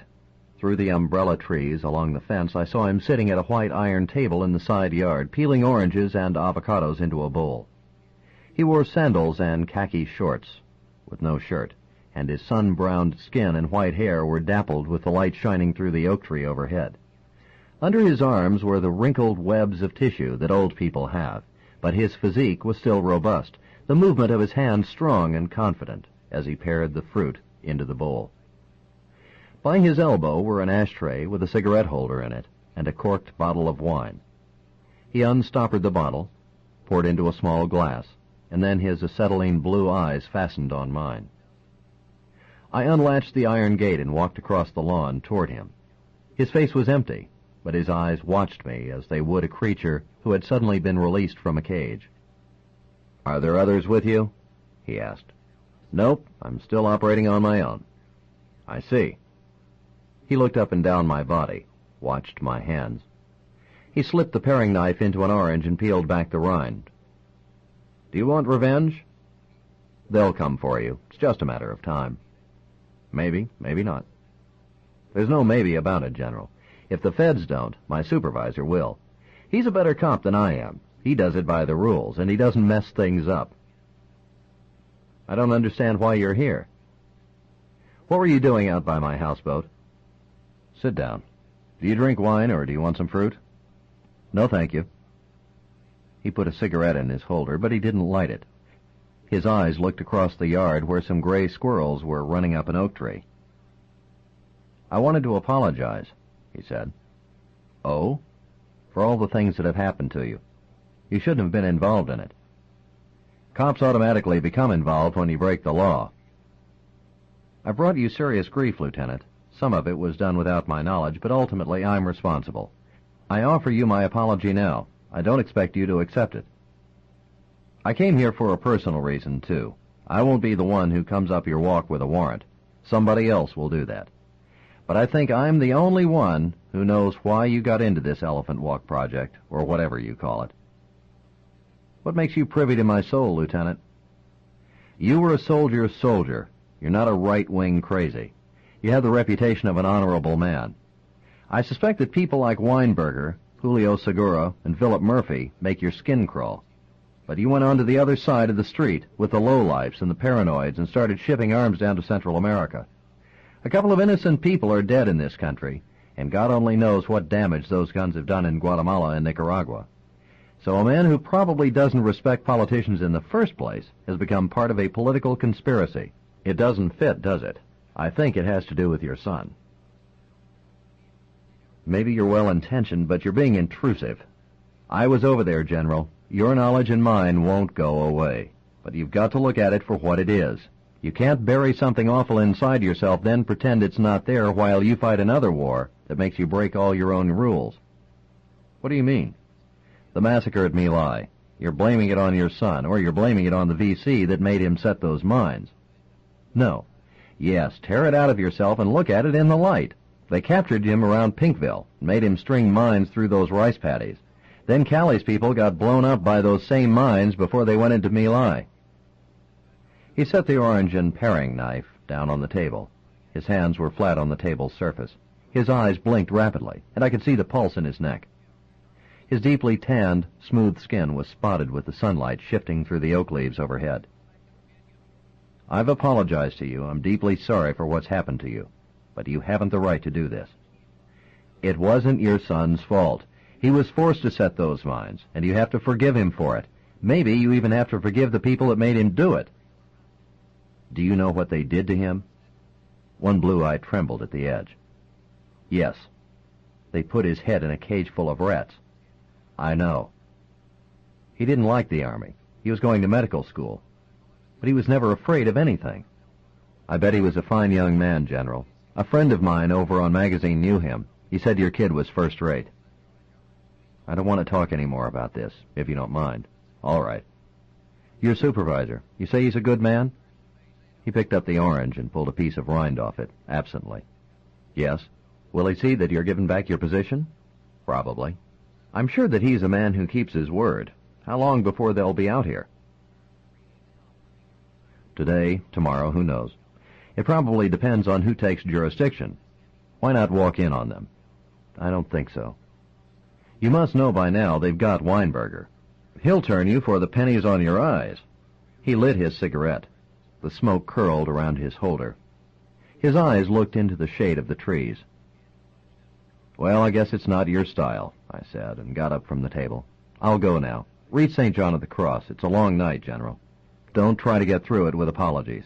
They're all right between gentlemen, but they don't have much value for the dead. I walked back to the streetcar stop on St. Charles. The esplanade was shady under the spreading oaks, and the wind blew pieces of newspaper through the intersection. The streetcar tracks were burnished, the color of copper, and they trembled slightly from the rumbling weight of the car that was still far down the esplanade. The wind was dry, full of dust, the burnt-out end of a long, hot afternoon, and I could smell the acrid scorch in the air that the streetcars made when they popped across an electric circuit. Overhead, clouds that had the dull sheen of steam floated in from the Gulf, where the sun was already sinking into a purple thunderhead. An elderly black woman who waited at the stop with me carried a flowered umbrella hooked on her arm. She wore a pillbox hat clamped down on her small head. "It's going to rain frogs by tonight," she said. "First it get hot and windy, then it smell like fish, then lightning going to jump all over my little house." She smiled at me with her joke. I helped her on the streetcar, which was crowded with black people who worked as servants in the Garden District. She and I shared a wooden seat in the back of the car as it rumbled along the esplanade under the trees, past the scrolled iron balconies, the sidewalk cafes in front of the hotels, the green-blue lawns that were now streaked with shadow, the marble-columned porches where Confederate soldiers once tethered their horses and drank bourbon with their ladies. Out over the Gulf I heard a long peal of thunder, like a row of ancient cannon firing in a diminishing sequence. The black lady shook her head gravely and made a wet, humming sound in the back of her throat. Epilogue. I was reinstated in the department with no disciplinary action other than a letter of reprimand for punching out Nate Baxter. In 2 days, a half-dozen cops called up to congratulate me. I had heard from none of them while I was on suspension. I discovered that I was not ready to return to work, that my file drawer of gargoyles and grief would have to remain in abeyance in that old Basin Street building that had once housed slave auctions and cockfights. I took 2 weeks of my vacation time, and Annie and I went to Key West, walked along the ficus-shaded streets by the bay where Ernest Hemingway and James Audubon had once lived, scuba dived on 7 Mile Reef, where the water was so clear and green at 30 feet that you could count the grains of sand like fragments of diamond in your palm, fished for cobia, grouper, and wahoo, and ate trays of boiled shrimp and conch fritters down on the dock, while the shrimp boats rose and knocked inside their mooring slips. When it was time to return to work, I put in for my remaining week's vacation. Finally, I had no days left. The summer had burnt itself out. The heat had lifted one day in a breeze off the Gulf. The sky turned a darker blue, the trees a deeper green. Stubborn boys still tried to hold on to baseball games in sandlots. But each morning was cooler now, the sunlight gold and warm at noon, and you could hear high school marching bands thundering on afternoon practice fields. I walked into the 1st District at 8 o'clock on the day I was to resume work, filled out a request for a return of my retirement funds, and resigned. It was time for somebody else to fight the wars. Captain Guidry argued with me and said that I had been vindicated. But vindication is of value only if you're interested in keeping score. I think by that time I had learned that the score takes care of itself. You just keep bearing down on the batter, then one day you look over your shoulder and you're pleasantly surprised at the numbers that are up on the board. Cleet blew Dodge like the town was burning down. He packed 2 suitcases, forged his wife's signature on a check against their joint account, and left his car double-parked in front of the airport, with both front doors open. A month later, I received a postcard from him that had been mailed in Honduras. The card showed a Mayan pyramid in Guatemala. Dear Streak, greetings from Bongo Bongo Land. I'd like to tell you I'm off the sauce and working for the Maryknolls. I'm not. Guess what skill is in big demand down here? A guy that can run through the manual of arms as an automatic captain. They're all kids. Somebody with a case of Clearasil could take the whole country. See you in the next incarnation. C. P.S. If you run into Lois, tell her I'm sorry for ripping her off. I left my toothbrush in the bathroom. I want her to have it. I used my retirement money to buy a boat rental and bait business in New Iberia, and had my houseboat towed from New Orleans through Morgan City and up the Bayou Teche. Annie and I rode on the boat the last few miles into New Iberia, and we ate crawfish étouffée on the deck and watched our wake slip up into the cypress and oak trees along the bank. Watched yesterday steal upon us. The black people in straw hats, cane fishing for goggle-eye perch, the smoke drifting out through the trees from barbecue fires, the crowds of college-age kids at fish fries and crab boils in the city park, the red leaves that tumbled out of the sky and settled like a whisper on the bayou's surface. It was the Louisiana I had grown up in, a place that never seemed to change, where it was never a treason to go with the cycle of things and let the season have its way. The fall sky was such a hard blue you could have struck a match against it. The yellow light so soft it might have been aged inside oak. End of The Neon Rain.